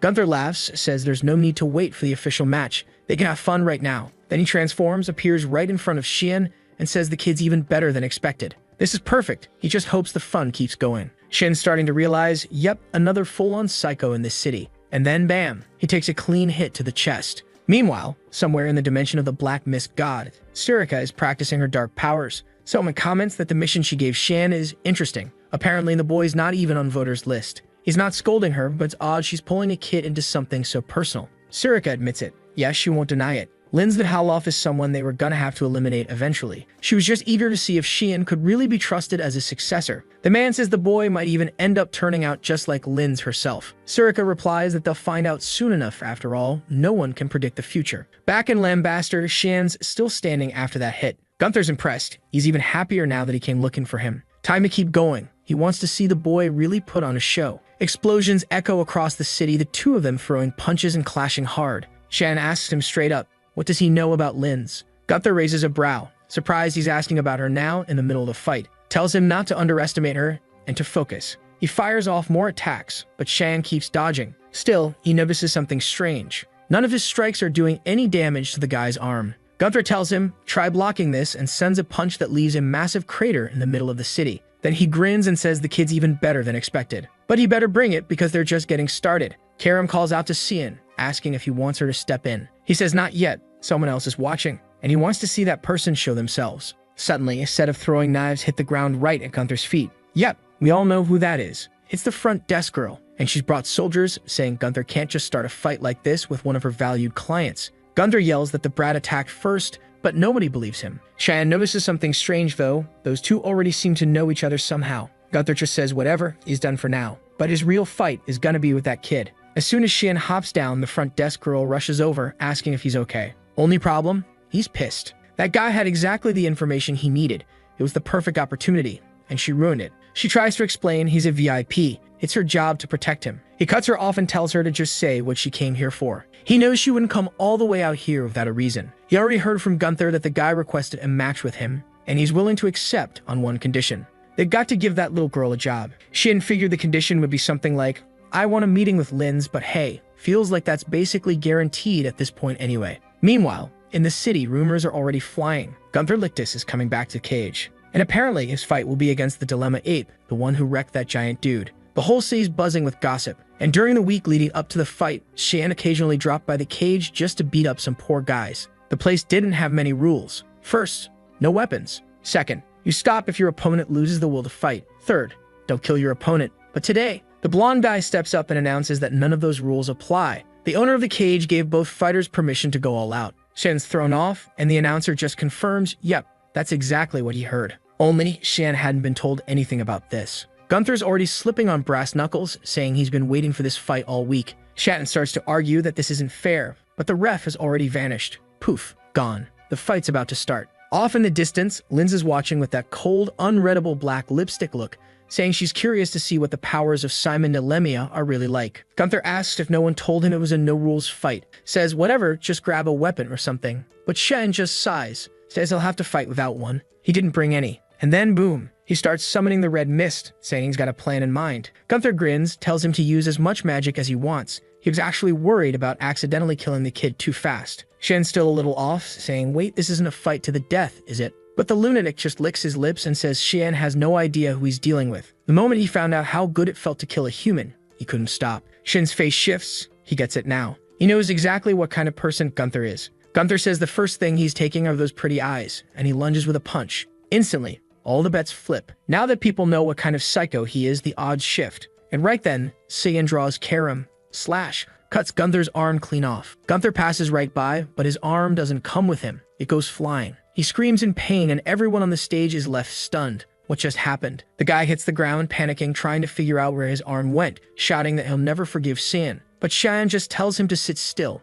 If he moves again, he will die right here. And Gunther says nothing. Everyone on the stage can tell, yeah, the guy just crapped himself. One chubby guy with a mustache seems to recognize the red mist and that strange mana. He's convinced this is a demonic sword. Shan's confused now. Why didn't anyone tell him this fight was rule-free? Why was he the only one kept in the dark? Maybe Lin's had something to do with it. The scene shifts again. Now the sweet little girl comes up with a drink for him, saying he was amazing. She's all smiles. Shan thinks it's great she already got a job. She says the receptionist made her an assistant, at least for now. He notices her name is Lewis, pats her on the head and tells her to keep working hard. Right then, the receptionist shows up finally. She apologizes, but Shan cuts to the point. Just tell me why you hid the rules for today's fight. She says she didn't hide anything. The truth is, only the owner and Gunther knew. Shan says fine, then take him to meet the owner. Of course she says no, that's not possible. The owner prefers to stay anonymous. So no, it wasn't going to be that easy. Shan accepts it, says fine. Just focus on taking care of the little girl. Right then, the same chubby guy from earlier approaches and calls out to Saiyan. He introduces himself as Morris from the Grey Merchants Union. He says he's here to talk to Saiyan because he recognized a certain demonic sword, and he's very interested in buying it. Shin's face changes instantly. He says he has no idea what this guy is talking about.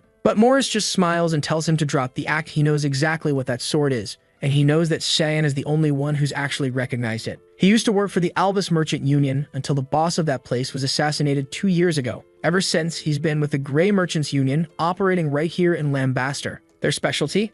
Rare swords and other unique weapons. And today, he's absolutely sure. He saw the mist of a demon sword. He knows it. That weapon's been waiting for its true wielder for years. He tells Shan to just name his price. He'll buy it. But Shan's already got him lifted up off the ground, and says that since he's the only one who knows, he's the only one Shan needs to get rid of. Suddenly, assassins start crawling up from the floor behind him. Out of nowhere, he's surrounded. They warn him, if he doesn't let go of Mr. Morris, he's going to die right here. But Shan, with that demonic aura flaring up, just smirks and says it's hilarious. They really think this little crew is going to stop him. He recognizes them, the shadow assassins of Sparnia. That fat guy must have spent a lot of coin hiring them. Too bad, they're not going to kill him before he snaps his neck. Right then, the maid and the little girl walk into the room, calling out for Simon, asking what's going on with all these people attacking him. Shen realizes now, this situation's starting to drag in people who don't need to be part of it. Lewis is here too, so he drops the fat man and says fine. This time he gets to live, but he better get lost before Cyan changes his mind.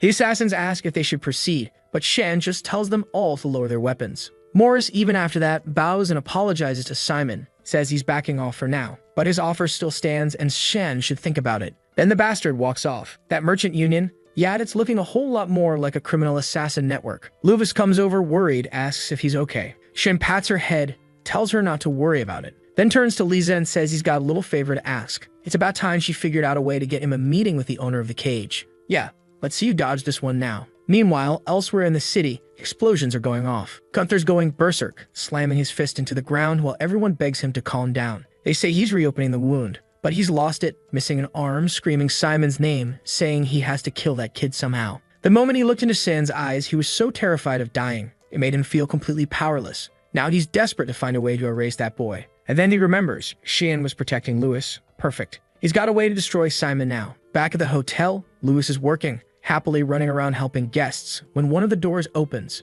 She smiles and welcomes them to Lambaster. But then, yep, it's Gunther, standing there, greeting the little girl, asking if she remembers him. She says she does. He grins and says, good. She's going to be useful for something he needs. Scene shifts to another room. Shane's there trying to understand why he can't meet the owner. Liza explains, Linza's not someone you can just meet casually. That's not how she works. Shin's curious, asks why Liza defends Linz so much. Liza finds it strange that he even knows her name and says she's sure he's no ordinary kid. And just so he knows, Linz is watching him too. She's the one who allowed him to fight Gunther in the first place. That's why Liza says he should leave Lambaster now. Otherwise, he's going to end up dead. Shan's confused. She's giving him warnings and defending him, but also seems scared. Of what? Then suddenly, they hear a scream from the front desk. They rush out. The place is trashed. And Shan immediately knows. He sees the name tag, Lewis, lying on the ground, covered in blood. He tells Lisa to stay right there. He's going to deal with this. She tries to say something, but he cuts her off, says he's not going to repeat himself. She's staying put.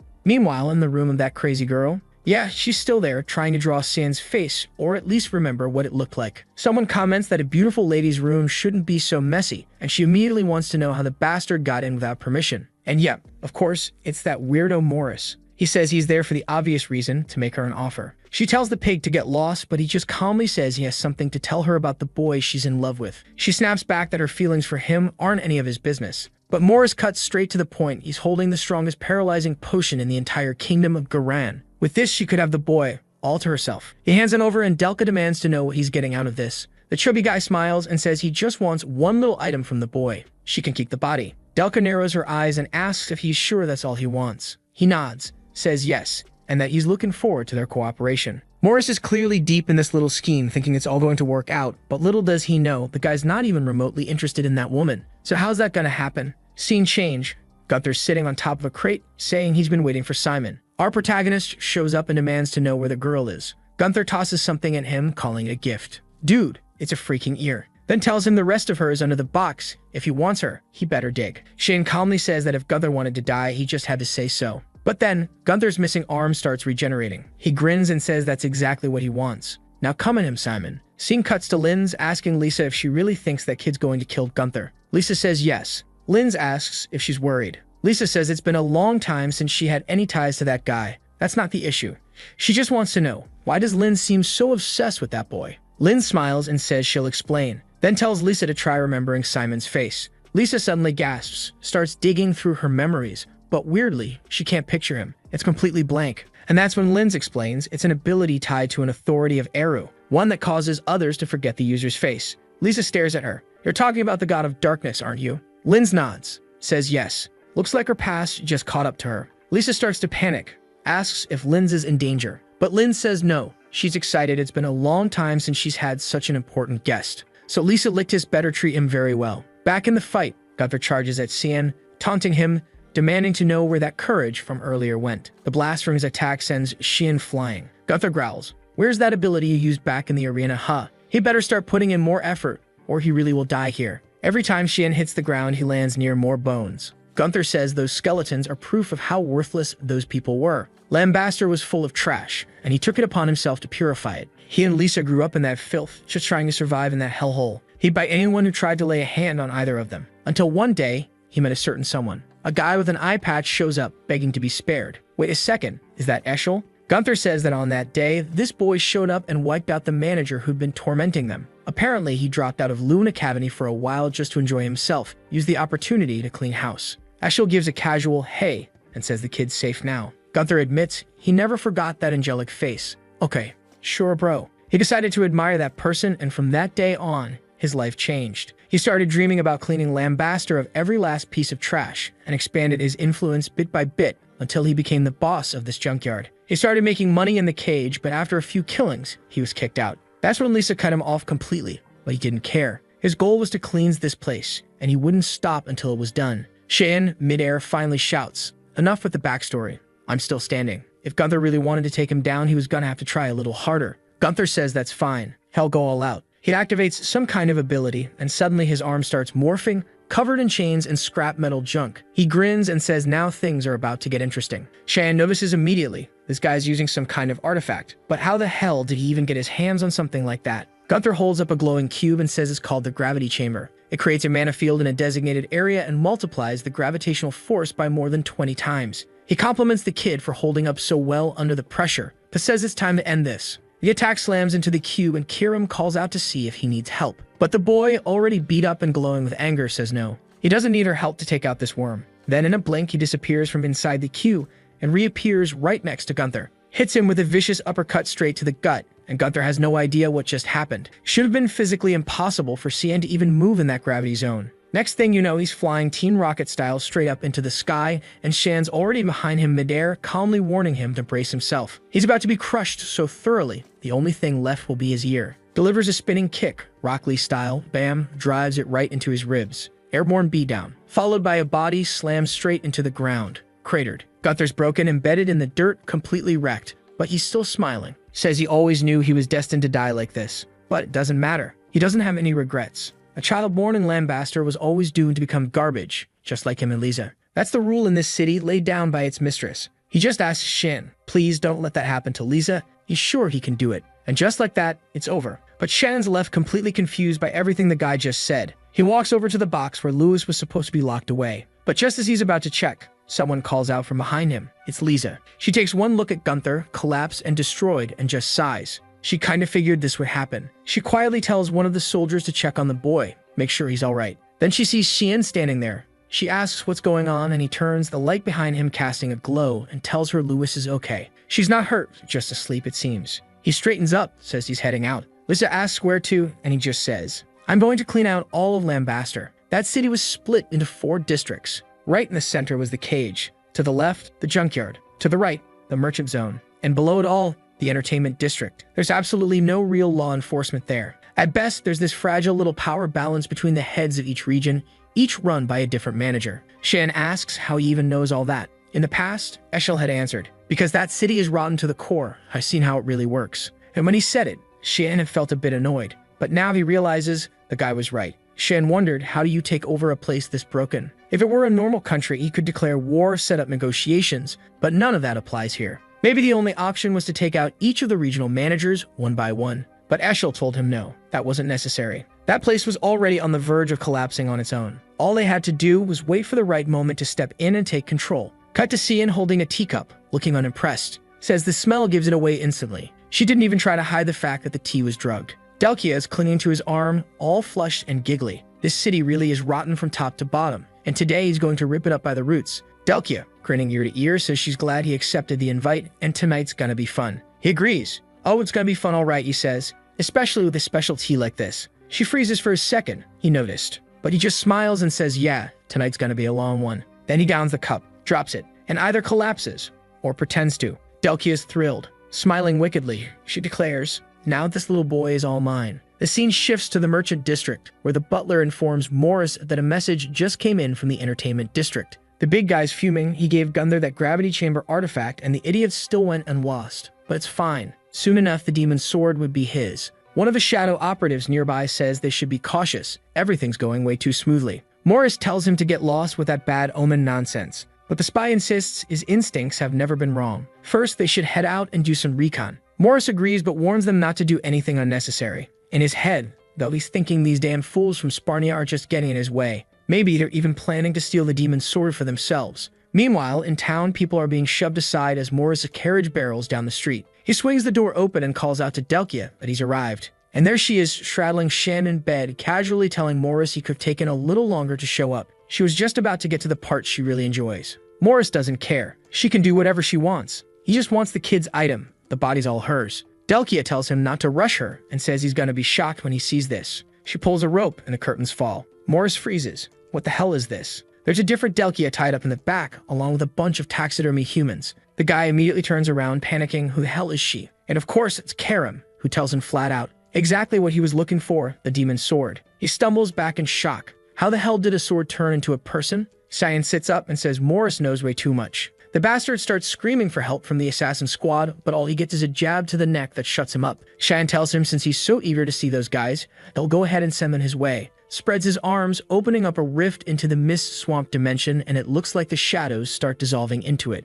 Then he tells Morris that yeah, he knows he's the one who gave Gunther that artifact and slipped Delkia the paralysis potion. Morris starts begging for forgiveness, swearing he'll never do it again. Shane calmly tells him he's sure he won't, because he won't be doing anything ever again. The guy's still crying for help, but gets dropped straight into the mist. And down there waiting for him, all the assassins he'd hired. Shan says that just leaves Delkia. But Karam steps forward and tells him she'll handle it herself. He can go. He just asks her not to go overboard. She flat out says she will go overboard. And oh boy, she is livid with jealousy. Starts shouting, demanding to know who the hell gave Delkia permission to touch what's hers. She knows damn well Delkia is not really out cold, so no point faking it. Tells her to brace herself, she's gonna get broken into 1,000 pieces. The blonde tries to plead, says she never should have tried anything, but gets clocked right in the face. Meanwhile, Shan just closes the door, knowing full well tonight's gonna be rough for Delkia. But right then, he feels something. A mana signature. Familiar. He looks around and finds himself inside the domain of the mist. Someone speaks up. That expression of yours, priceless. And just like that, Linz Nihaloff steps forward, introducing herself as one of the regional managers of Lambaster. She starts to materialize from within the mist, and San realizes she is part of it. She casually mentions that apparently Surika didn't tell him anything about her, which explains why he's been running around killing off the other managers. Shan immediately powers up, thanking her for finally showing her face. Now he doesn't have to go searching anymore. Says he can call her Linz, or senior colleague, the backstabbing traitor. But Linz says he's got it all wrong. She's not here to fight. Right then, he senses something from the side, barely manages to dodge an incoming attack. Linz tells him to say hello, because the two of them already know each other quite well. And sure enough, it's Lisa, the one who always seems so kind, so trustworthy, now standing beside that monster. And she coldly declares Simon Delemia is going to be eliminated. She charges at him again, but he blocks it, telling Lisa to stop, that this has nothing to do with her. His problem is with Linz. Lisa doesn't need to die. But she's not listening, not one bit. Only option? Knock her out cold. He activates the bloodlust wave technique, bam, launches her across the room. But of course, she's already back on her feet. That's when he realizes, damn it, she's been training. Most enemies wouldn't have been able to withstand that. Linz just watches, saying she knew the boy could have finished it, so why did he hesitate? All San wants to know is how long she plans to keep hiding in the mist. Linz tells him she just wanted to see the skills of the child Surika had trained, especially since Lisa was her student. Now that throws him off. Linz knows Surika. So what exactly is the connection between the two? But Linz vanishes, telling him he should be paying attention to someone else. Suddenly, Lisa begins summoning a rain of needles and hurls them at him. Shin flips backward, dodging, but she's already following up with another strike, forcing him to catch her arm midair. She says she might have cut ties with Gunther, but he's still going to pay for killing the last member of her family. As he defends himself, he notices it, her eyes. That personality of the shadow, it's been activated. Most likely, Linz implanted some kind of memory fragment to stir up that resentment. But she made one mistake, getting too close. He slams her down and raises his hand. Not a punch though, just enough to knock her out clean. With her down, he says, all right, that just leaves two of us. Come on out, Linz. But she tells him to stop playing games. You should know by now that she is this entire Mist realm. Shin admits he's surprised. Not just that she belongs to the Mist, but that she's a traitor and a thief. She asks what the hell he's talking about. He tells her he knows exactly what that ring on her hand is, the Ring of Anbari. An artifact that lets you absorb anything. Mana, authority, whatever. And she's using it to pretend she's part of the Mist. He doesn't know how she got her hands on it, but he's sure of one thing.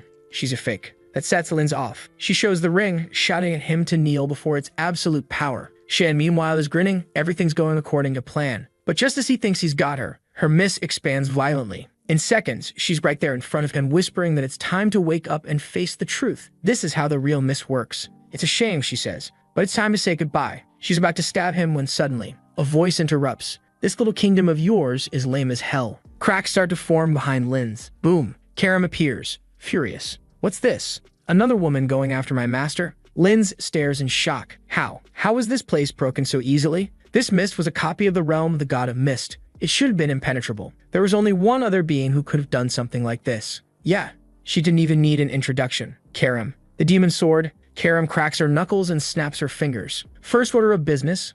Let's destroy this dump. The entire domain starts fracturing, shattering into countless shards. Linz can't believe it, that it was broken this easily. Meanwhile, Shan complains. What took you so long, damn it? Karam scowls. Excuse me? I just saved your ass, and that's what you say. Linz watches this couple bickering scene and loses it. She yells at Xian to shut the hell up. No way someone like you is the successor. That person disappeared over 300 years ago. There's no way it's some brat like you. While she's throwing her fit, Karam just raises an eyebrow. What's with her? Xian shrugs. Said a few things earlier. Guess I got her riled up. Now Linz is totally unhinged, screams and charges at him with full speed. But Karam dissolves into a blade. Xian grabs her and smirks. She'd make a terrible assassin. Together, the two unleash their technique, Miss Storm Surge, and charge in for the final clash. Of course, Linz, fake as ever, goes flying across the ground like a ragdoll. Meanwhile, Shan's just standing there cool as hell, dripping with swag, saying it's about time he showed her the true power of divine authority. As soon as Linz manages to get back on her feet, he activates the Mist of Adamant, and bam, a giant orb appears behind him. He's in full demon mode now, face darkened, voice chilling, daring her. Go on, try to block this with that little ring of yours. And then he swings. The cut flies toward her and she knows. She knows. She doesn't stand a chance. Cut to a long time ago. Back inside the Temple of Black Mist. Surika asks where Linz thinks she's going. Linz says she's tired of sitting around, waiting for some supposed successor to show up. She fires back, you planning to kill me now or what? But Surika calmly answers, there's already too many awful people out there to deal with. Why would I bother with you? Though if Linz ever turned corrupted, then yeah, she'd be hunted down and purified. And when that day came, Surika would take back the item Linz stole. So she tells her, think real hard before walking away. That's how Linz left. She walked out of a group that had real power, but stayed hidden in the shadows, to go build her own group that had no power, but at least it existed out in the open. She was sick of waiting, sick of hiding. She really thought she'd made it. But back in the present, Shan's attack tears through her, rips into her side and arm. She was beautiful. She was strong. But what a shame she went up against him. Now he just walks up and asks for her last words. I hate when these stories end all sad. She says, tell Sarika she was wrong after all. And then she begs him to finish it. It hurts too much. Shin just sets her ablaze. No hesitation. Because he knows nobody ever sees the moment they'll be defeated. And that includes him too. As soon as the domain starts to unravel, he sees he's already right in front of the hotel, which saves him time. Lissa shows up and says she tried to kill him and knows about the mist. So there's really no reason you should be letting her live. He asks if she's going to tell anyone. She says no, and he goes, all right then, it's fine. But she herself doesn't really know what she's going to do. Right then, Lewis comes running out of the hotel calling for the manager, asking if she's okay, saying she was worried because she suddenly disappeared. Lisa, looking a little shaken, asks if Lewis is all right, tells her to stop worrying about her, and says she's not going to let her leave this place anymore. She was the kindest person she ever met, and there's no way she was going to just let her go like that. Lisa says she understands now, and that's when our guy chimes in, saying it looks like she's already found her purpose. It'd be good for her to manage the whole place now, especially since all the other regional managers are gone. And she should make sure Lewis doesn't end up like Gunther. She agrees, and our boy gives her a pat on the head. Of course, Lewis is sad he's leaving, but he says, unfortunately, his stay here is over. He waves goodbye, saying he'll come back someday. Lissa yells after him, saying he definitely has to come back. As he turns to leave, he thinks to himself that he hopes to return, but not to see a scene like the one from the past. Holding the dagger, someone says he was successful in purifying Linz Nihalov. Then Sarika, looking kind of pissed, says it must have been really tough. He asks why she sent him if she already knew it was going to be that hard. She just tells him to go ahead and ask what he's dying to know, because she knows he's curious. So he asks what her connection is to Linz, if she was part of the Mist. Sarika says yeah, they trained together, but it seems she wasn't too fond of the future it laid out for Linz and ended up leaving. And when she did, she took the ring that was only supposed to be passed down among the masters. Cheyenne shows it to her, and she says that's exactly the one that should have been hers, but now she's leaving it with him. He finds it strange, after all, that thing's only meant for masters, but she replies that she doesn't need that anymore because she's already strong enough. A little confused, he says he doesn't get it. He thought the mission was to retrieve that thing. That's when the other Gothic one pops up out of nowhere, saying there must be some beef between the two of them, and that's why he got sent in the first place. Sarika turns and says it was just part of her promise, but now that it's settled, the ring doesn't matter. Shin already knows she's trying to see if he'll be tempted by the power the ring offers, and so he asks if she's not going to say that usual thing. If you fall victim to the ring, I'll have to purify you. But she replies that she's more curious to know whether he's a disaster for humanity or a hero. And sure, a simple commercial test wouldn't be a big deal, but she still thinks Karim might have made the wrong choice. Karim's clearly biting her tongue, and our guy says it's obvious Sarika cares a lot about him. Then the scene cuts to the principal's office. He's saying that after Nella disappeared, student anxiety has skyrocketed. He knows this is going to be a heavy burden for him, but now that he's been appointed, he believes in himself. And here comes that bastard Boris, saying he's an understanding guy who gets the student's situation, and he'll do his best. The principal thanks him, and the bastard says he's going to take a stroll around the academy. Honestly, that principal's asking for trouble. He's already noticed the guy has some really strange mana. Right then, Sarika shows up asking if the principal called for her. But the moment Boris introduces himself, her expression totally changes. He says he's the newly appointed instructor. Nice to meet her. As he walks past, he says that they'll see each other soon, while Sarika just picks up on the fact that he reeks of blood. It's clear this guy's seriously dangerous. The principal says he's from the capital and that she should keep an eye on him. He's skilled and well-mannered, sure, but his mana is weird. Director, we gotta get this guy out of the school seriously. You can't just throw someone that's shady into a classroom with students. But Sarika's standing there cool as ever, saying she understands. She knows full well what that smell is, no matter how hard anyone tries to hide it. It was like death itself was walking through the hallways. Then the scene cuts to a bunch of guys raising the banner and welcoming people to the city of Harmony. And wait a second, look who it is. Erin. Long time no see, girl. Thought you vanished from the story. She comments that the place has way more guards than usual. And of course, that probably happened after the blood banquet. Someone calls out to her. It's Lunav, popping out from the corner, saying it's been a while since they last met. In another part of the school, Erin says it's good to see she's doing okay. Lunav says it's all thanks to her, but Erin disagrees, saying Lunav helped her out a lot too.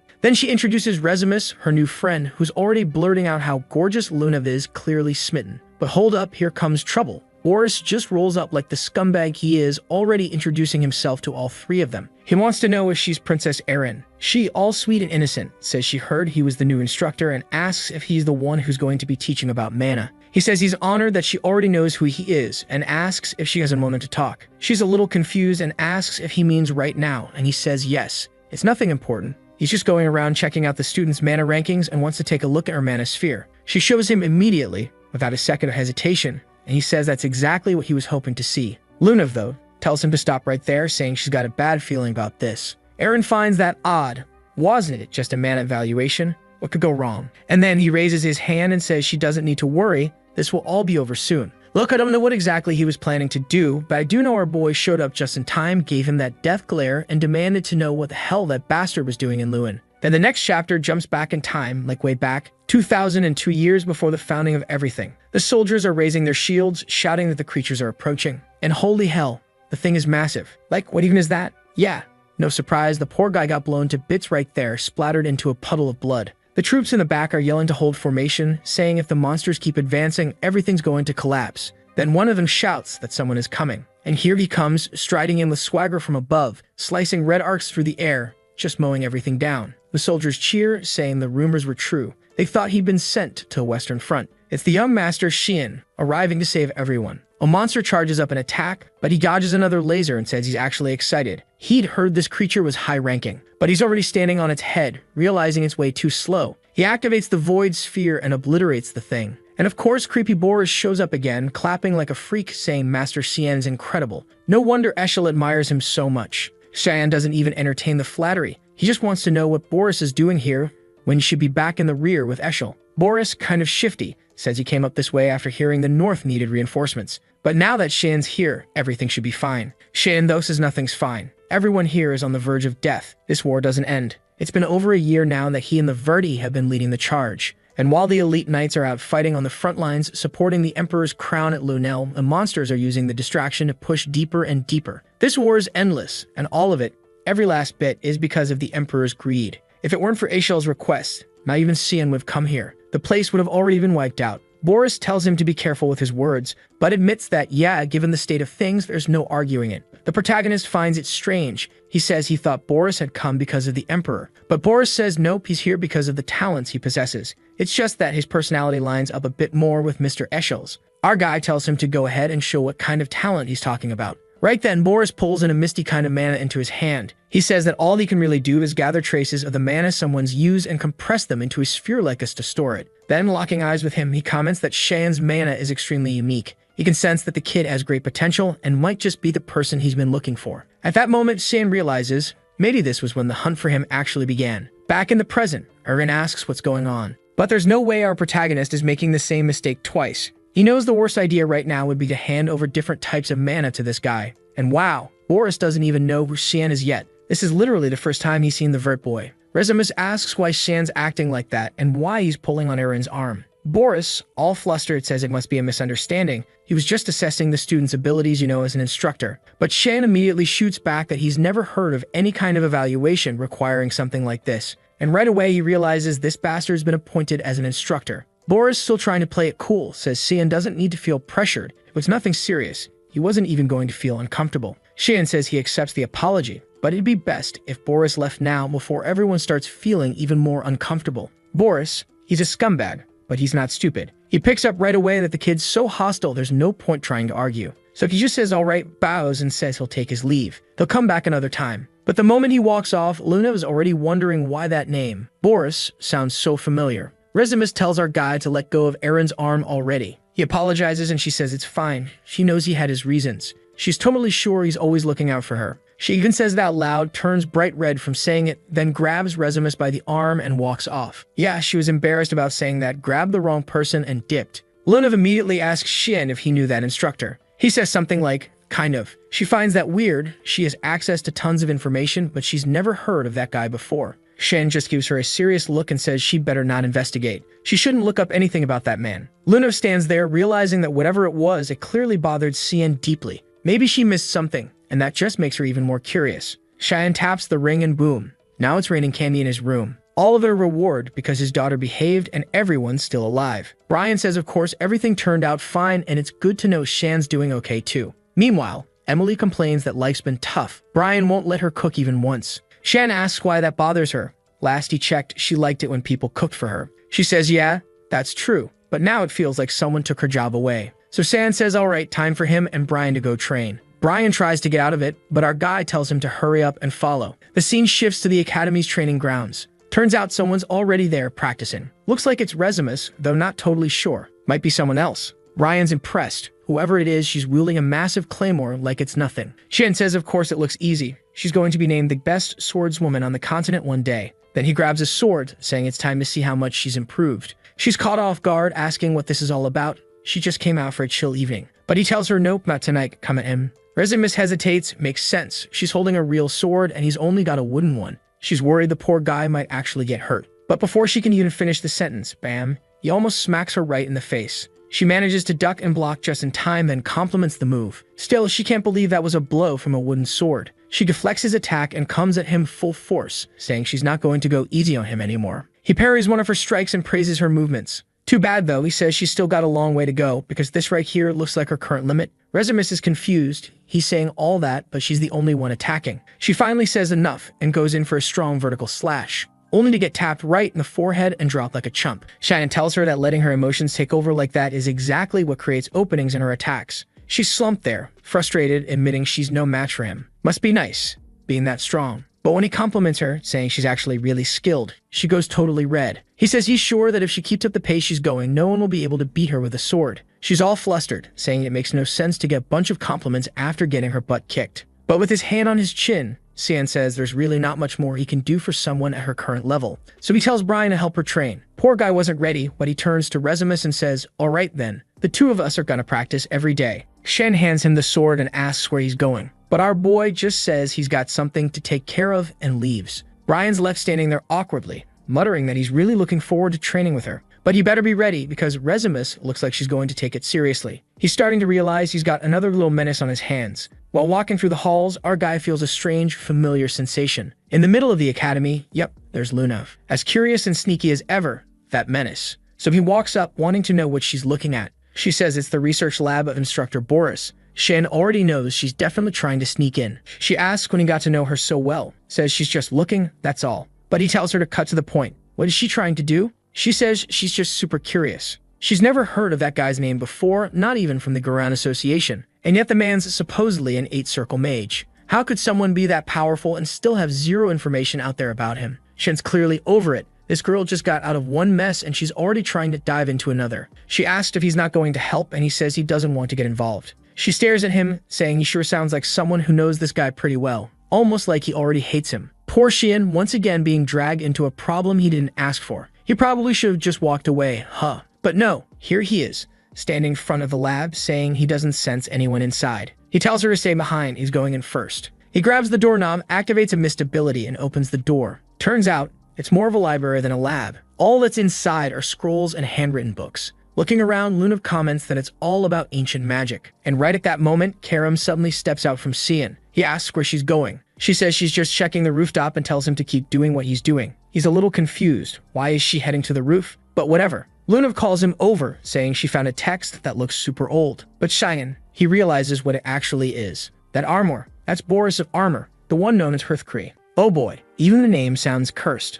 Up on the rooftop, Kara mutters that this smell, it's sickening. No matter how many times she catches it, it never stops being disgusting. And he better show up soon. Oh, she's talking directly to that Hearthcree guy. Right then, too bad. Someone appears and says it's been a while since he last saw her. An angel shows up, asking how she's doing after waking up from a 300-year nap. From a high-up angle, Karam says she was doing just fine until he showed up and ruined everything. Hearthcree replies, your personality hasn't changed a bit. I guess that's why you chose that master out of all the other options. Karam's already getting ready to fight, but he asks her to calm down. He's not here to fight. She demands to know what he's doing there, and he says this is just a little chat. But Karam isn't buying it and tells him to cut the act and say what he's planning. Meanwhile, back in the library, Lunav says she's never seen magic texts like these. It's almost like some weird history book. But all the texts are written in a kind of code, so it's going to take a while to decode. From what she's been able to make out, that's all she can understand for now. On a page with a strange sun, she says it looks incomplete, and she really wants to know what it means. A sun, black clouds, mist, what else? Suddenly, Sam closes the book and says they need to destroy all of it. She wants to know why.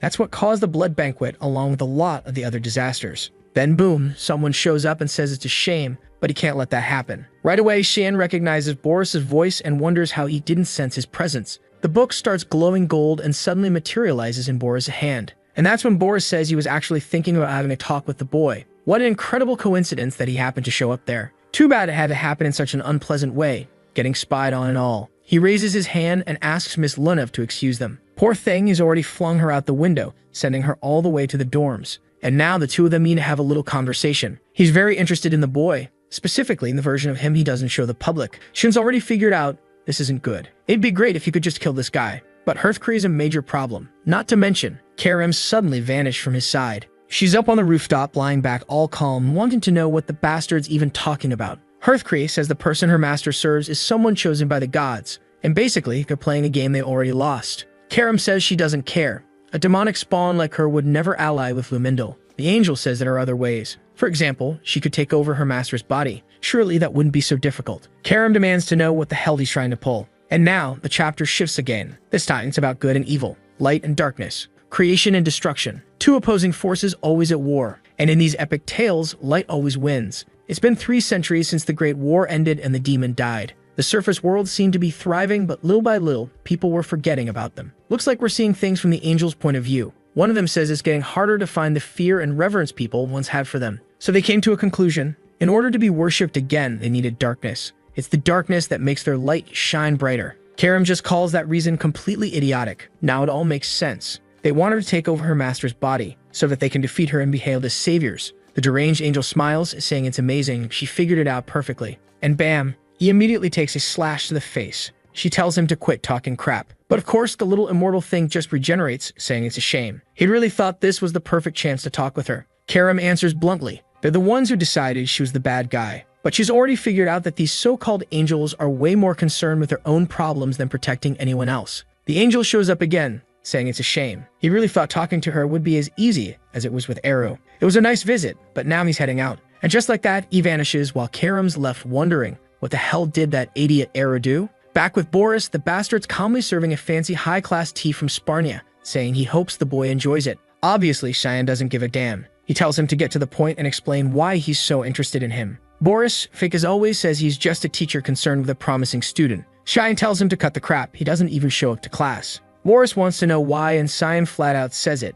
He's got nothing to learn from them. Now Boris is curious. He wonders if the headmaster knows about that. Cheyenne just tells him, for the love of all that's holy, to stop stalling and talk. So Boris gets a little more direct and asks Cheyenne if he knows who he is. Cheyenne asks why he's even asking that. Boris says he felt it immediately. Cheyenne hated him the moment they met. The way the kid looked at him, it was like he already wanted him dead. But Boris swears he's never seen Cheyenne before in his life, so how could he have known about him already? Cheyenne stirs the tea a little and says what's even weirder is that no one's ever heard of an 8-circle mage. Boris replies that he likes to live a quiet life, and Cheyenne tells him to just say where he's from. Of course, the bastard claims he's from some super rural village, nothing but cows and lumber out there. No way Cheyenne would know it. Both of them know the other's lying. Obviously, Boris wasn't going to spill anything. Even in his past life, the guy kept everything hidden. And now he asks if Cheyenne has any other questions. Cheyenne says no. Boris says good. It's gotten late, and they can talk more another time. Sometime later, staring down at the book, Boris says now he understands why Ishel felt so threatened.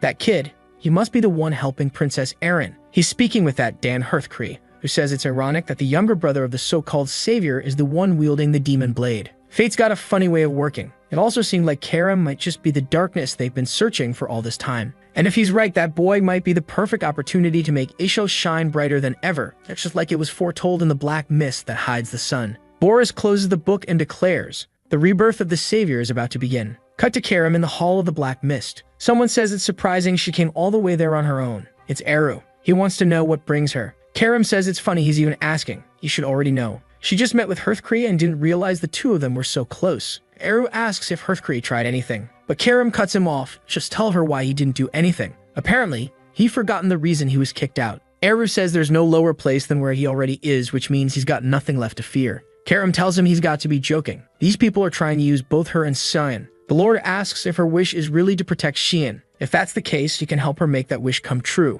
All she needs to do is take this decree, and all the mists will support her and the boy. She takes it, but she's already figured it out. He's just handing that over so he doesn't have to do anything himself. Exactly like what happened with Lumindal. Eru tells her to quit nagging. He insists he already made the best decision for her sake. But Karim walks off, telling him to stop making pathetic excuses, and says she hopes he stays trapped in that place forever. The scene cuts to a statue of an angel, where a man in front of it says he intends to bless it for acting in accordance with the representations of Lumindle's light. What she needs to figure out is whether she truly intends to become the ray of light that'll save this world from darkness, and if she swears to stand on the front lines and die on the battlefield. Whoa, Alice Vert swears that she does. She accepts the will of the god of light, Lumindle. I almost forgot our boy had a turbocharged sister. She made the vow, but she's still wondering if this really is the right path. Lately, the Empire's been gathering up talented individuals for the Knights of Light and sending them all to the front lines. That's why, during the disaster of the Blood Banquet, there were no royal guards around to help. Still, helping the Knights of Light has always been her dream. What she doesn't get is, what exactly is she supposed to be protecting out there on the front lines? Right then, someone congratulates her. She turns and sees it's Cecilia, who says Alice finally achieved her big dream. Alice says it's nothing, she just became a rookie knight. But Cecilia tells her there's no need to be so formal anymore. They're equals now. Weirdly, this lunatic drops to the ground and says, "No way, I can't do that. You'll always be my senior." Sometime later, it looks like Alice confided her worries. Cecilia tells her it's impossible, she picked the wrong path. She's known her for a long time. This has always been her dream. But Alice says she's still unsure. She could hear people screaming for help. So if her friend says she knows the perfect way to find out if the front lines are really where she belongs. When she gets there, they'll fight together. Apparently, this Duke Villiarth confirmed an important mission. It would be Alice Vert's first official assignment, but she finds it kind of odd, since the one who gave her the mission was her father. Boots are on, swords in hand. Brian's ready. The girls ask where he's going, and he says he doesn't even know. Sheehan just told him to be on standby. That's when our boy shows up, saying they won't take long this time. He tells Nana not to worry and tells Brian to move it. Brian asks where they're headed, and Cyan says this time it's to the Lemia Valley.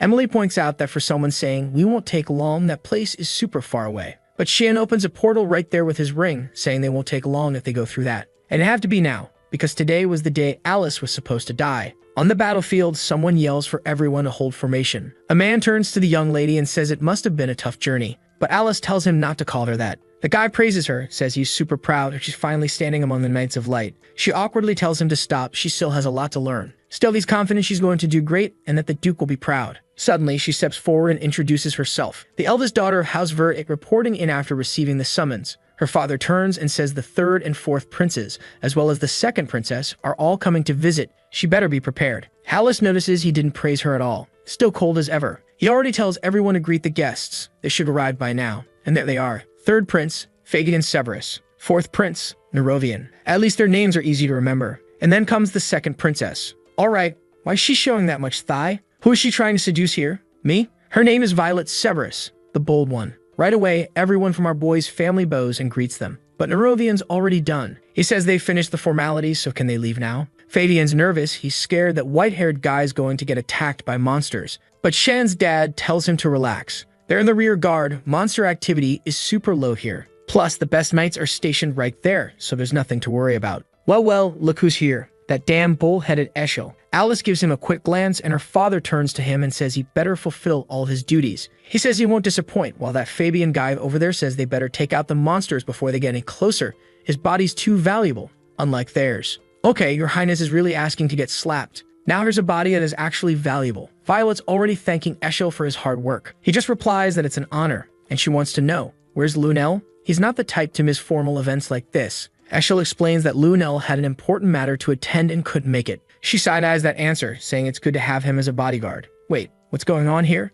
Did something already happen between these two or what? Everyone's in formation and Alice is getting a weird feeling. Eshel always protects the first prince. That's just how it is. But now he's here with the twins and the second princess. What is this? A coincidence or something else entirely? Eshel then mentions he heard she joined the knights as the top of her class and congratulates her. But it didn't sound sincere at all. She immediately recognizes that familiar look in his eyes, and we flash back to her 9th birthday. He patted her head, congratulated her. That day, Eshel gave her a magic scroll. A 4-star spell scroll she couldn't even use yet. The idea was for her to one day get strong enough to finally use it. Years later, she did reach 4 stars, and finally it was time to activate the scroll. But the moment she started, someone grabbed her hand and told her to stop. It was Cecilia. She asked what was going on. Her friend explained that scroll would summon a mid-level monster. They could have died if it actually went through. What the hell, man? Eshel planted a live bomb when she was 9 years old. He's the king of Counter-Strike. Now here she is staring him down, wondering if he really gave her that scroll on purpose. If so, why would her brother do something like that? The group's still escorting the carriages. Inside one of them, Nerovian asks if Lumel is the one who assigned Eshel to this escort. Fabian says the whole thing's suspicious. He wants to know what they're planning. Violet agrees. Having someone as skilled as that acting as a bodyguard That's a red flag. Everyone already knows what kind of person Lunel it is. They better stay alert or they're gonna end up dead. Right then, the carriage shakes. Alice comes running, shouting it's an ambush and everyone needs to fall back. A special creature called Antararg is attacking the area. The tower soldiers are already freaking out from the monster's roar. The coward prince starts demanding answers. Why didn't anyone warn them something like this might show up? A strike from the boss monster sends everyone flying. Alice yells for them to retreat immediately, but a massive tail swipe is coming right for the group. No worries. Big Sis blocks the hit. But now she really wants to know why something that powerful is showing up in the rear guard. The princes are already running for their lives. One of the white-haired ones yells for them to turn back. If they keep running, they're gonna get killed alone. Violet's totally panicked when suddenly, Eshel comes toward her. Nothing sketchy at all, right? He tells her to come close. He'll protect her. And right then, Violet realizes, this bastard planned all of this chaos just to kill him here. And judging by Alice's face, she's picked up on something fishy too. Then, bam, a windflower spell slams into the boss monster. Cecilia shows up to help and yells at Alice to escape through the side path. Right away, she grabs her friend and also pulls Violet along, who's just confused and being dragged, but honestly, anywhere away from Eshel is the right move. Still, Alice's gut is telling her something seriously wrong. She felt an overwhelming bloodlust coming from her own brother, and when she looked back, she saw the monster about to land a clean hit straight at his neck. But then, out of nowhere, a strange barrier blocked the strike. Alice's head is spinning. What's going on here? But Cecilia just shouts at her to move. The monster is still flying, going in for another attack on Eshel. But more troops show up nearby and yell for everyone to get back in formation. She glances to the side and realizes the 3 damn girls are gone. Meanwhile, the soldiers are shouting not to let that creature, Antararg, get anywhere near the royal hairs. The monster starts charging up another purple energy blast, and Eshel looks like he's losing it, growling that this thing's really starting to piss him off. Then a golden light bursts out from his back and he orders everyone to stand down. Boom! Massive explosion. Did that deal with the monster? Maybe. Or maybe not. Everyone's still standing back, squinting to see what's going on. And there's Violet, that sneaky brat, just randomly trips like an idiot. Alice runs over, asking if she's alright. Violet says she's not, but she's not dying that easily. Then what the hell? Cecilia just smacks Alice on the back. Alice stumbles, looking shocked. What the hell is this? And now she's on the ground in pain. What the hell? The two of them are just standing there staring her down. They really got us with this plot twist. Didn't see that one coming. And that damn Violet just glares and says, "So you're Eshel's little sister, Alice Vert." She says she knew something was off when Eshel showed up and Lunel didn't. And she's sure Alice was planning to kill them all during the chaos, so everyone else would get blood on their hands. That's why this was self-defense. Damn. Even Cecilia's just standing there, completely silent. Alice tries to explain. It's all a misunderstanding. She just wanted to protect them. But Violet cuts her off and tells her to shut up. So she knows exactly how ambitious the Vers and Lunels are. She's not going to sit around like some idiot while everyone lines up to kill her. If Alice has got any excuses, now's the time to give them because she doesn't have much time left.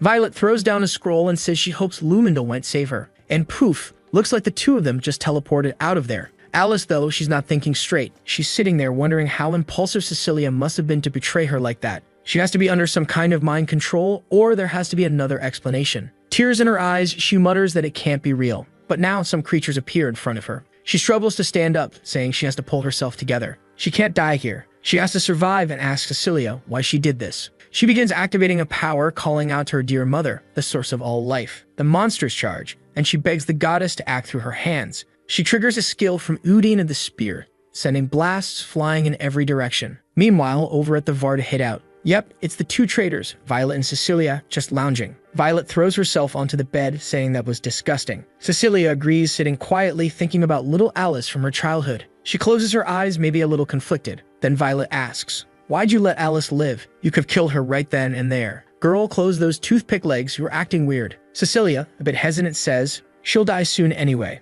The monsters there will finish her off for sure." Meanwhile, Alice is still out there, flinging spears left and right, but she's exhausted. And honestly, this is the perfect moment for our boy to show up like a total Chad. She's drained. She mumbles that she has to get back. Problem is, what is she even going to tell the knights? That Princess Violet tried to assassinate her? That Cecilia tried to kill her? Who's going to believe that? That's why her best bet now is just to get the hell out of there. But more and more monsters keep closing in. And not just any monsters, high-ranked ones, salamanders. She tries to come up with a plan anyway to escape alive. But those beasts are already charging up their fiery breath, slobbering all over the place. She knows there's no way she can dodge it. The monster comes in close, but its aim's off. Good thing. Still, Alice knows if she takes that hit head-on, there's no surviving it. But hey, Big Sis is a beast. So don't worry. because little bro just showed up. Our boy slices right through it, and Alice immediately looks up trying to figure out who it is. Before she can even process what's happening, someone grabs her by the shoulder, apologizes, and takes off with her. It's Brian coming in clutch to save her. And the moment she sees him, she realizes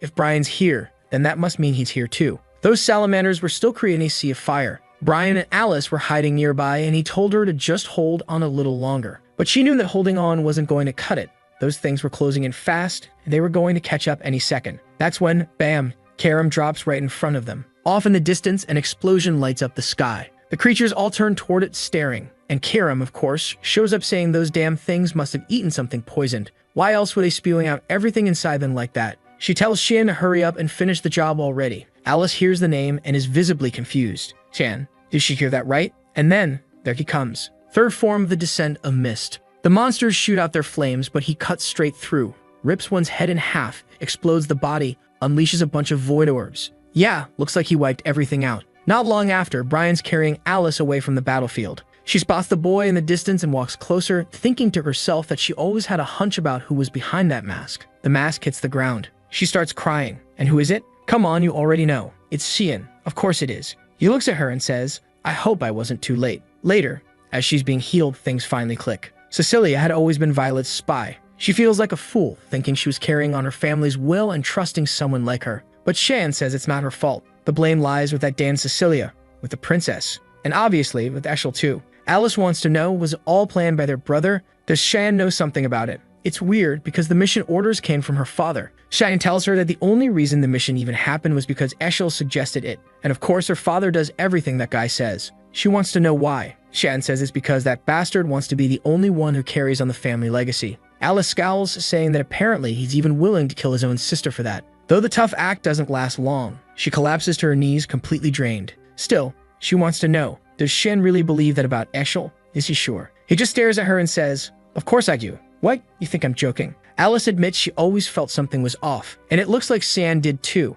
What she can't understand is, how did no one else see it? Why did her father and everyone around them not notice anything? It's like Eshel has something she doesn't, some invisible power. And during the battle, she felt it too. Something was protecting him. When he should have been hit by that deadly strike, something blocked it. Shan remembers that moment clearly. He knew the dagger had landed right on the guy's neck, but something strange stopped it. And even now, he still doesn't know what that was. Something powerful enough to block even the demon blade. As far as he can tell, there's only one possible explanation. Alice says they need to tell their father, but Shan just goes, what? Girl, please. That's an illusion. He's not going to listen to us. Alice insists if it's just her, maybe not. But if they go together, maybe there's a chance. Shan sighs and tells her she needs to start trusting him more. If they go through with this plan and it fails, all the Knights of Light will turn on them. Alice is confused. Why would that happen? But Shan remembers. In his past life, Eshel was always the center of attention. Everyone adored him. Everyone trusted him. He was the great savior. Even Shan himself had been a fanboy. He was the hero.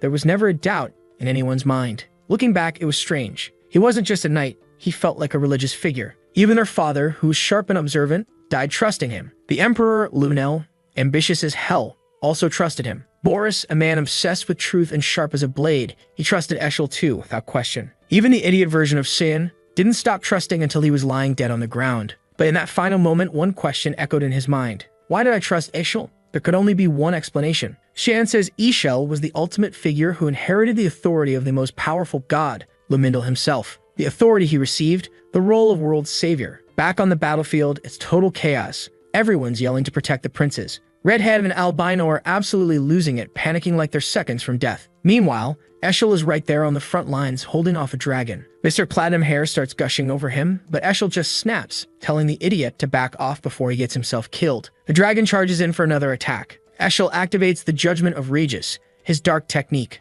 The beast fires off a huge laser while the two brothers are over there practically clinging to each other. These two are something else. What the? Eshel just summoned the dark titanic wall or something to tank the entire blast. The laser hits dead on, but then it just dissipates. Through all the smoke and fire, Eshel is still moving, still channeling attacks. The dragon watches, then Eshel lunges and slices it clean down the center. Yeah, no joke. That thing got cut 50% straight down the middle. Immediately, Eshel turns and asks if everyone's okay. And everyone starts cheering, praising him, calling him amazing. The great savior. Even the princes are saying they'll tell the king how incredible he is. Ah yeah, Eshel's not dumb. He's milking that clout from the royal brats. Meanwhile, back with Alice, she still doesn't understand why Ishel was chosen by Lumindle. Shan explains that Lumindle only needs one person, regardless of what kind of person they are. And obviously, once Ishel was chosen, trying to deny him was like denying the entire Church of Light. If they did that, every follower of Lumindle would come after them. Alice says it's hard to accept. These are the things she's believed in her whole life. What she can't wrap her head around is, how does Shan know all this? He just says he can't tell her. He's trying to keep her from getting too deep into this mess. But she's understanding. She places her hand on his shoulder and says she gets it. She knows he can't tell her yet. But someday, she hopes he tells her everything, and that he won't carry this burden alone. She bows her head a little, and it's kind of sweet. Meanwhile, she thanks Brian, and he turns bright red. Shan immediately tells him to calm down. Don't get that happy just because you talked to my sister. Then he turns to Alice and wants to know, what is she planning now? And the crazy girl says she's going to find Cecilia and get answers about why she betrayed her. Thank God Shan says he's going with her. Like, seriously, girl, what's your death wish? He says he's got the ring. He's sure they haven't gone far. Then the scene jumps to Violet's hideout. Suddenly, Cecilia's expression changes. She says someone's getting close, a manna she's never felt before. Violet tells her to relax. No one knows about this place. But mid-sentence, boom, the whole place explodes. An attack nearly takes her head off. A sword comes flying through the window and slams into the wall. And Cecilia instantly knows. That's Alice's sword, but she shouldn't even be alive. Next chapter kicks off back on the battlefield. Eshel detects a trace of teleport magic and a spell scroll. He tells everyone to find shelter. One of the soldiers asks him, do you really think Princess Violet is okay? Eshel just says, we'll find out soon enough. Obviously, the whole squad's spooked. There are monster corpses everywhere, lava flowing across the ground.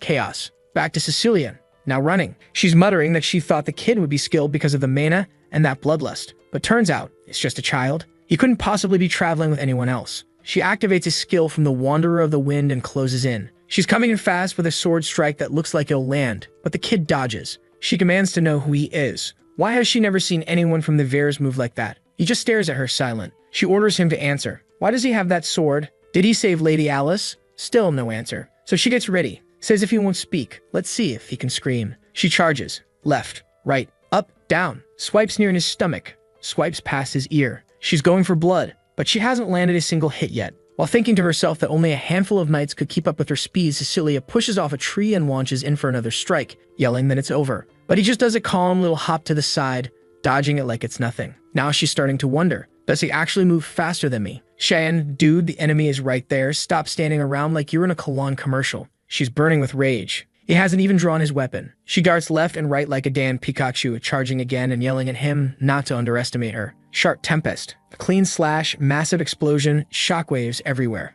Blades cutting everything in their path, but Shan's just standing there, orb in hand. Cecilia can't believe it. And Fen. He activates the void sphere, makes one clean motion. Boom. He slices the mountain in half. She's blown away again. Literal explosion. In the middle of the dust and rubble, he approaches her body, crumpled on the ground. She mutters, barely conscious. What a pathetic way to lose. I never thought I'd die in a place like this. He really is the Grim Reaper, not even saying a word. But now that she's dying, she just wants to know, is Lady Alice still alive? That's when, for the first time, Shan actually speaks. He says he's curious. Why does she look so relieved? Most people about to die would be terrified. Cecilia responds, that's called retribution. In the end, this is the fate I deserve. Then, retribution for what? A voice cuts in. Cecilia flinches. It's Alice. Walking up, eyes locked on her. She wants to know why. Why did she betray her? Cecilia's crying now, completely emotional. Says she's just happy to see Alice alive. But Alice isn't having it. She tells her to shut up and answer the damn question. Here comes the tragic backstory, folks.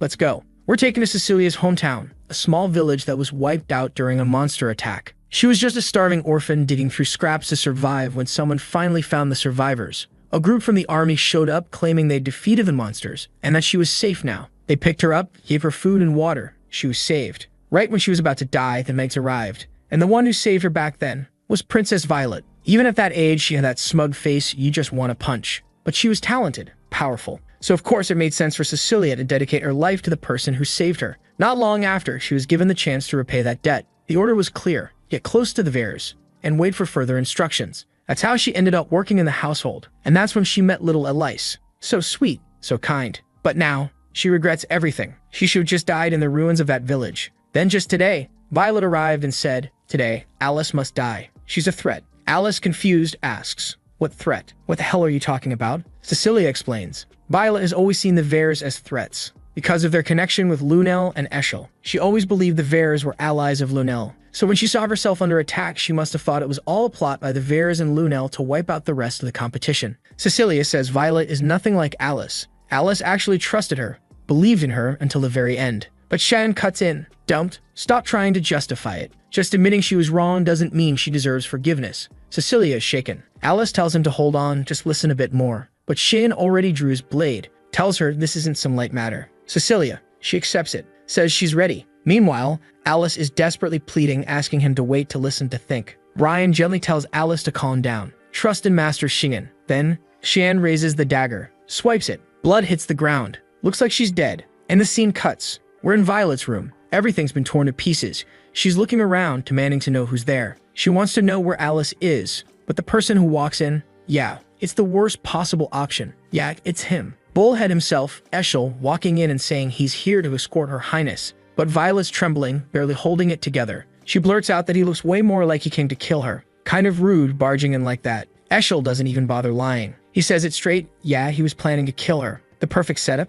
She, Fabian and Erovian. All of them die in the monster attack. Violet reaches for something behind her, saying he's not going to get away with the consequences of a move like that. But he flicks a divine sting, knocks the item out of her hand. It burns. He tells her to calm down. He hasn't even finished explaining yet. Violet growls at him to just spit it out. What exactly was his grand plan? He steps in, cool as ever, and says, no one knows. But then he spots Alice's sword jam in the wall and asks, where's her sister? Violet smirks, says she killed her. She didn't know if Alice was working with Lunel or not, so she figured she'd play it safe and make sure she was dead. And hey, Eshel probably liked that too, didn't he? Wasn't he planning to get revenge on his sister? But Eshel says not this time. He was actually planning to change the plan. Now she's confused, shaken. He draws his sword and says she's being way too calm for someone who's been killing off every suspicious person in her circle. Smart strategy. He admits he's surprised. She's nothing like Lunel in that way. Now Violet's bluff is backfiring. She faked the whole Alice is dead line, but now realizes Eshel really doesn't care. Eshel then says the whole plan was doomed from the start, so he's just going to report back to Lunel that everything failed. Violet, on edge, demands to know what he really wants from her. And Eshel calmly replies, he's suggesting that she joins his plan. That gets her attention. She asks, isn't he always been on Lunel's side? But he answers that they're just business partners, nothing more. Violet sits back on the bed, arms crossed, not buying it. Says she doesn't believe that for a second. Eshel doesn't care. He tells her to believe whatever she wants. Lunel was just another piece in the bigger picture. Right away, Violet's mind is racing. She's convinced Eshel's trying to take control of her entire empire or something, and there's no way she's helping him with that. But he shuts that down. He's not interested in any empire. She presses him. So what do you want then? He answers, I want the eradication of evil. He says he's going to remove everything bad from this world. Violet's skeptical. Are you serious right now? He readies his sword and says, you'll find out. Only thing he knows for sure, a piece of that evil just showed up nearby. The ground starts cracking. A weird, creepy mana floods the room. It sends chills up his spine. Something primal, hungry, something he's never felt before. Suddenly, boom, one of Shan's summoning orbs comes crashing through. From a distance, a blood-red star flares in the sky. Oh yeah, our boy's going in. Shan flies in toward Big Bro, ready to throw hands. Eshel shouts, who are you? Cheyenne answers, I'm the evil you've been looking for. And just like that, he unleashes the 8 floating piddles, blades flying in every direction. Eshel scrambles to defend, casts a barrier, and yeah, he manages to protect the blonde one. She's flung to safety, sobbing because her little princess hideout is getting obliterated. Girl, your whole castle's going to the moon. Eshel gets blasted back. She asks if he's okay. He tells her to get out of there. He's still under attack. Another blood-red bomb comes flying toward him. She activates her Askelin skill, slashes the blast in half. It splits clean through and wipes out the area around it. But Shan's not done. He teleports out of thin air and strikes again. And this time, he lands it. A blind spot. But no good. Eshel's got this broken barrier that nothing seems to pierce. Shan realizes it. There's no opening. He gets knocked back hard. Eshel stares at him and thinks, whoever this is, he's not normal. But he's confident. In the end, he'll win. And there's Violet, looking way too flushed, way too excited. Like she thinks she's the main heroine now. Then Cyan turns to Karim and asks, what's wrong? And she winces. Says, it hurts. It hurts like hell. Like her entire body's being torn apart. Obviously, that pain was from Eshel's barrier. He turns to Cyan and asks why he stopped. Didn't he show up saying he was gonna bring the end of everything? So what's he waiting for? Truth is, Cyan would love to kill him right then and there. But seeing how he can't even scratch that barrier, and not even understanding what the hell it is, yeah, best move now is to fall back. That's when he pulls out of the ring the shield and umbrella soaked in Cecilia's blood. And Violet immediately wants to know what the hell he just did. He simply says, That girl's been purified. Violet doesn't get it, and Eshel spells it out. She's dead, sweetheart. Now he's starting to put the pieces together. He just wants to know who ordered Cian to do this. Shin replies, I am the mist, and the mist, they don't forgive anyone. But this wasn't some divine purification. This had a different purpose. Eshel seems surprised. So if the mist is acting again, before he can say more, Cian disappears. Eshel's left alone, frustrated as hell. Why are so many people suddenly standing in his way?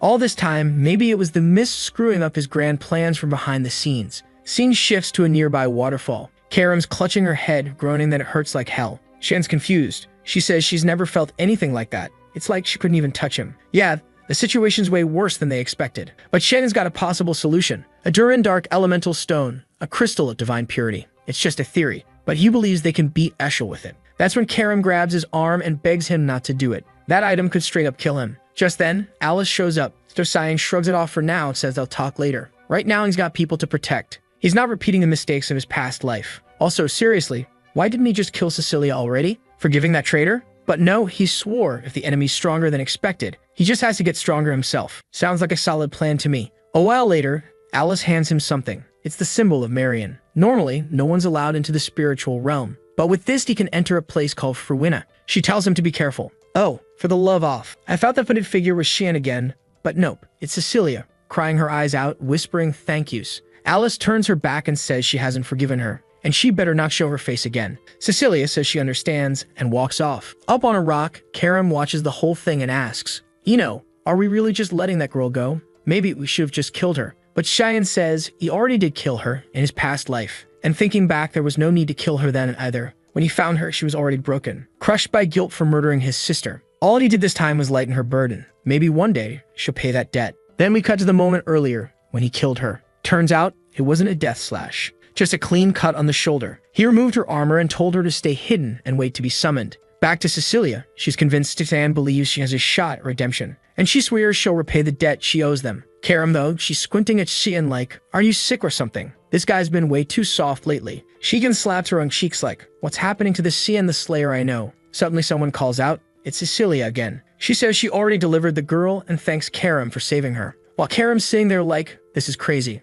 I'm face to face with a possessed demon sword with emotions. She has no clue how she's supposed to deal with someone like this. Karam shrugs it off, says it was nothing. That's when Alice lights up. She's all smiles, saying how happy she is to finally meet someone close to her brother. Karam immediately shuts that down. Yeah, nah, it's not like that. It's just a master weapon kind of deal. Nothing more. But it's good to know that the boy's body belongs to her. So to be smart, not to try anything. Alice quickly realizes this demon weapon is definitely not on the good side. Scene shifts to the Lewin Academy. Someone's writing a letter saying they found answers to all the questions they had. And because of that, they decided to leave the Knights of Light. Ah, it's Alice, of course. She says those people have strayed from the path of righteousness. The ones they're trying to protect aren't the ones who should be protected. And the conscience of her own household is being corrupted by all this. Even her father is letting it happen. She says she'll be visiting him soon because there's something she wants to talk about regarding her brother Eshel and Prince Lunel. But for now, she just asks him to take good care of Cian. The headmaster sighs, thinking how messed up all these noble families are lately. One thing that hasn't changed though,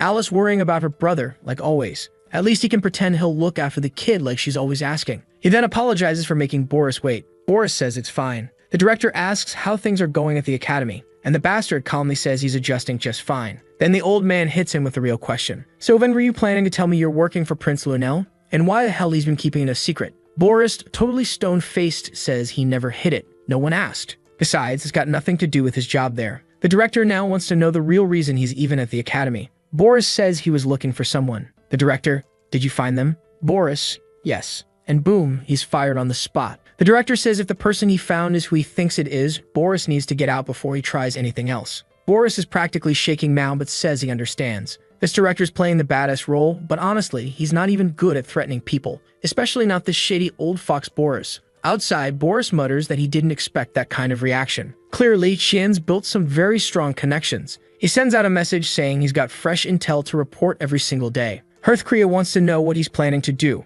If another party gets involved, things are gonna get a lot harder to control, so it's best he treads carefully. Unlike him, Karam has a physical body. Boris just says it's fine. He just needs to sever the connection between the two. The angel compliments his resolve. Right at that moment, someone speaks up. Did you want to see me, Boris? Oh snap, it's Sirica. Boris thanks her and says he's been wanting to ask something about the boy Shan. He explains that Cyan spends most of his time in the dorms, skips all his classes, yet is still incredibly skilled. Sturika agrees, maybe he's just some kind of prodigy. She asks if he's caught Boris' attention. Boris says yeah, he did at first, but now he's more interested in the people around Cyan. For example, Miss Sturika Nagrithi, who just so happens to be part of the mist. Boom! Sturika immediately reaches for her dagger. But Boris raises a hand and suddenly she's caught in a trap full of sharp, snapping teeth. That power, it's giving off serious librarian's grimoire energy. It looked like she got devoured by some hellhound. But no, she steps out calm and deadly, slicing through everything like some gothic menace. Why did I even say that? She's terrifying. She activates the power of the god of the black mist.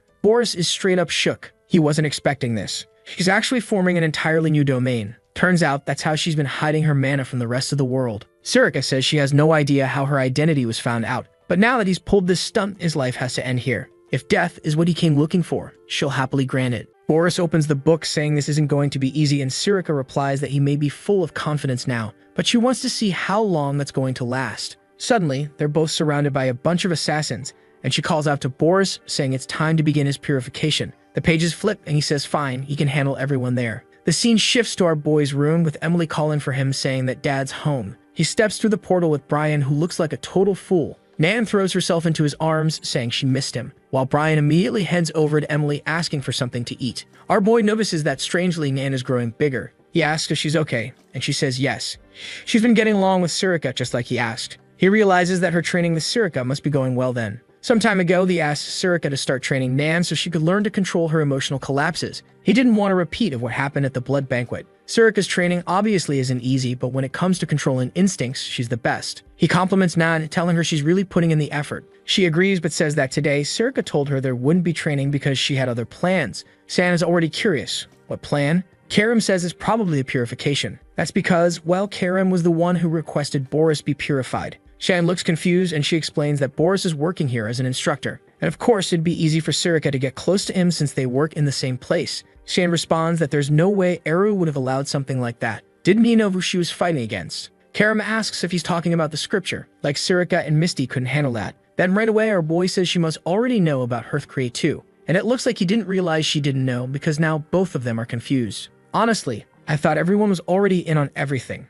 She's standing there looking all dazed and half asleep, saying she thought it wouldn't be necessary. Sometimes we forget she doesn't really know he can see the future. He's hiding it, she's hiding stuff too, but they're still on the same side. It's a whole mess. So he says they don't have time to waste. That guy's bloodline is the real threat. Then he tells Brian and Nan that he's heading out. But when he sees Brian eating that poison Emily made, he has to ask why. Poor Brian says he was just too hungry and asks if Shion wants him to come along. Our boy says no, he's only taking Karim. And strangely, he's amazed Brian is still alive after eating that. He tells him to take Nan and Emily to Brno. Nan, confused, asks if Dad is already leaving. He says unfortunately, yes, it's too dangerous for them to stay here right now. They don't need to worry though, they'll take care of it. He leaves them in Brian's care. Cut back to Sturika, who says the more she looks at Boris, the more disgusting he seems. Seeing the number of zombies around, she suspects the blood banquet might have been his doing. Those puppets all give off the same aura. Smiling, Boris asks if she's already getting tired. Strange, since that was just the appetizer. The main course was on its way, with dessert. Sturika dodges another attack, but she's surrounded on all sides. She activates the Raging Mist Tempest skill, and every skill in this series is a whole mess of slashes flying everywhere. She unleashes 8 fluttering petals along with Bloodthirst Surge, but even then, Boris is still just floating there calmly, casting Lance of Judgment as the clueless ones run for their lives. She notices, strangely, that he's using a ton of high-level skills, and she doesn't even have time to breathe. One more puppet sneaks up behind her, and she has to dodge its grab by stepping up onto a pillar. Oh my god, the girl doesn't get a single second to breathe. She can't even pull off another skill. She uses something called Nadusting and boom. Explosions everywhere, sweeping through the sky. She can't understand how each one of those puppets had that much mana inside. Clearly, that's not normal at all. Whoa, the whole area just got vaporized. You're not killing my little purple goth like that, Boris. I'll come after you myself. But it seems the bastard doesn't care because he just says it's time for her to die and activates his war hammer. The attack lands straight on Sturika. It looks like she got crushed and Boris comes down. She says now she understands how those puppets work. Apparently they can track an opponent's mana, different from the usual kind. And probably that book he's holding is the source of all their power. At the very least, it's something incredible, judging by the mana she's sensing. Probably a weapon of the gods. Boris claps his hands, saying her battle sense and vast knowledge are truly impressive. But none of that matters right now. Suddenly, he activates a skill called Imaginarium. The puppets start acting weird, either coming out of the ground or glitching. It's hard to tell what's going on. But Boris warns her that he still has plenty more of those to play with, so she might as well give up. Come on, Surika, don't give up, my goth queen. She gets up and says she's not throwing in the towel just yet, activating a secret technique of expansion, total jujutsu style. Out of nowhere, there's some Shikamaru-like move from behind. Summon the familiar? Man, she pulls out a full-on demon. This is new to me. Mammon, god of greed, sounds almost like Mamora, but not quite. Boris is confused, trying to figure out how she pulled this off. The mana he felt coming from her earlier, completely gone. Mammon is roaring and the puppets are all trembling, but they still charge in recklessly. Obviously, they get slapped silly and smashed into the ground. Wait, nope. Turns out they're like cursed ants clinging to his arm. But then Mammon activates some kind of spikes and pierces through everything. From a distance, Boris says it's unthinkable that she would create a demon like that with her own mana. She's truly talented. But even so, all it was going to do was buy some time. At this point, she's completely drained, just a hollow shell with no mana left. Oh no, what just happened? Why is Surika's hair white now? I've got a bad feeling about this. Boris says that even casting a simple spell will be hard for her now. Unfortunately, her choice was a mistake. But she suddenly lunges at him from the side, saying it looks like he thought he wasn't in any danger. She strikes, and those protective shields of his show up again. Every time that same pattern. Boris is startled, he can't keep track of her movements. How is she still this fast with no mana at all? That rapid combo of attacks back and forth. The barrier starts cracking, then shatters. She spins her blade and slips through the gap. He's completely panicking. She goes in for a heavy blow, telling him it's checkmate. Come on, Surika, for the love of everything. Win this. If you die now, I'll be seriously heartbroken. She swings her huge hand down toward his face, about to slam him into the ground. Boris realizes he doesn't have enough time to cast anything. She's ready to finish him off, but he prepares a spell in his hand, saying he'll at least try to cast it without chanting. He summons a mine right beneath himself, and the explosion launches Surika away. Then he comes right back with those lances of judgment, clearly exhausted. But the badass drops and instantly dashes back in at full speed. The guy's definitely not great at handling close combat. She's dodging everything he throws, closes the distance, and spins into a wild move. Even I'm getting confused trying to follow what's happening. She's upside down, kicks down from the sky with a Rock Lee-style flying strike. There's no way he's getting up from that one. Then suddenly someone says, that's enough for today, Boris. She was coming down to finish him off from above when a strange golden barrier appears. He calls out to Lord Hearthcree. Right away, Surika realizes that's the divine weapon protecting him. The book then states that it had no information on this girl. It thought she was just some low-level servant of Eru. But with skills like hers, at the very least, she got to be a high-ranking officer. And in his current condition, Boris didn't stand a chance. Holy hell, good to know, but now I'm worried. Surika's staring him down, and she notices that black blood is leaking out of Boris. She asks if he's a member of the Black Blood tribe. She thought they were extinct. Wiping his face, he says that's exactly why he avoids getting injured. It was really unfortunate that she figured it out. The puppets at the blood banquet, the stunned stones, all of it came from the Black Blood tribe. And now Surika is sure he was the one responsible for that massacre. Boris, totally unbothered, says that, well, it looks like the secret's out. It's going to be hard to keep working around here now. What a shame. Surika charges at him again, telling him to shut up. But he simply activates the book, saying they'll meet again some other time. But she's not letting him go that easy. The demon comes up from behind and smashes both him and the book. The double strike hits dead on, and even the book groans that she's such an annoying woman. Boris looks up and says he completely forgot that this damn monster had been summoned, and all of his puppets have already been used as sacrifices. Meanwhile, Surika notices her dagger isn't making it through the shield. Suddenly, the space she created starts cracking open behind her. She assumes someone's arriving to back up Boris. But hang on, it's Xian showing up. Boris is already stunned, trying to figure out what the hell that brat is doing here. The kid walks in silently, Karam in hand, and lands a solid blow right on the shield, shatters it, explosions and lights bursting everywhere. Karam appears, saying the whole scene makes her feel sick, clearly talking to that bastard Hearthcree, wants to know how she found him and how the two of them even got there so fast. Karam just replies that she has good instincts, and she can smell the stench of hypocrites like him a mile away, especially the kind that reek with such vile energy. Hearthcree answers that he warned her. She picked the wrong side in this fight. Her expression shifts, and the guy morphs into some glowing egg covered in glyphs and wings, activating the authority of the Seraph god. At the same time, the book is glowing right in front of our boy and Surika. The creature lets out a blast, energy expands outward. And my god, this damn Boris still won't die seriously. Surika calls out to Xian, and man, he's holding the line, not backing down one bit.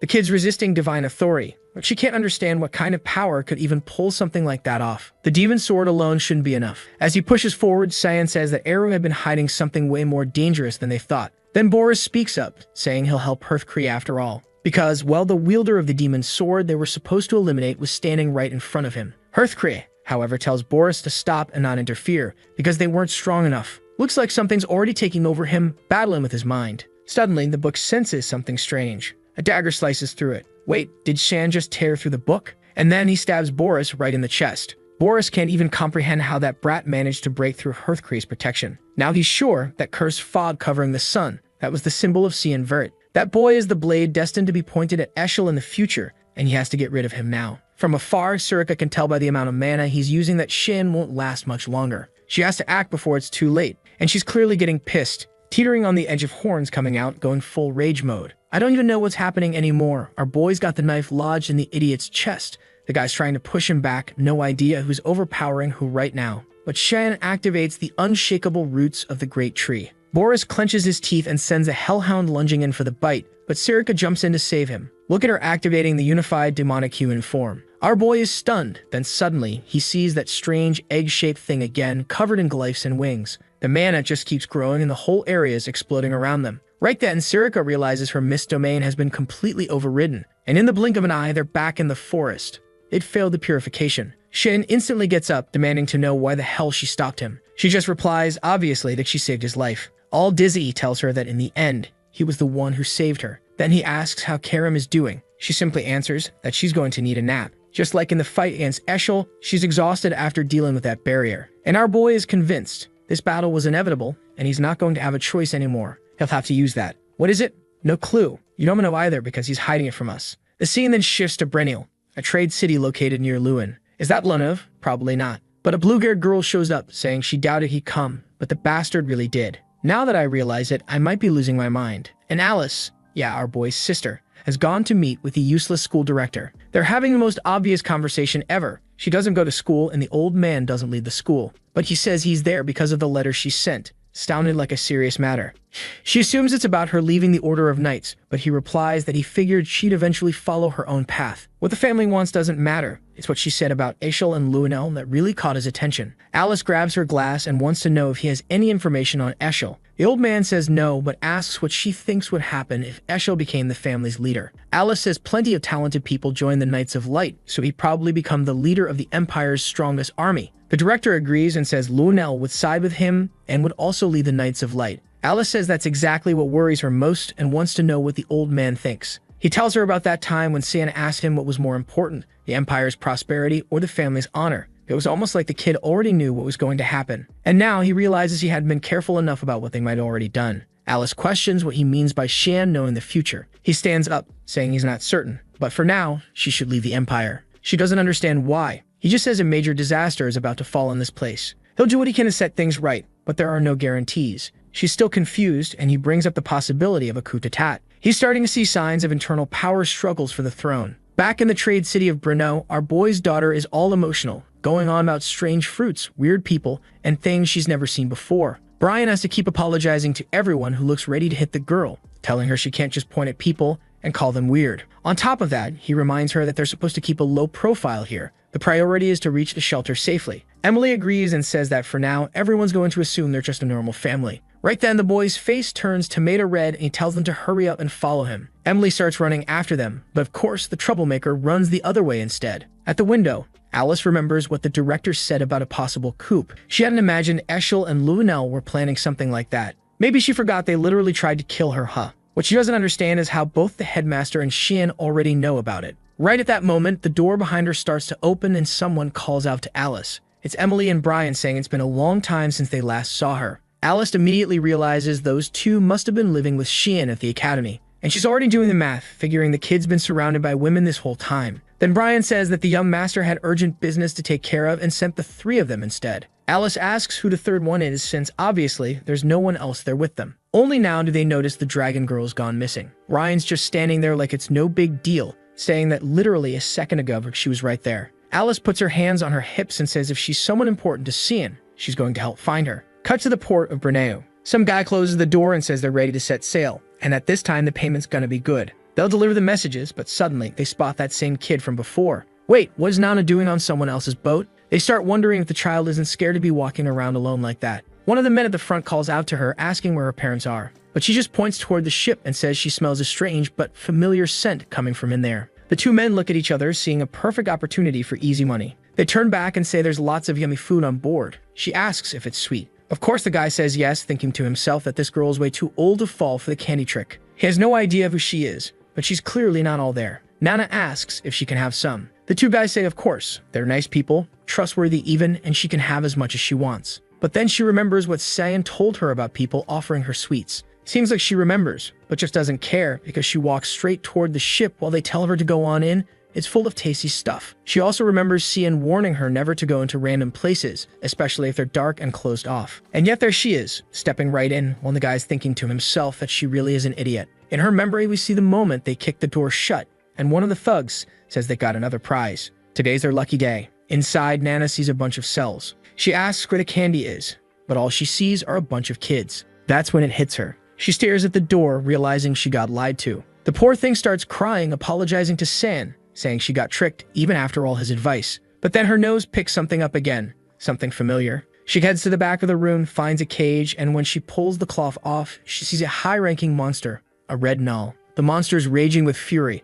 but she gently pets it, and suddenly it's acting all soft and sweet. She wants to know how it ended up there, and decides she's going to let it out. With a wag of its tail, she opens the cage by hand, telling him he's free now. Then someone calls out to her, and it's the other kids in the cells asking to be freed too. And of course, she's going to go around freeing every last one of them. The scene shifts back to the guys who kidnapped her. They're meeting with the captain, saying everything's ready. A chubby guy named Tolino says all right then, it's time to set sail. The dwarf on the crew wants to know if they're going to negotiate with their own kind. The guy says yeah, Morris has disappeared out of nowhere and the Grey Merchant Union is done for. Now that they don't have to pay taxes to anyone, all that money's going straight into their pockets. Especially since the Guren Association pays extra for young children. The dwarf, though, is already sensing danger. Chaos is coming. This whole situation with merchant unions getting wiped out left and right, definitely not a good sign. Is that what they call women's intuition? No way that bearded dwarf is a woman. Everyone's confused, just like I am. The person just says they should be cautious. But Tolino insists there's nothing to worry about. The Null champion is on their side. Except off in the distance, the whole ship explodes. And right as he's about to ask, who the hell did that? Someone steps in front of him. Nana says they're bad adults, and she can't forgive that. Right away, the chubby guy at least realizes she's a Dragonkin. Nana points right at them and says they're bad people, and they're gonna pay the price. The guy's already annoyed. Tell her to stop pointing at everyone. But she steps forward and says, then today, I'll just go without this finger. They charge in recklessly, only to each take one punch and drop flat beneath her foot. Tolino, though, activates a mark on his hand and says, oh, so you want to play. That's when Nana notices the Null behind him start to move and charge at her. Could that be the parent of the one she saved? Imagine that, Mom or Dad. The attack looks like it landed square on her, and Tolino even says it would have been better to leave her alive. He calls her an idiot for damaging such a valuable product. But of course, Nana blocked the attack with one hand. She notices that the Null's collar has the same mark as the one on Tolino's hand. The monster tries a few more attacks, but she dodges with ease. Meanwhile, Tolino's losing it, wondering how these guys can't beat a child. He activates the mark again and says she's big enough to take this down now. The Null charges in again, but this time Nana charges up a purple energy in her hand and slams it right into its chest. The creature gets launched straight into Tolino, crushing him entirely. Back in the city, Brian and the others are running when they spot a giant cloud of smoke from far away.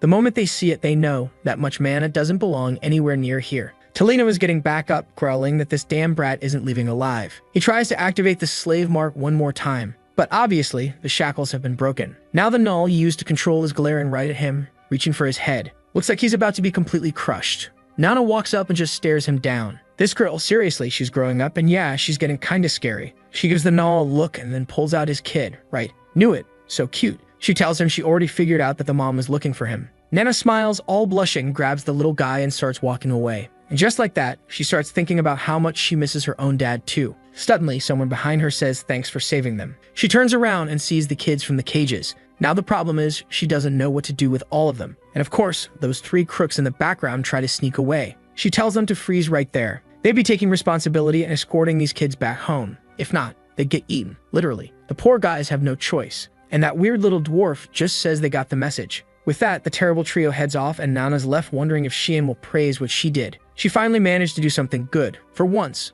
without causing any problems. Then someone puts a hand on her head. Where did you even come from, you sneaky thing, she says. And he praises her, telling her she really did something great. She asks how he found her, and he just thinks to himself. With mana like that, it's harder not to find her. The moment he saw the shelter was empty, he already guessed she disappeared. And now when he catches Emily and Brian, they're seriously getting scolded. All gentle, he tells Nana that he can find her no matter where she is because he's her dad. While Nana celebrates, he can't help but notice just how insanely powerful her man already is. Then here comes Brian, yelling out for the young master, completely panicked, stating he's so glad Nana's okay, and that he was really worried something might have happened to her. Shen calmly says it's pretty clear Brian knows exactly how badly he messed up. Meanwhile, Alice realizes the person they'd been looking for this whole time was a Dragonkin girl. The scene shifts to the empire of Yusuf in the Quizelle mansion. A blonde guy is running down the stairs, demanding to know why this person came here. He never leaves the academy. And then the headmaster shows up, and the blonde boy calls him father. The old man says they need to talk. It's been a long time since they've seen each other.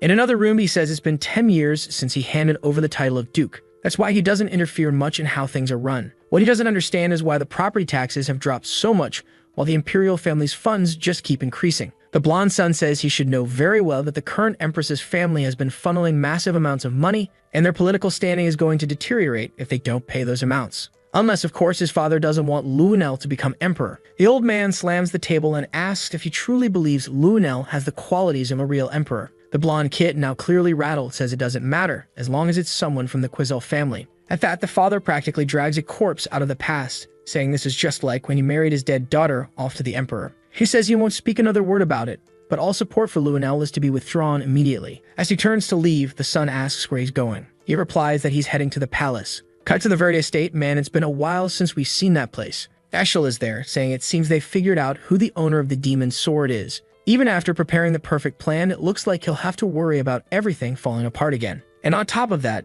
Alice leaving the order came as a surprise. At least now he holds an even stronger position as heir to this place. But he noticed something. Her eyes were filled with resentment. Could she already know something? That thought is starting to make him angry. Suddenly, a portal opens beside him, and out stumbles Boris, completely wrecked. Eshel immediately wants to know what happened, and if this is the real appearance of the Black Blood tribe. Boris apologizes, saying he didn't want to reveal this form. But Eshel just demands to know who did this to him. He thought Boris was still at Lewin Academy. Boom, truth bomb. It was his own brother, Cian, who left him like that. Eshel is visibly shaken, but Boris says that at least he completed the mission. He acquired the mana from the demon's sword that was found at the blood banquet. Now, he finally knows who the blade belongs to. It clicks for Eshel. From the beginning, it was Cian. He was the one ruining all their plans, and to think he never even suspected it until now. Boris apologizes for not having the strength to eliminate that thing. Eshel tells him it's fine. He'll take care of it himself. He's already fought the boy, and it won't be easy, but he knows he can do it. Even so, Boris warns,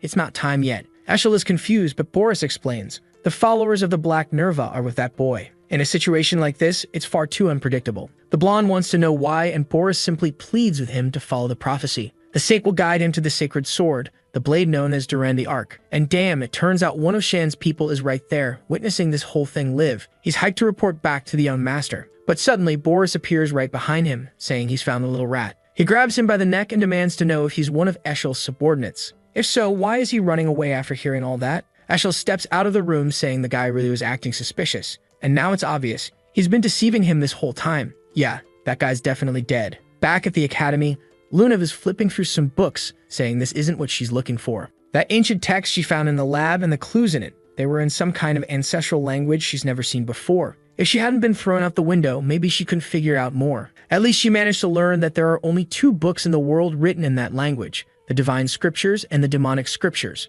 from which she could tell that one was part of the Divine set. But why would something like that be in Boris's hands? As she's there, deep in thought, trying to understand how this all connects to the Garan Association, Erin suddenly appears and calls out to her. She wants to know why Luna looks so serious, but Luna, of course, wants to know what she's doing there. Strangely enough, Erin jumps straight to the point, asking if she's seen Xian around. Where's that black-haired boy? Luna replies that no, she hasn't seen him. She spends all her time in the library, and he rarely comes by. But is Erin missing him by any chance? The braided girl immediately flares up, saying, not a chance. It's just that the weirdo said he was coming to school, and then suddenly stopped showing up. She doesn't get it. Lunav says he'll turn up soon. Erin asks how she can be so calm about it, and Lunav simply answers, because that's just how he is. Erin's left speechless, staring at Luna while the contemplative music practically plays in the background, until suddenly, Resimus bursts in saying they've got a problem. What is it? Resimus hands over a card from the palace. Erin takes a look and immediately recognizes her father's handwriting. Something on it confirms strong ties between the Vert family and the palace. It was a marriage notice between the 5th princess, Erin Severus, and Cyan Verte. Wait, what? This was a promised engagement, some kind of future union between the 2 families. Hold on a second. Did he just marry off the kids? This can't be right. These cursed adults, man. Erin's face turns as red as an exploding tomato. Meanwhile, the scene shifts to the Emperor's room where he's thanking Violet, telling her not to worry. It's just a common cold. But then someone calls out to His Majesty. The old man arrives too, offering his formal greetings. The two women bow as well and politely excuse themselves, giving space for the two elders to talk. The Emperor immediately comments that the headmaster must have come from far away to visit. But the deep-webbed Gandalf is more concerned about why the Emperor looks like death. The guy's practically skin and bones. The Emperor apologizes, saying he didn't want to welcome such a valuable guest while in this state. Alright, what is happening here? Are these old men about to kiss or something? Everything's way too polite all of a sudden. Anyway, the headmaster wants to know what exactly happened to get him looking like this. The Emperor explains that he thought it was just a cold, but his condition hasn't been getting better at all. Great, now I'm stressed. I always call these old guys,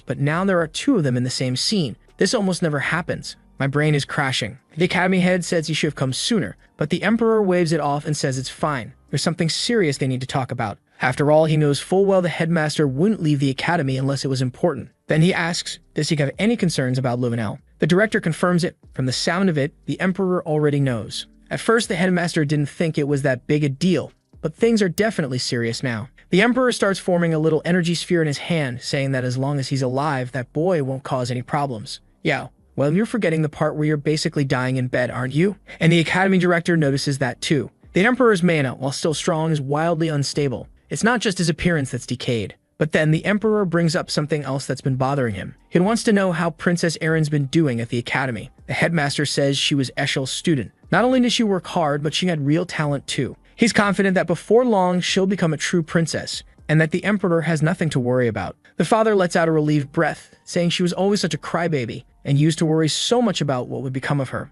But it looks like she's changed a lot ever since meeting a certain boy. Obviously, right? It's the black-haired kid. And yep, now the Emperor says he's decided to marry her off to him. Just like that. Doesn't even care. Strangely enough, the headmaster just sighs. The Emperor picks up on that. He sees the guy isn't surprised at all. Then he coughs and says, well, it does feel like an obvious plan. Especially since he was the one who recommended the royal dorms to Cian in the first place, right? The Emperor asks what he thinks of the boy. And without hesitation, the headmaster says, he's terrible. The kid skips class all the time. He's never seen him read a single book. In the Academy, it's going to take decades before a student worse than that shows up. The Emperor starts to wonder if maybe he made a mistake. But there's something worth mentioning. Even with all that, he's still the most talented person the headmaster has ever seen. As long as Cian is by Erin's side, no one will ever be able to lay a finger on her. Alright, calm down with the hype. The Emperor says that's reassuring, but even so, he's still worried about blood being spilled between the brothers. Meanwhile, just outside the room, someone calls for Violet. At first I was about to ask, who's this girl again?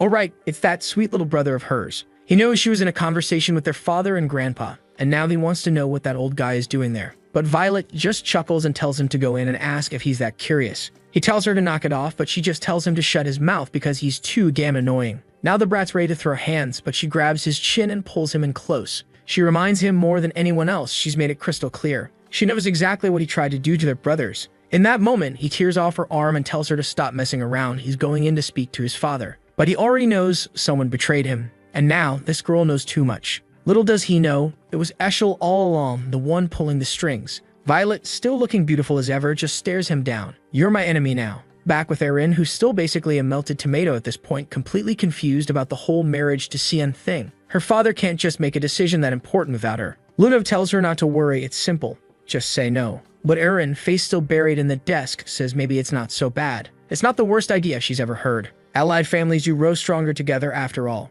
Resamis, though, jumps up and stomps on the table, shouting that she fully supports this marriage. It would be amazing. She's witnessed everything they've gone through. This is fate, or the will of the gods. She's already going off about what she'll have to wear to the wedding, until Erin grabs her and tells her to snap out of it. Then suddenly, someone walks into the room asking what all the yelling's about. It's Cian, telling them to keep it down. The princess looks super uncomfortable. Then, out of nowhere, she grabs those two and disappears from the room. He's left standing there, confused. Lunav looks at him and asks if he likes Erin. He immediately throws out a no. Of course not, right? The guy acts like he's 40. To him, she's just a kid. A head pat, nothing more. Lunav looks off to the side and says, all right then, I get it.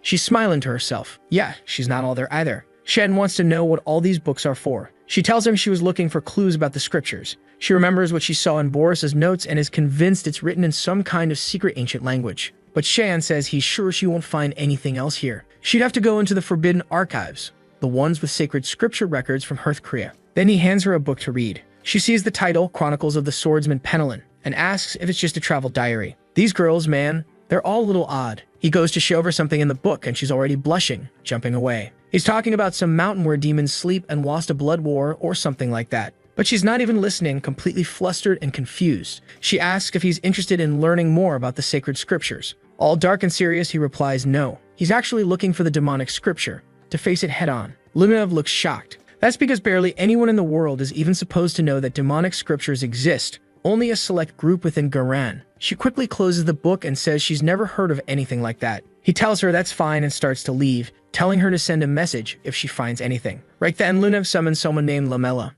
A tough-looking night girl appears and immediately bows, saying she's sorry for leaving her side and that she should never have been left alone. But Lunev knows this woman is here more to spy on her than to protect or help. She then asks how many people in the Garan Association know the names Hearthcree and Lemaharam. Lamela warns her to be careful. Very few people know those names, and they're considered forbidden to prevent the spread of that knowledge. Lunev asks her to check the records related to Lemaharam, who she suspects is the demonic god. Lamela hesitates and says that if she's caught, she'll be executed. But Lunev reminds her that Regins, her father, will be furious depending on what she tells him about Lamela, so she better cooperate. The poor knight just turns around and says she understands. Now Lunev is determined to figure out how Cian even knows all of this. Her top priority now is to get closer to that boy. He's definitely hiding something. Meanwhile, as Xian walks through the hallways, he's surprised that Lunev really didn't know any of this. It looks like he'll have to investigate things on his own. Oh boy, look who's still waiting in front of his room. This guy doesn't give up. He tells Xian to open up and talk about whatever's bothering him. He's emotionally perceptive and can tell the kid is worried. Xian's just standing there, wondering if this guy has completely lost it, and what the hell he's even doing here. He walks past him, saying it's a shame, but now's not the time to play around. The guy asks him to wait. He has lots of advice and might actually be able to help. But Xian figures this musclehead must be ridiculously dumb. There's no way he'll be useful. Then he remembers this guy lives in a desert, so Xian asks if he's ever heard the phrase mountain full of sand trees. The guy tells him to explain properly, and Xian says the name Lemaharam. The man laughs and says it's been a while since he heard that name. Then he crushes his own glasses and says that was the first opponent who ever made him taste defeat. He met Lemaharam in some nameless ruins. Back then, he was 6 years old and had already set out on his journey to grow stronger. Dude, at that age, my longest journey was from the bed to the couch. Of course, he had no muscle, no experience, and that creature was pure terror. Honestly, no idea how he survived. He had absolutely no way of beating it. Eventually, he lost consciousness and only woke up the next day, relieved at least that he hadn't been killed. Apparently, after getting beaten so badly, he fled by instinct. It was humiliating. Xian then asks if Lemaharam is a monster and not a book. Seth confirms, yes, it's a creature. Xian immediately feels crushed, and now he knows he'll have no choice but to track this thing down. He asks where it is. Seth says he doesn't know the name of the ruins. The best he can do is tell him it was somewhere in a region called Medeli. That's because in the ancient tongue, Medeli means mountain full of sand trees. Xian immediately tells him to take him there. When? Seth asks. Right now, Xian replies. Seth hesitates, but then remembers calling for his mom as a kid. This guy was basically born with abs. He explains that his friends always run off because whenever he invites them to spar, they almost die. His mother tells him not to worry. One day, he'll meet a friend as strong as him, someone who'll like him for who he is. Instead of telling him to stop beating up his friends, great job, Mom, truly raising a model citizen. But she reassures him again. One day, they'll grow up and find someone to go on adventures with. And now here's another lunatic, face bright red, yelling that it's fine. Sanvert, he's getting ready, and they're heading out right now. Xian, however, is confused. Something about this guy doesn't sit right. He's too excited, so much so he could run through a wall. Nearby, Lunev is sneaking around, listening to everything. As soon as Xian steps into his room, Emily and Brian are both startled, saying an interesting letter from the palace arrived, and they didn't know he was already so advanced. He snatches the letter out of their hands and tells them to stop reading his stuff. He opens it, and right away they blurt out he's getting married. Xian, confused, asks to who. Emily says it's obvious, Princess Erin. Our boy doesn't even look surprised. Now here's why Lunev asked that weird question earlier. Still, he just folds the letter and says he'll think about it later. For now, he's pretending he didn't see any of it. Next thing you know, he's dressed in desert gear, no idea where he even got it, and says goodbye. They'll be gone a while. Meanwhile, Namna, sitting on the couch, wants to know who the new mom is. Then says she's not having a mom, ever. He's a single guy, a Sigma. Emily's devastated, and Brian tells him to think carefully. He'd be going against an imperial decree. But Xian says the life he's about to live won't be peaceful. He's going to be hunted for the rest of his life or executed. It's probably better if Erin doesn't stay close to him. otherwise she'll get dragged into the mess too. He slams the door behind him, leaving everyone in this super sad, heady silence. Emily gets emotional, saying it's hard to watch him live like that, especially when it's Eshel who's behind all the evil. But Brian places a hand on her shoulder and says not to worry, they won't let anything bad happen. They're going to do everything they can to support the young master. Nana adds that she'll help too, but something seems off when they turn around. They see she's basically transformed into Sin 2.0. Scene cuts to the kingdom of Esparnia, deep in the southeastern part of New. Oh boy, they're all riding on a flying carpet like Aladdin. Our boy's loving it, saying this thing's awesome. Seth says yeah, it's insanely fast for traveling around here. What Shin wants to know is, does Seth actually know where they're going? Seth tells him not to worry, his memory is perfect. All they have to do is cross this tiny sandstorm. The only problem is, this is Esparnia's sandstorm. Apparently, it didn't go so well. Shin opens his eyes to find they already made it through. He's collapsed on the ground. Seth immediately tells him to get up and asks why he fainted. He's totally fine. Our boy tells him to shut up and demands to know how much longer they're staying in this desert. They've been flying on this carpet forever and still haven't arrived. Just as Seth is about to respond, San says he finally sees something. Off in the distance, he can make out the ruins. Seth says Shin might be one of the only people besides himself to ever step foot there. But Cheyenne doesn't agree. Seth picks up on it. Looks like Cheyenne's noticed someone else. He announces it. Someone got there right before them. And sure enough, there are some people on camels already near the ruins. The white-haired guy tells everyone to stay sharp. They don't know what's inside, so it's best to be cautious. As they watch the entrance, San says they'll need to stay hidden for now. But suddenly, Seth jumps out. He almost throws a punch, but the guy dodges it. But one attack doesn't even recognize Seth, and our boy's just standing there, wondering what the hell this lunatic is doing now. At first, Sam thought they knew each other, but the loudest guy suddenly shouts out that he's Seth the Chaharkin and demands to know who's in the Esparnia region. And just so they know, he's not alone. His buddy Cian Verti is right behind that rock. Strangely, the guy seems to recognize the name Cian Vert, and immediately, our boy realizes the situation just got complicated. Even so, the guy says he doesn't care if the troublemaker and the youngest member of the Vert family are there. Now that they know about this place, they're not allowed to leave. He activates some sort of volt surge and slashes forward. It looked like a direct hit, but obviously Seth just used a sand construct to block the attack and countered with a punch. Fast exchanges, like it's Tyson in his prime, crash into the wall. Turns out the strike didn't really land. It only scratched the guy's face. Snowhair is starting to realize he overestimated both of them. Meanwhile, Seth's more upset that he missed than concerned about the fight. The guy yells at him to stop being arrogant. This is serious. He could die here. Then he glances back, only to see Shan had already dealt with his team. Our boy went full Dragon Ball Z, flared his aura, and declared they wouldn't be forgiven. But suddenly, another voice tells him to stay where he is. He glances to the side, and what the hell? There's Lamella growing stronger beside Lunav. Yeah, it's safe to say Shan might actually have a shot with this one. Lunav calmly tells the guy, rings for it to lower his sword. She says both of them are with her. He immediately apologizes, bows his head, and is turning red as a beet. Why? No idea. But it kinda looks like he's flustered. He's clearly into her. Weird guy. Lunav turns all cheerful and asks how Shan's doing. He just replies that he's fine, but he doesn't understand what she's doing here. And strangely, the weirdo responds by saying she found him because he smells nice. Q Karen fuming with jealousy. Yep, it's obvious now. He likes Lunav. Better call the FBI on this oddball. Something ain't right. Back to Nana, who's now using polymorph to become Xian 2.0. Sirikit is standing in front of her, saying this proves she's entering the age where she'll become a true dragon. The transformation wasn't perfect yet, but soon it would start to stabilize. Of course, that's a basic ability for dragons, hiding their true forms. What she finds odd is that Nana somehow activated this ability on her own without ever having seen a real dragon. Brian starts squitting bullets. He's not about to admit that actually she has seen one. In fact, Xian already killed two. Sirika wants to know exactly where that black-haired brat is. Brian says he has no idea. He just said he was stepping out. Sirika huffs, saying she gets it. He's always disappearing, that damn kid. She slams the door and the two of them sigh in relief. Back in the desert, obviously everyone wants to enter the ruins now. But Karen Rainsker says this place is way too dangerous for just the three of them, even for Lunav. She, however, tells him she's never heard of anyone coming back alive from this place. And if that's the case, it's better that they all go in together. If they go one at a time, they'll just end up dead. She says she trusts the two of them, but they insist it's not worth the risk.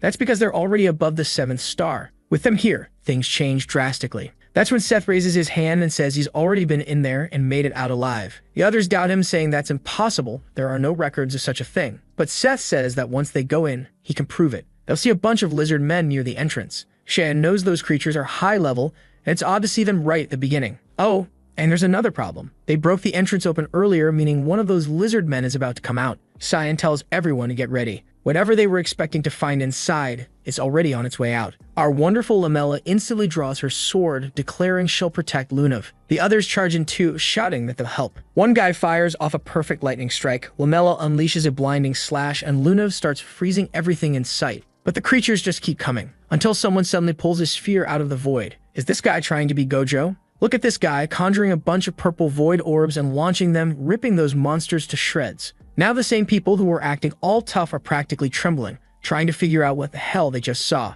Countless high-ranking monsters were erased in a single skill. The two of them are standing there ice cold. Someone finally asks how he pulled that off. Of course it's Seth, mad as hell, yelling for him to stop using those overpowered abilities. He was just about to shine, damn it. Shin simply walks ahead, saying he'll clear everything out himself. He's not their tour guide. Lamella says this place doesn't feel like a regular ruin. Lunav agrees, places like this don't usually have defense systems like that. You could tell the entire environment was held together by mana. As they venture deeper, the outer door slams shut behind them. The problem? The one in front of them isn't moving. Michael's over there trying to act like Mr. Robot, but nothing's working. None of his skills are hacking a damn thing. Karen tells him to move aside. His solution is always blow it up, but his lightning strike gets completely nullified. Now he's wondering if this place is sealed with some sort of suppressor. Seth just laughs at him, calling him a total idiot for saying that out loud while doing absolutely nothing. He calmly walks up, places his hand on the door, and it opens. He tells them to go on in, but no one seems to notice there's a giant monster right behind him. A minotaur is already snorting aggressively, and Shan points out there might be one of those things guarding each gate. Seth turns back and says, yep, and that's the fun part. He fires up a sand cannon, and its fists flying. With that, they continue on deeper into the dungeon. Not only are they running into monsters, but there are traps everywhere. They even encounter a creature made entirely of mana, something Shan has never seen before. And somehow, every door can be opened by Seth. After a while, someone wonders if the ruins are responding to his royal bloodline. Luna says that's likely. The Chaharkan family's family may have been the ones who built this place. He asks why she never told him that. She blushes and admits she only found out recently from some forbidden texts. She'd never hide something like that from him. She doesn't lie to the people she likes. Yeah, okay, gaslight queen over here. Not only did she lie straight to his face, but now she's trying to make it cute. Shameless. Shen just says he doesn't trust emotional attachments that don't make sense. So she says, all right then, and finally confesses. The Garen Association has been researching the sacred and demonic scriptures for a long time. They believe that the divine armor would help the kingdom flourish. To her grandfather, it was basically a religious belief. He thought the divine armor was necessary to achieve dominion over this world. Shen, however, disagrees. He says nothing good will ever come from that armor. Everyone around him would die just because of it. Lunav wants to know then why is he so interested in the demonic scriptures. Shan laughs and says his plan is to ruin them completely. Instead of waiting for someone else to come along and make a stupid plan with it, he'll just erase its existence entirely. That's when Lunav says she'll help. With a glowing little smile, she says she'll help him get the book and stay by his side. But Cheyenne sees her all radiant and cheerful and tells her to go to sleep and stop being annoying. She says she's not in the mood for sleep. He stands up and says goodbye, then starts wondering why all the girls in this kingdom act so weird. Meanwhile, that lunatic Karen, who the FBI seriously needs to arrest immediately, is burning up with jealousy in the background. That Lunav girl's like 12 years old, clearly. You, on the other hand? Yeah, no way you're that young. Finally, they're standing in front of the last gate. Seth says it's been a long time since he came this far. As he touches the wall, it begins to dissolve, and in the center of the room, there's a strange skeleton surrounded by a powerful aura. Obviously, that thing must be Lemeharam. Seth warns them to be careful. The skull didn't look anything like what the demonic scripture described.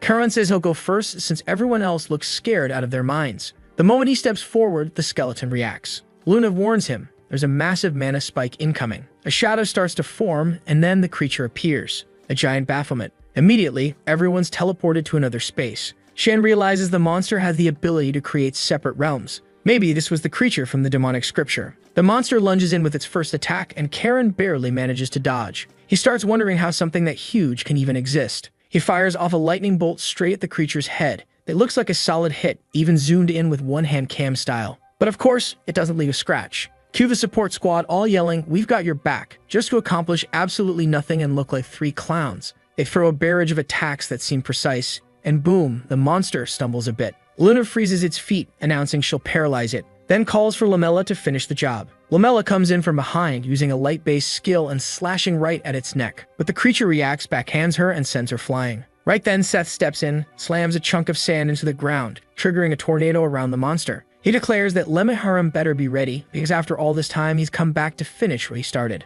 The tornado rises, and in the distance, Lunav spots Lamella smash into the ground. Oh no, please don't kill off the blonde. There aren't many girls over 18 in this story. Luna breathes a sigh of relief. At least she's not dead. But she feels something off. It seems like they can win, but at the same time, it all feels way too easy. Inside the whirlwind, the monster glares and cancels the ability. Both Sith and Xian were expecting that. The boss charges, Seth steps forward too, all serious, activating his sand cannon and bracing for the clash. But then here comes the Black Orb King activating Abscission. What is that? He doesn't even need to fight anymore. He just activates his skill and cuts the monster clean in half. The creature collapses to the ground, completely helpless. Even Lunav stands frozen, saying that was way too easy. Karen's just sitting there shaken again, wondering how the hell that boy handled the monster like it was nothing. He can't tell who the real monster in that room is anymore. For him, it's genuinely disturbing to see someone like Xian so close to Lunav. Oscar is about to ask if he's okay, but Xian turns around and tells him to worry about Lunav, not him. The three side characters are left standing there like, what did we do wrong? Back in the main room, the only thing left of the monster is the skeleton. Shane remarks that technically,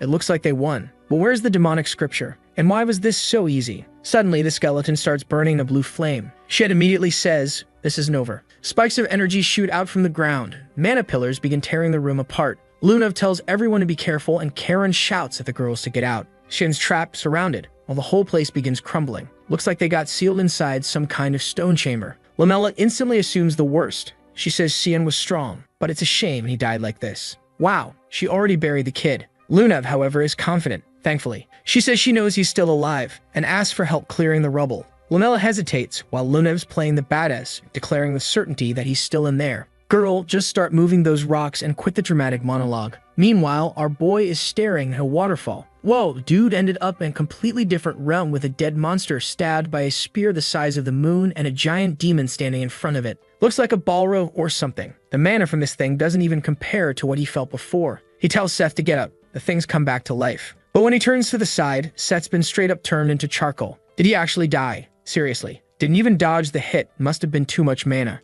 Shen realizes this situation just got way more serious than he expected. The monster lets out a roar that shakes the entire place. Then Karam appears, saying this is perfect. Now she can finally show up, since no one will see them fighting in here. The Balrog makes a motion like it's telling him to come at it, which only pisses Shan off more. He says his mood was already trash. Charges in, activates Tempest of the Raging Mist, these names are getting ridiculous, and follows up with a flurry of attacks. Next thing you know, the thing's face planted into the ground. Seriously, no head. The creature still speaks, saying he's the first human to enter this place. And even though it's impressive, in the end the boy's going to die. Because killing it is nearly impossible. It can regenerate endlessly. But Shan just blows up its head mid-monologue by triggering a bunch of Abscission skills. Then pulls Karam in, delivers another slash, and mid-attack he spots a core. The monster reforms again and says it's all useless. They'll keep regenerating and soon the kid will be too exhausted to continue. But Shan just raises his dagger and says, that's great news. I've been dying for a real fight. Now the Balrog is confused.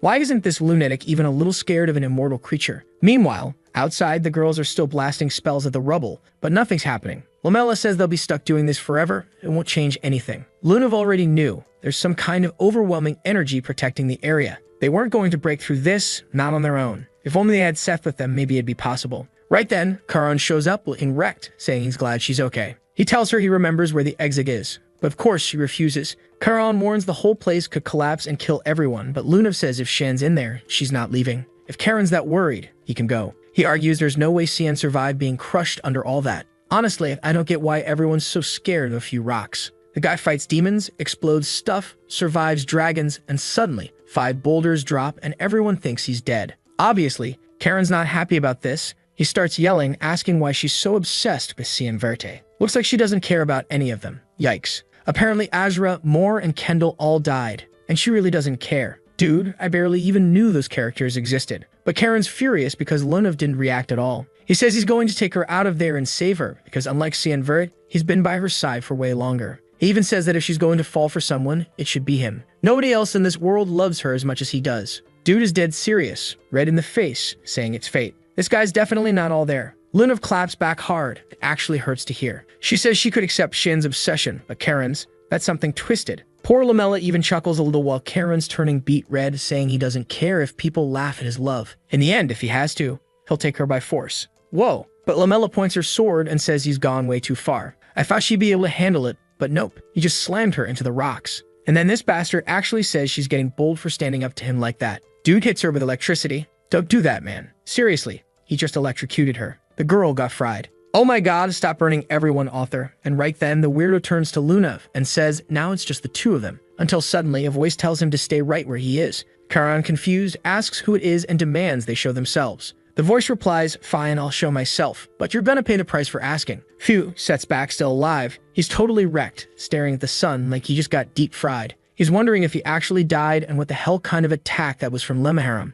Then someone behind him says it's fine, he's not dead yet. Wait, who is that? My girl Cleopatra? All Egyptian looking, covered in tattoos, total badass. She tells him it's been a long time since she's seen him, the Hera Chaharkan. Steek, still groggy, asks who this crazy woman is. The queen says it's okay if he doesn't remember, it's been ages. She saved him when he was on the brink of death. But what really interests her now is who he brought along this time. She says she'll have to borrow his body again, then boom, plants a kiss on him. Of course, he wakes up right beside Xian, who's swinging that 8-petal sword left and right, blazing this cuts, slicing the chest, the gut, while the monster just keeps smiling. He spots the core, activates the void sphere, and this time slices it clean in half. The beast crumbles into sand, asking how he could lose to a human. But yeah, we all know that wasn't the real final boss. Most likely, the actual Lemmaharam is that angry little Egyptian queen. My boy's got a sword that's a woman, a book that's a woman, a daughter, like 300 women around him. His whole life is women. He was out there punching the floor like, of course it's him. In the middle of the dusty ruins, Sin finds a page that looks like part of the demon's scripture. But turns out he came all this way for nothing. It just crumbles away. Seems like he still can't properly use Karam's powers because she's been recovering ever since that fight with Boris. He wonders why he's even still in this place if the demon's already dead. Then suddenly, he senses blood threads, Seth's coming up behind him. Shan instantly steps back, asking why he attacked. But he notices the man is different, so who is this person?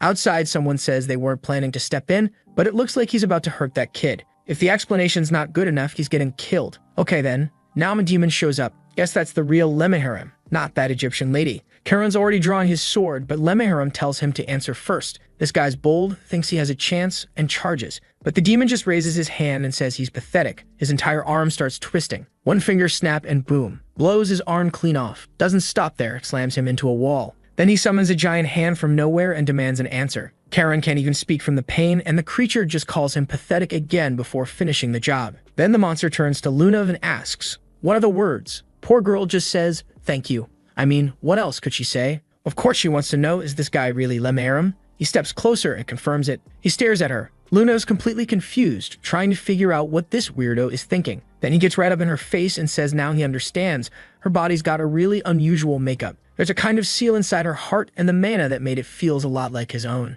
That's why he felt something familiar about her. So now it's clear it's connected to that black-haired kid inside. When Luna hears this, she figures Shin must still be okay. And the monster wants to know why she seems so close to him. But she doesn't care about that. All she wants to know is he alright? Lemmaharam tells her to relax.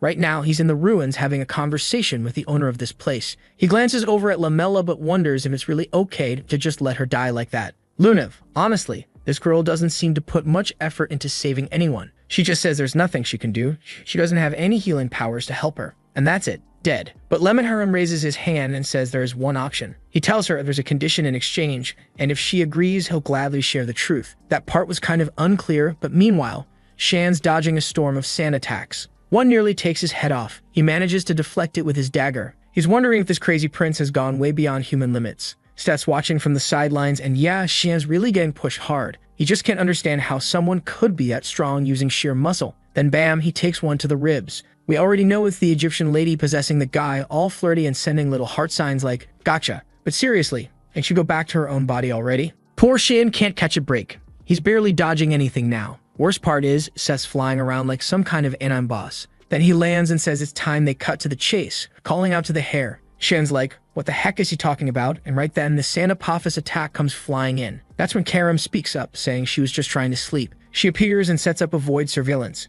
San hesitates, saying he was wondering when the hell she'd wake up. She's there with her arms crossed, saying she barely slept, and the second this ends, she's going right back to bed. Seth floats down and says it's been a while since they last met. Their last encounter was during the war between the gods and the demons. Kiram shoots back, telling Sabulum, the goddess of sand, to quit pretending to be her friend after attacking her master. But Sabulum shows the symbol on her chest and says it marks her servants. That's why she has to get involved. Besides, she's just having a little fun messing with the boy. Shan's not having it. He wants to know why the goddess of Sam was guarding the demon scriptures. Sabulon explains she's just renting the place. The dungeon was built by the tribe she once served, and after the war between gods and demons, she allowed Lemharam to take shelter there. All of it was to stop the divine armor from falling into the wrong hands. Now she wants to know, why is he here to get Lemharam? And Sian, being straightforward, just says, there's a human I want to kill. I need the demon scriptures to do it. She asks if that's really all, and he nods. Yep, that's it. But if she tries to stop him, she'll be killed too.